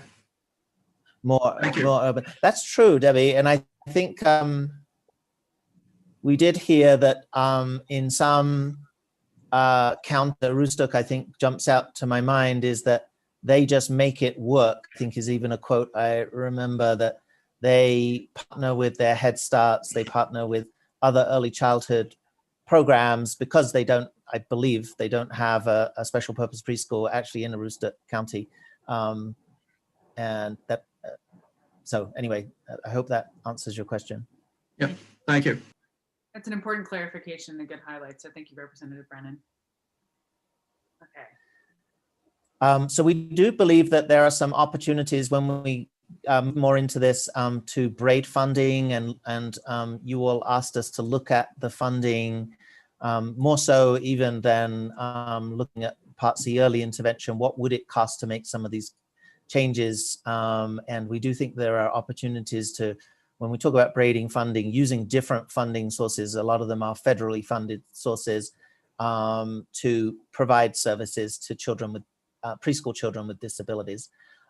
Here's one that I think really Maine needs to take very seriously, and we think that these changes need to, and I know that Department of Education is looking to make sure that this will not happen in the future, and that is that a number of children are on waiting list, and it tends to be talked about as part of a capacity issue. There just aren't the preschool slots for these children, that those slots fill up even with tuition agreements. And so children are on a waiting list for 1 to maybe 7, 8, 9 months until the summertime when those children get their services.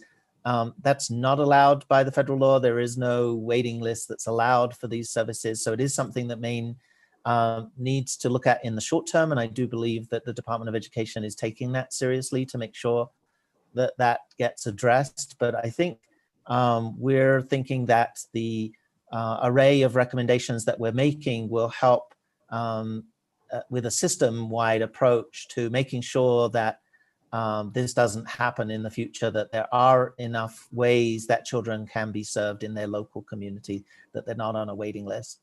I can jump in. For the 632 children, is it clear what percentage that is of our potentially children who qualify for such services?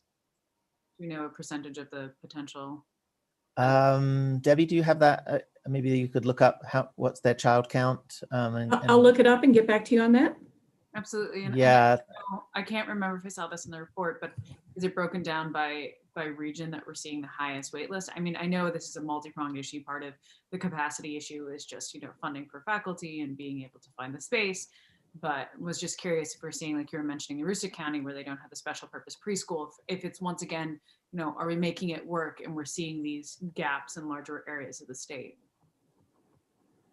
I don't, that's an excellent question to ask what that waiting list is by region or even by county. I do believe that CDS has that data, those data, but I don't know that we have that in our report, but that actually is an excellent. We can put in a request for that, Hillary, actually, if you wouldn't mind getting in touch with CDS, that we could be able to get that breakdown. Because I mean, frankly, that's a violation of the IDA. Like that's, as you mentioned, it's not technically allowed. Right.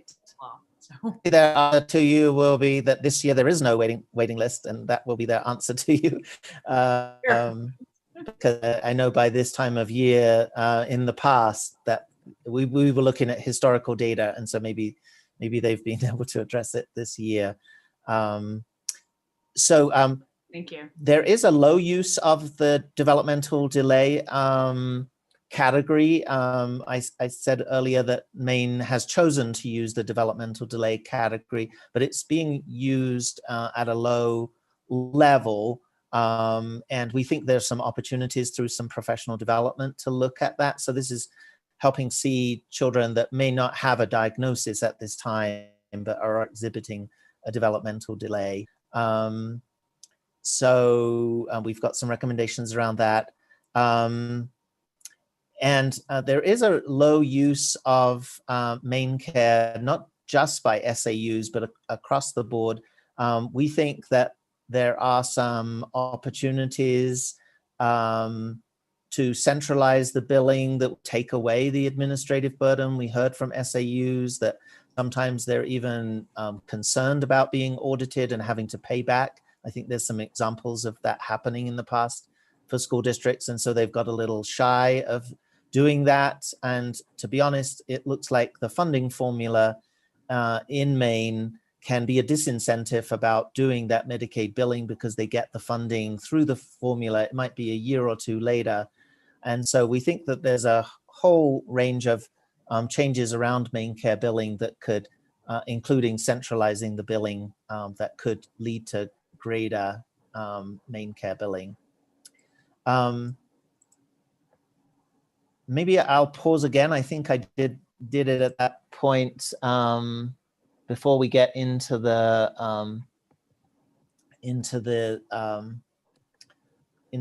implementation plan itself, and just see if there's any of the background, particularly for new members, that would be helpful before we go into the implementation plan.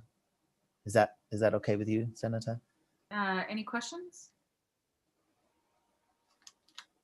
Not seeing any hands going up, going once, going twice. Okay, I think we're ready to move into the implementation portion. Okay, are you seeing the timeline on the screen? Looks like some people are nodding. So here, like Part C, we are proposing a 3-year implementation plan or transition plan. And this time, unlike Part C, we really do think it will take the full 3 years to make the majority of the big changes, at least. I'm going to show you some of the key milestones because I think it's easier than seeing the very detailed implementation plan timeline. And in a second, I'm going to talk to you about transition planning at the state level and transition planning at the SAU level. So we do think, and to be honest, I think some of these changes, the Department of Education is looking to move forward on an even faster level, and that is moving the administration of CDS more fully under the Department of Education. It may be out 2 years, 9 months, just because there may be 1 or 2 of the action steps that are out that far. But we are recommending that CDS, in some ways, I haven't been using this term, but in some ways be dissolved and be more fully moved under the Department of Education. We think that the billing changes, which in some ways mirror some of the billing changes that were recommended under Part C, can also be implemented by the beginning of year 3. So they don't need to take the full 3-year period, and that would allow for some more revenue to be coming into the system for that 3rd year of the implementation plan. The state level transition, and we'll get into would take the full 3 years. And I'm sorry, I don't know why that asterisk is there. That's a typo. The SAU level transition planning would also take the full 3 years. Really, it would be starting and ongoing throughout the 3 years, and then services being beginning to be provided really at the end or the beginning of year 4, although we're talking about it as a 3-year transition plan. And also the guidance and training would be completed by the end of that 3rd year. So those are the high level, and I'm just going to go back one slide just to show you, when you look at the full report, that's what these green marks on the timeline show, are those key milestones. I'm going to move forward to this idea of there being state level planning and local level planning.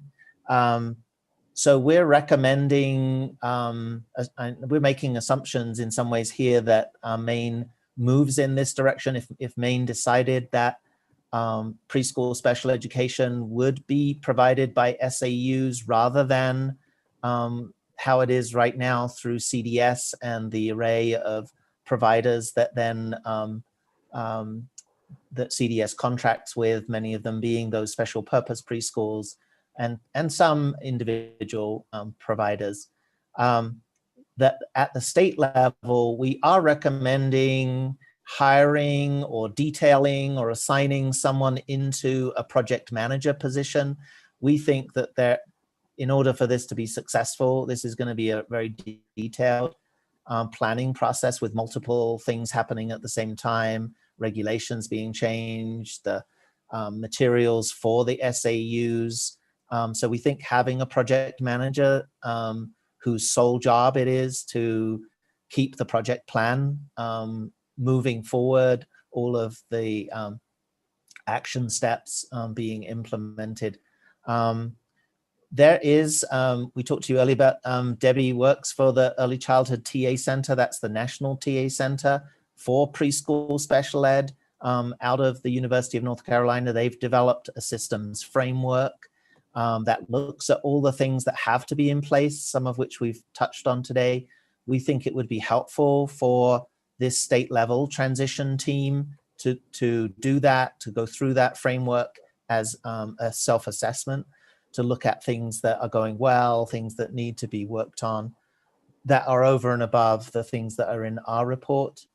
There needs to be a number of work groups. Some of them are on the regulations, some of them are on the professional development and training, some of them are on the materials that the SAUs will need to do their planning.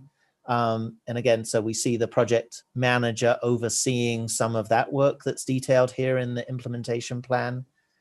And we also see in this committee had been concerned about the accountability. How will we know, how will you know as a state that SAUs are ready? And so we've included, and we're going to look at them a little bit today, the tools that we've at least drafted. And we think that you all or your transition team here will have to make sure that they work for school districts, but they provide a way for school districts to do a self-assessment and look at their fiscal, what's it going to take fiscally at the local level. And we see a role for the state level planning group to review those plans, to see again, in terms of that accountability, are the SAUs making progress on that? First of all, do they have a plan in place? And secondly, are they making progress towards that plan? And they're not waiting until the third year to move forward with that. They're making a steady progress. So simultaneously on the local level, at the SAU level, we see them assigning a preschool special ed lead. Now in smaller districts, in smaller SAUs, that could be the same special ed director. In bigger SAUs, it might be a new person, a new role, or someone assuming that role as the preschool special ed lead for that community that would lead this work going forward. That they would complete the self-assessment that looks at their needs for training, their needs for policies, their needs for hiring staff, that it would complete, and again, we're going to look at these in a second, it would look at this SAU transition team would complete the fiscal toolkit that we've provided and will get revised by the state level team. That they would be, just as I talked about, submitting that transition plan as well as quarterly reports that look at the progress they're making, again, to make sure that they're not putting that on the back burner, but that they're making progress. So in terms of just looking, and we can look at this in more detail in the actual report, but this is an example of one page of the self-assessment. So around personnel, they would be looking at their current personnel, what they would need, what that's going to cost.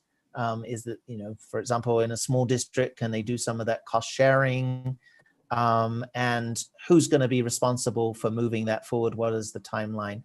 And so there's lots of different sections of the self-assessment that would look at different aspects. You'll see just on this screen, it moves into training and professional development.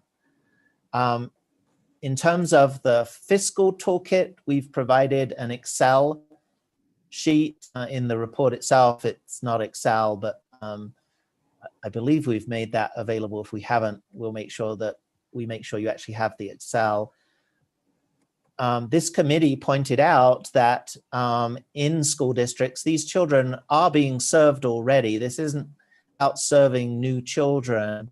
And so part of the planning by SAUs will be to look at where these children are being served now. So how many of them are currently, so if it's 15 children in SAU who are 3 and 4 years old, how many of them are currently in pre-K? How many of them are currently in Head Start?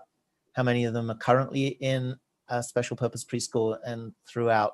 So what the spreadsheet does is it enables the school district, the SAU, to look at the costs of serving those children. And because it's Excel, you can play around with the numbers and say, hey, if we can open a new pre-K classroom and serve 4 more children there and move them out of the high cost areas and provide them services in an inclusive setting, which of course comes with it cost, those get, the spreadsheet works out those costs. So a school district can play around with those costs. And in a minute, we'll talk about some of those high level funding decisions that I think the Maine state legislature and perhaps you all as a committee will want to look at, is if you decide to go in this direction, how would these services be funded?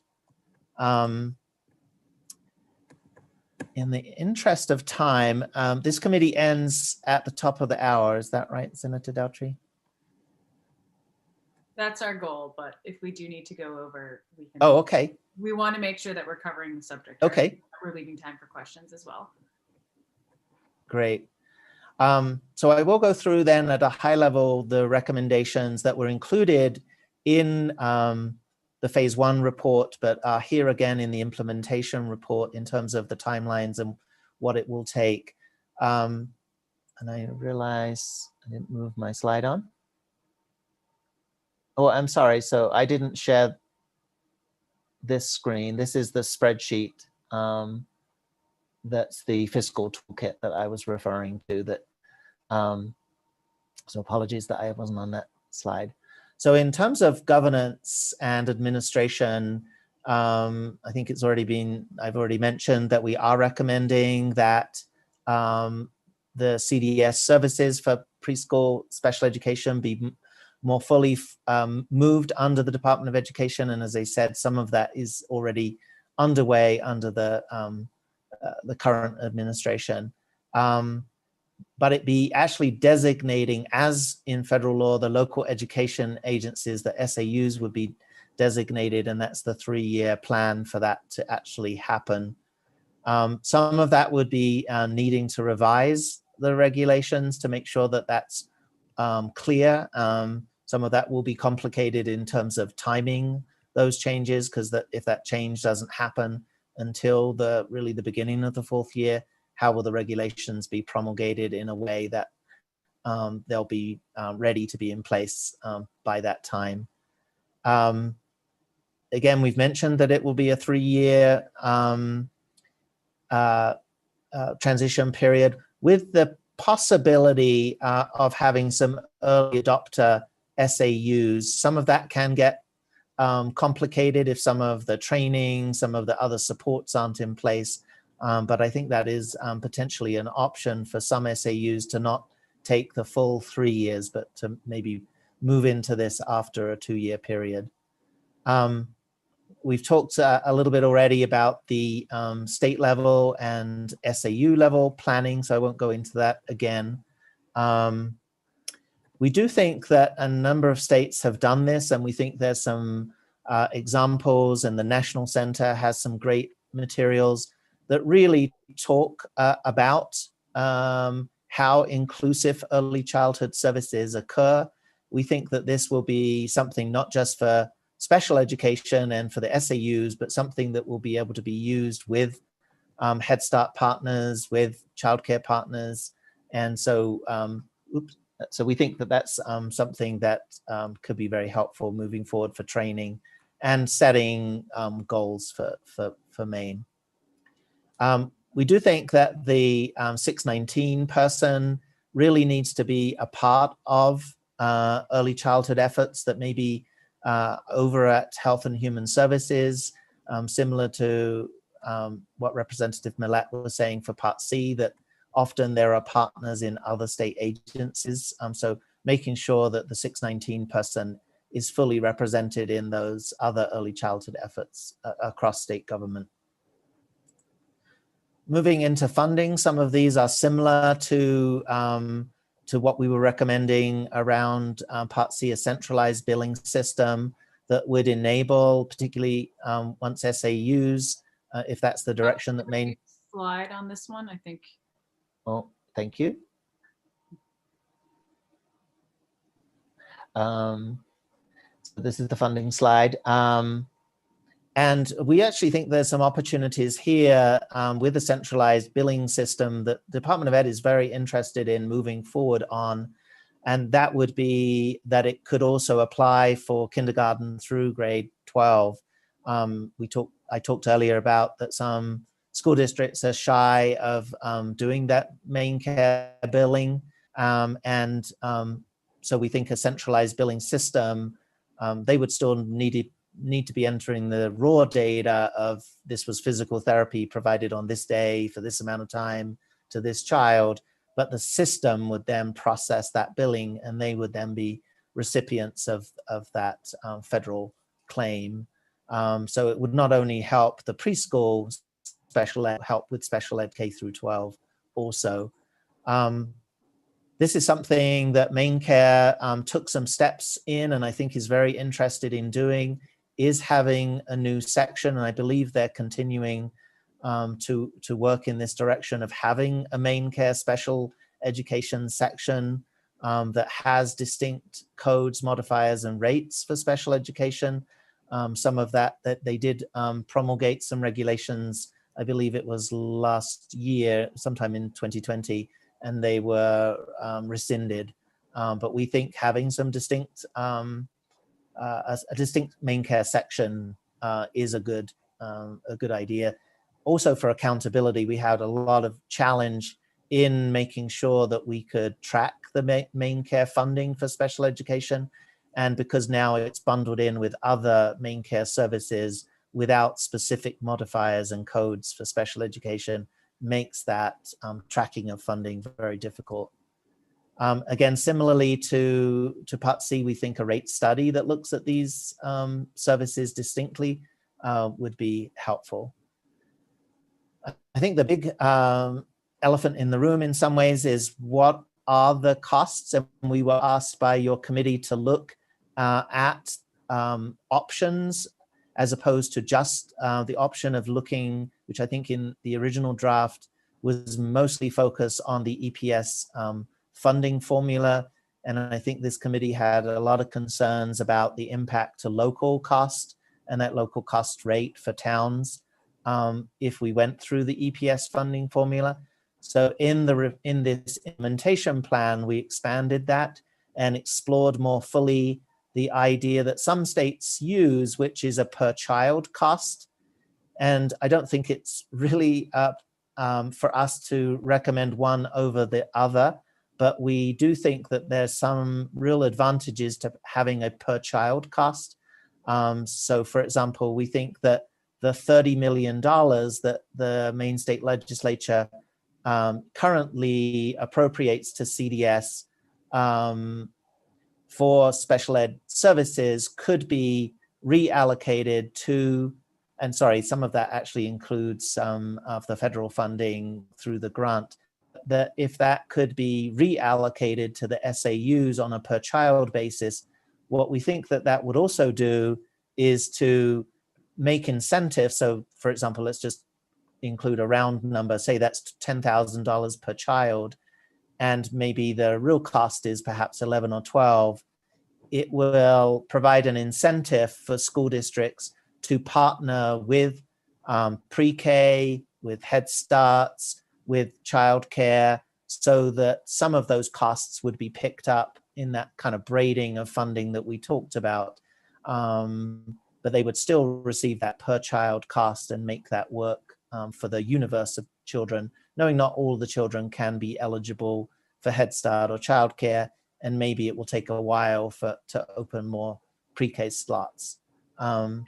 So we think that that's something definitely to explore, a per child cost rather than funding this through the EPS funding formula. It would be a different way of doing business. We had some conversations with the Department of Education fiscal office. They didn't see it being a huge barrier. It would take new procedures, new forms that school districts would need to do to project the number of children that they would be serving 3 and 4 with disabilities. But CDS has those data already, so that wouldn't be that hard.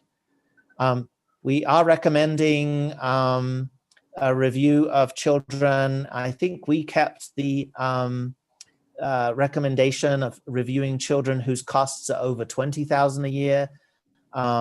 But the legislature was more, this committee was more interested in seeing children. I'm sorry, I don't have it here, but I believe if we go to the report, it was over 75,000. So children costing quite a bit more than the 20,000 we were recommending.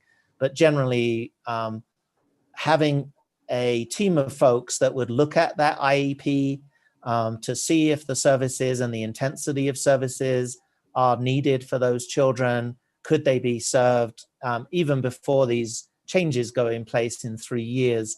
Are there opportunities for some of those high-cost children to be served in perhaps a more inclusive and less costly situation? Our last recommendation, and we already showed this a little bit, is the fiscal toolkit that would help really SAUs to look at the possibilities for braiding funding. And then one last slide, and then I do have, have a little bit on the communication plan if we have time for that. But in terms of service delivery, we think that there are some training that needs to happen to really help across the board people understand how inclusive settings for children, preschool children, need to be done under the federal law and how that happens and how decisions are made. This body didn't want us to particularly recommend a particular model. We felt as part of our independent recommendations the pyramid model is a nationally recognized way of serving children who have challenging behaviors, who are experiencing issues around social emotional development. And many states have had very good outcomes by, and it is a model that gets applied not just in special education, but across early childhood as a way, and it's a tiered approach. It's saying we need to be promoting behavior and social emotional with all children. We need to target some things for children at risk who are maybe showing some challenges in this area. And we need to have more targeted behavioral approaches and maybe even treatment level for a really subset of children at the top of that pyramid. So it is one that we kept in as a recommendation, again, because it's a national model and a way of serving children. We did look at something, I believe it was then Senator Millett had made us aware of that we didn't know of, an approach to social emotional development and trauma-informed care that is already happening at the Department of Education. We definitely think some connections to that are worthy of looking into, but it's not as specific as looking at the challenges that children have in their challenging behaviors that they're showing in the classroom. We kept in a recommendation of looking at Chapter 676, which is the option for children to remain in preschool for an additional year. There was a real pushback on really doing away. I guess that's been something that's been looked at previously. So we changed this recommendation to at least helping teams through training look at how to make that decision-making process. We certainly don't think it should be happening just because those children are being served in a special purpose preschool, for an example. It should be based on, you know, what's going on developmentally for that child and the age of that child. And then I mentioned previously looking at some training around the use of developmental delay as a category that could be used more often. So I'm going to pause there. We've covered a lot. I do have a couple more slides, Senator, around the communication plan, but it seems like this is a good point to stop and see if there's any questions or where you'd like to take the discussion from here. Any questions? And I do see Representative Millett just came in and out of the waiting room, so just want to make sure she is back in the presentation.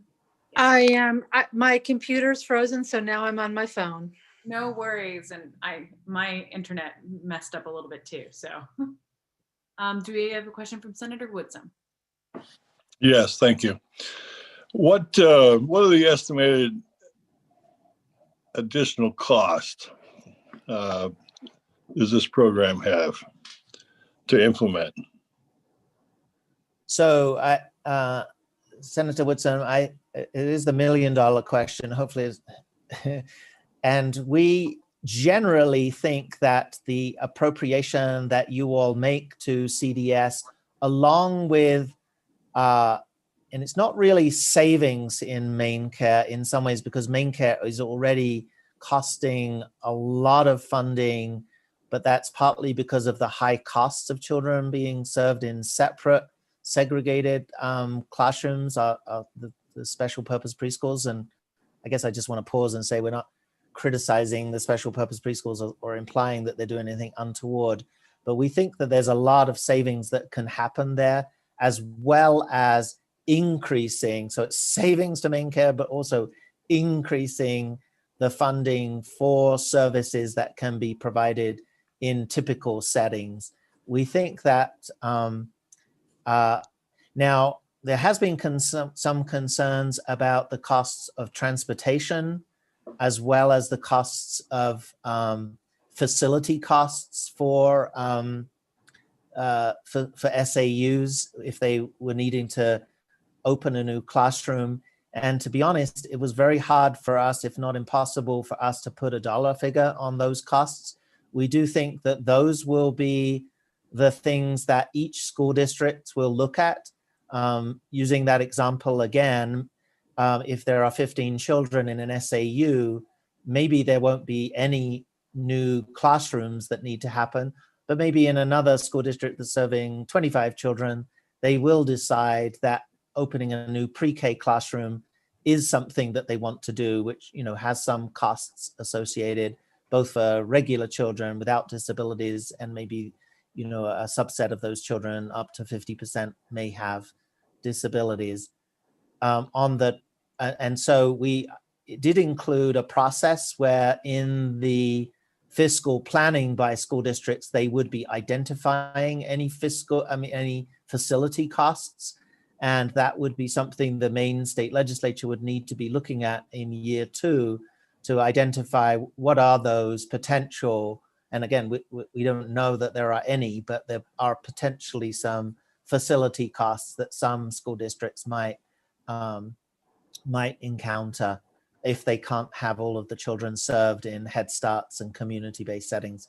And maybe I should just say, that is the way that many school districts in Maine are moving forward when they open pre-K classrooms. They're doing that through community partnerships and flowing those pre-K dollars to community providers.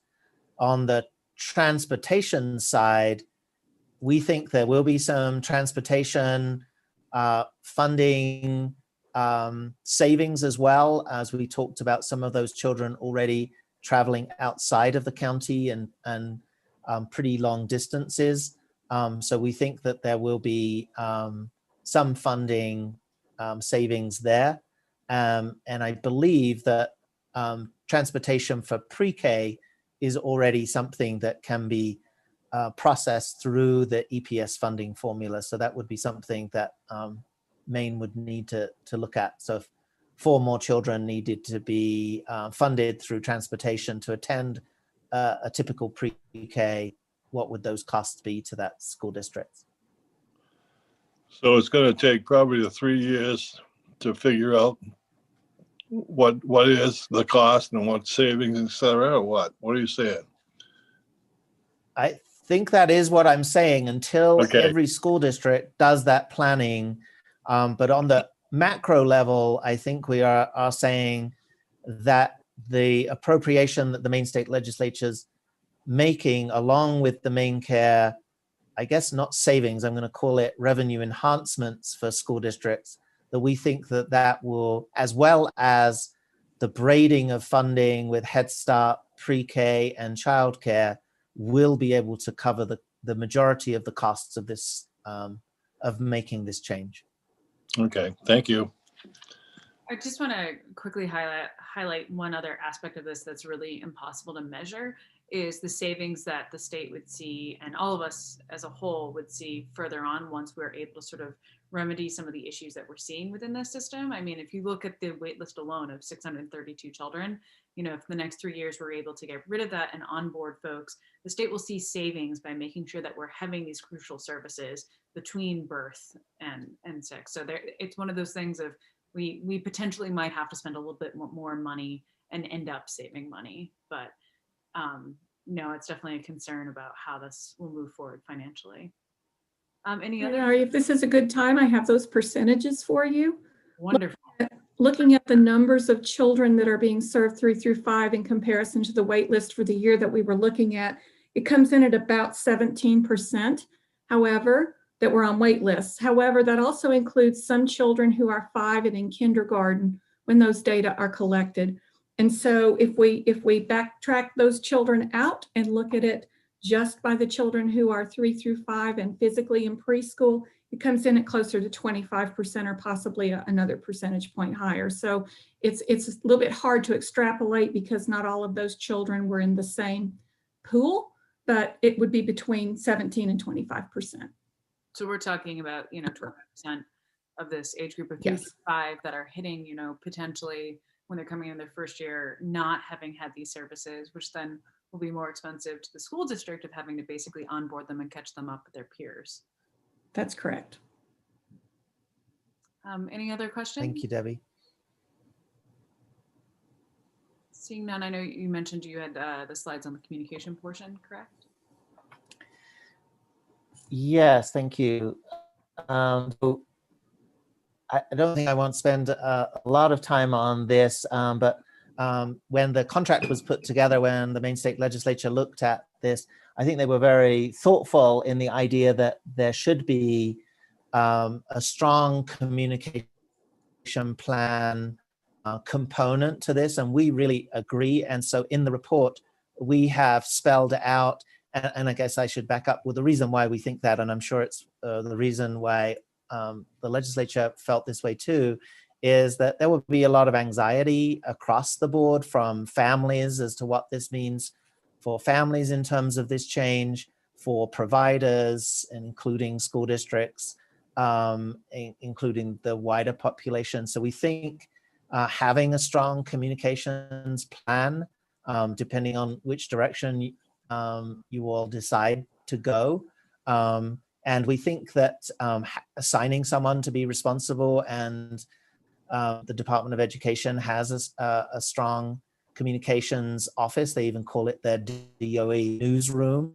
And they seem to be doing, from what we can see, a good job in terms of its communication. We think that they could take the lead. And so we're recommending that they take what we've put in our report to develop a strong, detailed communication plan. And what we've provided is a list of external audiences and the ways and methods that could be used to make sure people are aware of what's happening and are clear. I think we use this term in the report, to err on the side of over communication, because if people feel like these decisions and processes are happening behind closed doors without input and without people knowing. So we've included the ways that we think this communication plan can talk to external audiences. So we've talked about wider stakeholder organizations, town councils, the general public, but perhaps more important, well, maybe not more important, but very important, is the internal audiences. So that includes CDS staff. If changes are being made and they're thinking their job is going away, what does this mean for them? How are they going to be incorporated into the new landscape of service provision? State staff in the state office, and not assuming that they're aware of what's going on, making sure that they're aware of the plans going on. Certainly school districts, including school boards. We had originally included school boards as an external audience, and then it was pointed out that really they're an internal audience. Contracted providers, from that individual speech therapist to the special purpose preschools. Obviously, they're going to be concerned about their livelihood going away. What does this mean for them? What does the new landscape look for them? It was brought up earlier that some may be able to apply to be providers in a very different way. Wider early childhood providers, we've been talking about childcare, Head Starts. How does this new landscape of services apply to them? And then definitely families. Now with families, if you're in early intervention or preschool special education now, in 3 years, your child isn't going to be in this service. So thinking about who are those children being identified now, who will be in 3 years or 2 years for early intervention, be in a different situation. So we're targeting the right families with the right information, but again, helping people understand what's this going to mean for their child, their family, and being sensitive to the anxieties that that's going to provoke.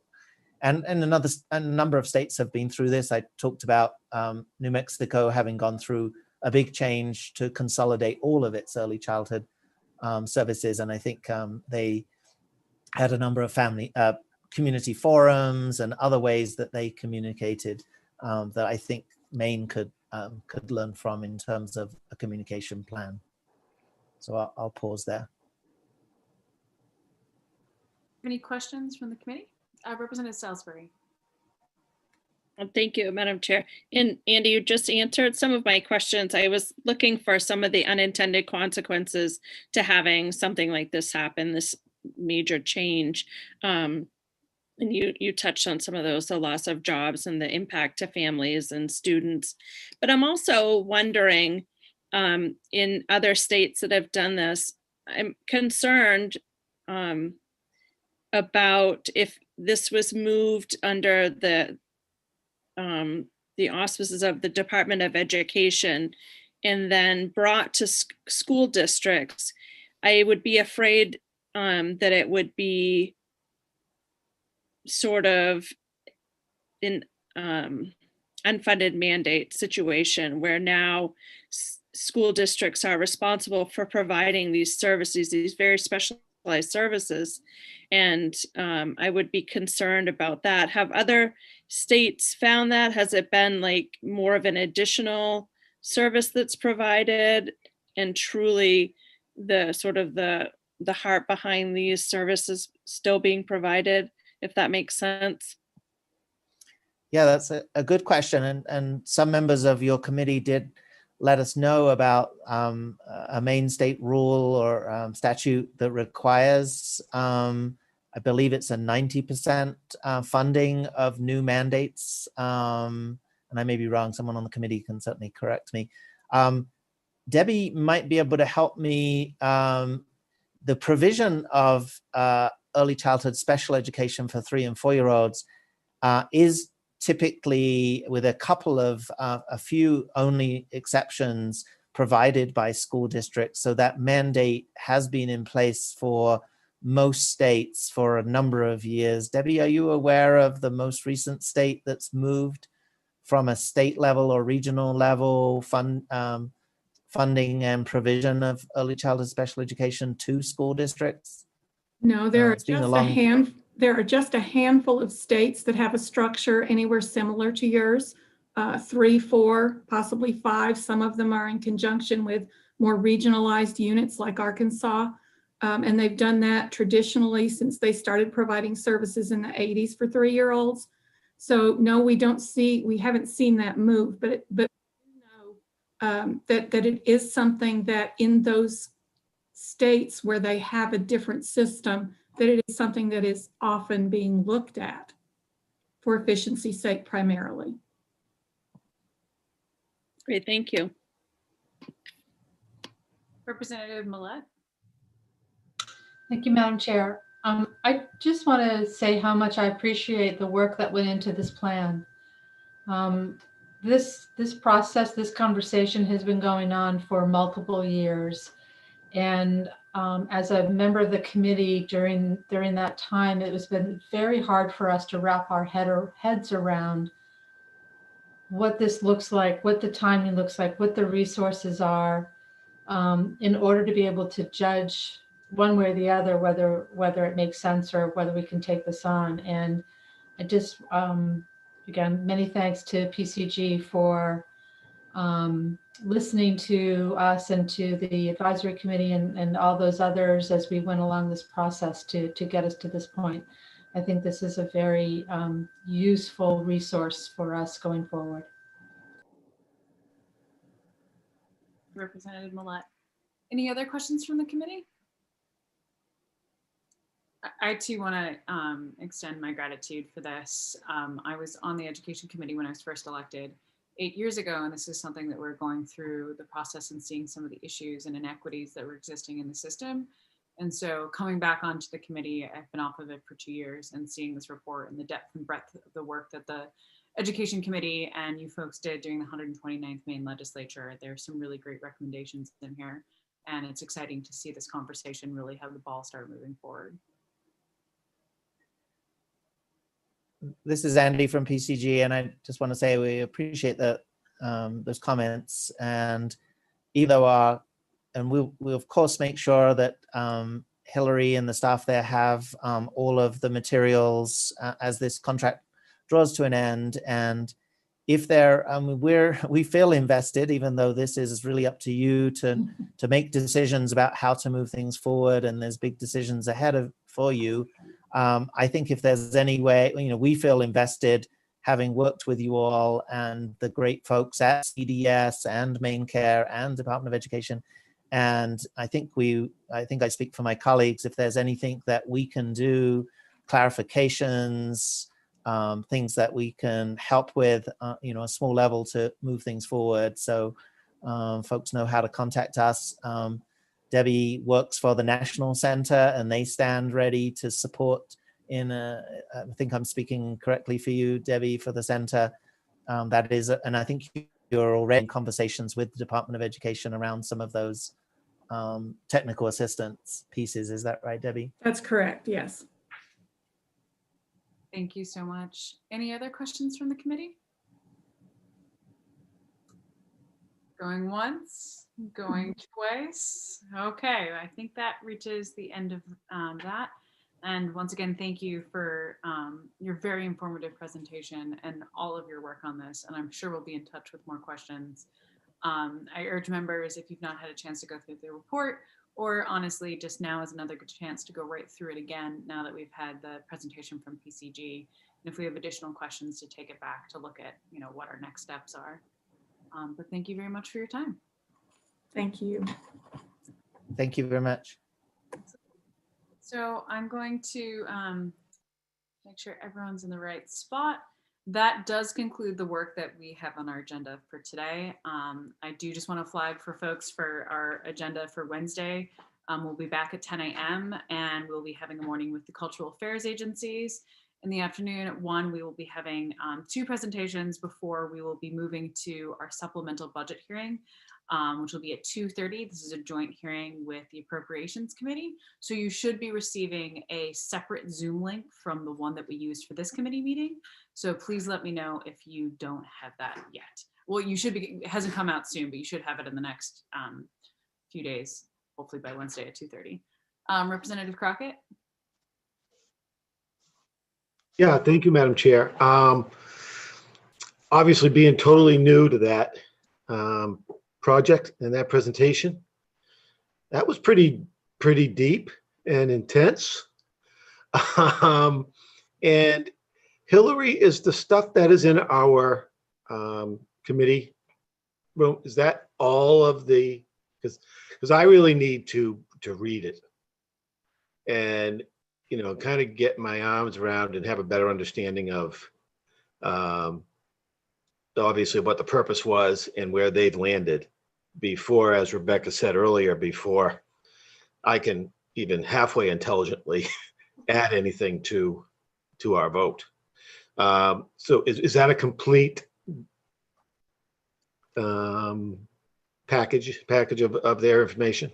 So what's currently on the webpage is 3 reports, and these are the final reports. We did have some earlier draft reports that I didn't post, but if you did want to see them, let me know. I can pull them up. But there are the 3 final reports, which is the cost study report. That was the one that was produced in September. The phase 1 report, which included all those recommendations, and then the phase 2 report, which is what you just heard the presentation on. In addition to those materials are some memos that were written during the process.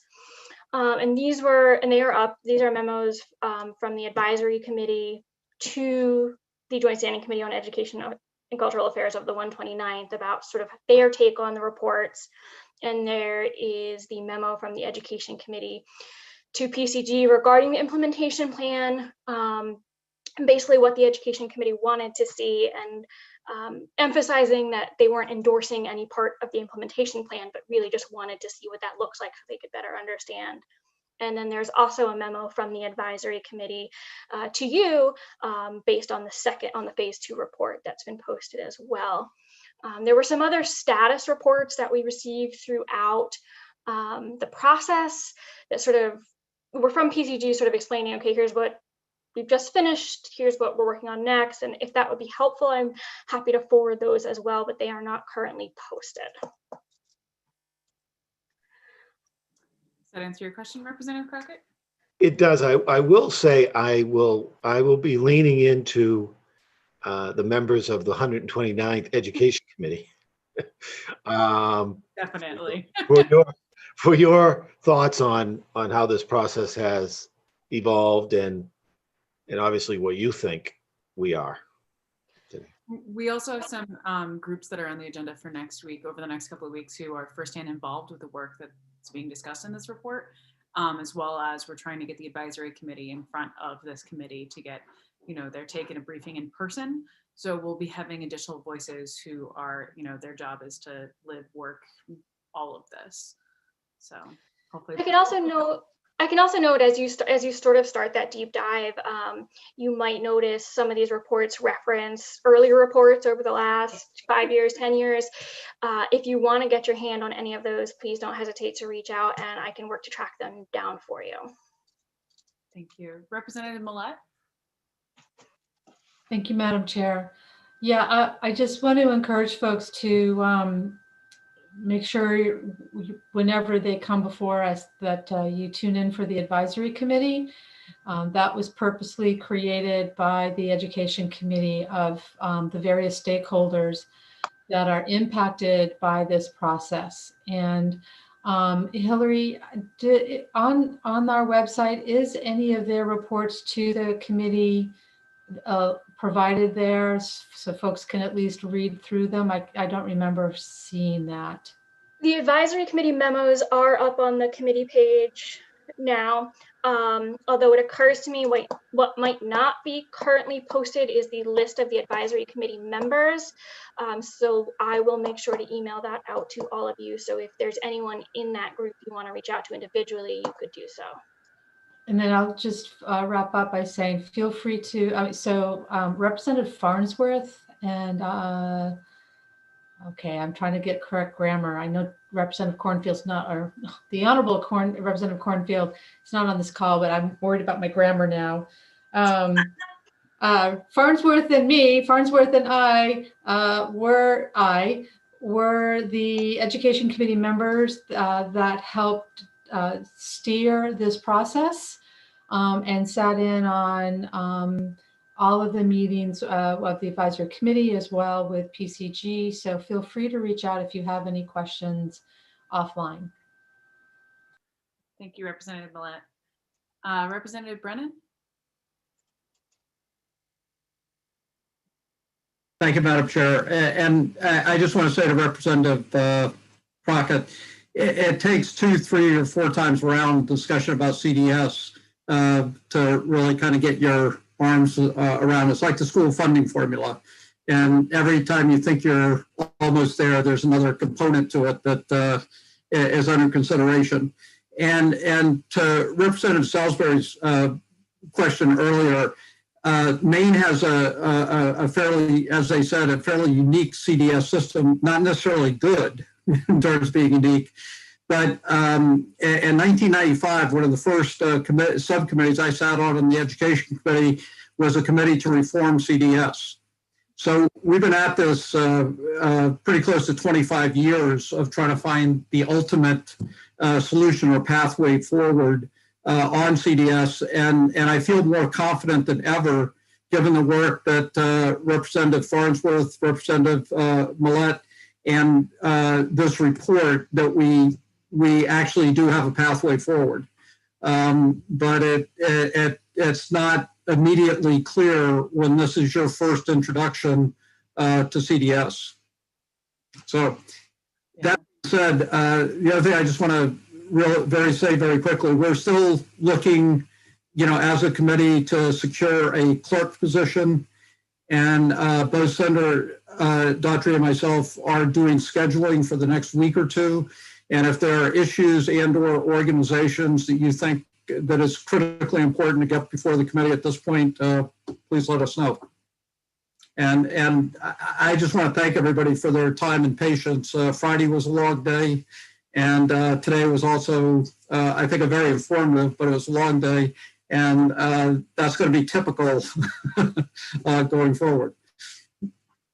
Thank you, Representative Brennan. And just adding on the CDS report, I mean, this is something that it's nice to see tangible suggestions that are in this report. And I really think, the folks who have worked on this for a while, what really sets apart what's in front of us from a lot of the other items is potential ways to move forward and concrete ideas. But I mean, we all agree that we're talking about, one of our most, vulnerable populations of children, and making sure that they have the best foot forward to really start on their educational journey. So it's one of those things that's behooving and crucial for us to take action on.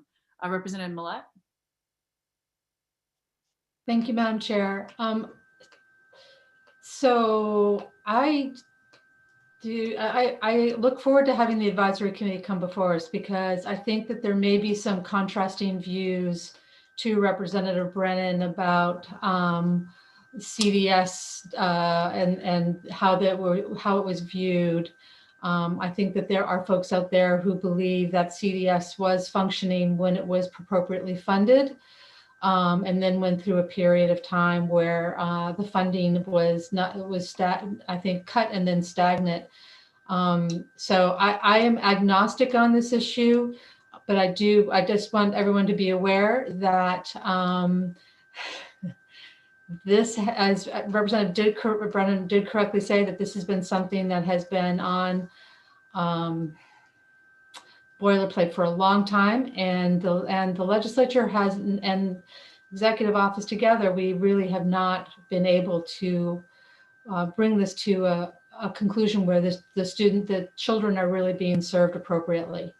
And that was what drove both the current administration and the 129th Education Committee to authorize this report. It's a desire to put this issue to rest, to make a decision, and then invest in it appropriately so that we do not have wait lists and that all children who need services are receiving them.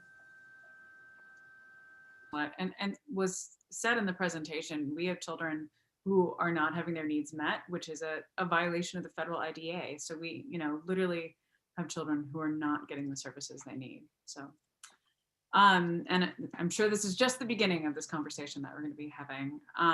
Any other questions relating either to the report that we just had, next steps, scheduling?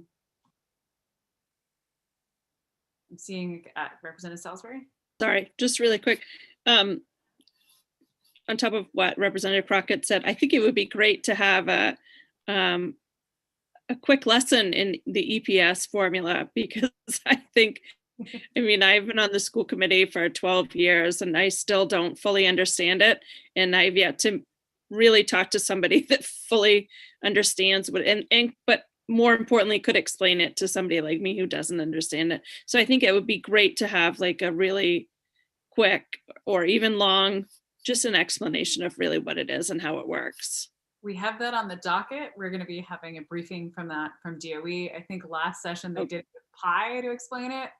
I don't know how they're going to figure it out, but if they can mail us some pie, it'll make it a bit easier. But it was cake and it was good. And it was a great presentation. It's unfortunate that we're all stranded. Maybe we just all have to make ourselves cakes or pies so we can follow around. Maybe that's the homework for the committee before that training. But don't worry, we'll definitely be doing a deep dive into that. And that'll be one of those things that the materials I really recommend, if you have access to a printer, print them out beforehand, because you're going to want to start scribbling. It kind of reminds you of a math homework. Representative Dodge. Thank you, Madam Chair. I also wonder how we're going to filter in the input from school unit leaders who are wondering what we're doing and how this is going to affect them specifically. We were worried about their fears and concerns, and I wonder when those will be heard. Thank you. Representative Millette, I saw your hand shoot up really fast. I'm wondering if you were wanting to respond to that. Yeah, I just want to remind folks that there's going to be lots of chances, including the public hearing on any committee bill that is reported out. Yeah. So for new members, that is the next step of considering the recommendations that are coming forward from this report and making the decisions about whether we want to move forward with a committee bill, which then will be going through the public hearing process and be getting a whole new layer of public input from stakeholders as well. Do we have any other questions? Seeing the Zoom fatigue starting to kick in on people's faces, but Hillary? I have one piece of great news for everyone, which is that I just got an email that your statute books have come in. Yay! Those who have been on this committee before knows that the Vertigo publishes the Title 20A statutes in book form that are ordered for this committee, which will be really helpful to not be looking at all those statutes on the screen while you're trying to Zoom. So we'll try to get those out in the mail to you shortly. That's great news. Thank you. I don't know the color yet, Representative Millette. I haven't seen them. It's kind of interesting. I'm also on the tax committee and they keep referring to the red book and I'm like, but ours changed color. Okay, with that being said, any other questions or comments before we adjourn? Well, thank you for sticking in with what's been a very long, very dense kind of day. So we'll be back here Wednesday, and definitely if you have any other questions, please reach out. And with that, I adjourn this session of the Joint Standing Committee on Education and Cultural Affairs. Have a great Monday night, everyone.